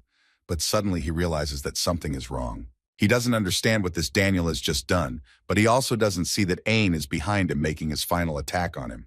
The Swordmaster drives his weapon into the back of this mad puppeteer with all his might. He lies wounded on the ground and screams, "Why should a person who can cut souls appear at this time?" He watches as something flows from his chest and explains that he tried for so long to collect them all in this body. The warriors stand proudly in front of their opponent, and Aang explains that if Albert Riddle's soul is broken, it will be the end. Only this scum can't believe it. He refuses to believe in this delusion. The guy was disappointed that everything turned out like this, and shouts that they do not make him laugh, and convinces that this is not the end. He declares that he will be saved, and do they really think that such geniuses as him are often born into the world? Even so, high-minded Adam Migral needed him. The young man is sure that his life is worth much more than theirs combined, and they do not understand how valuable and useful his work is for humanity. The boys are tired of listening to these boring speeches, and Aang asks Daniel to stop this scum.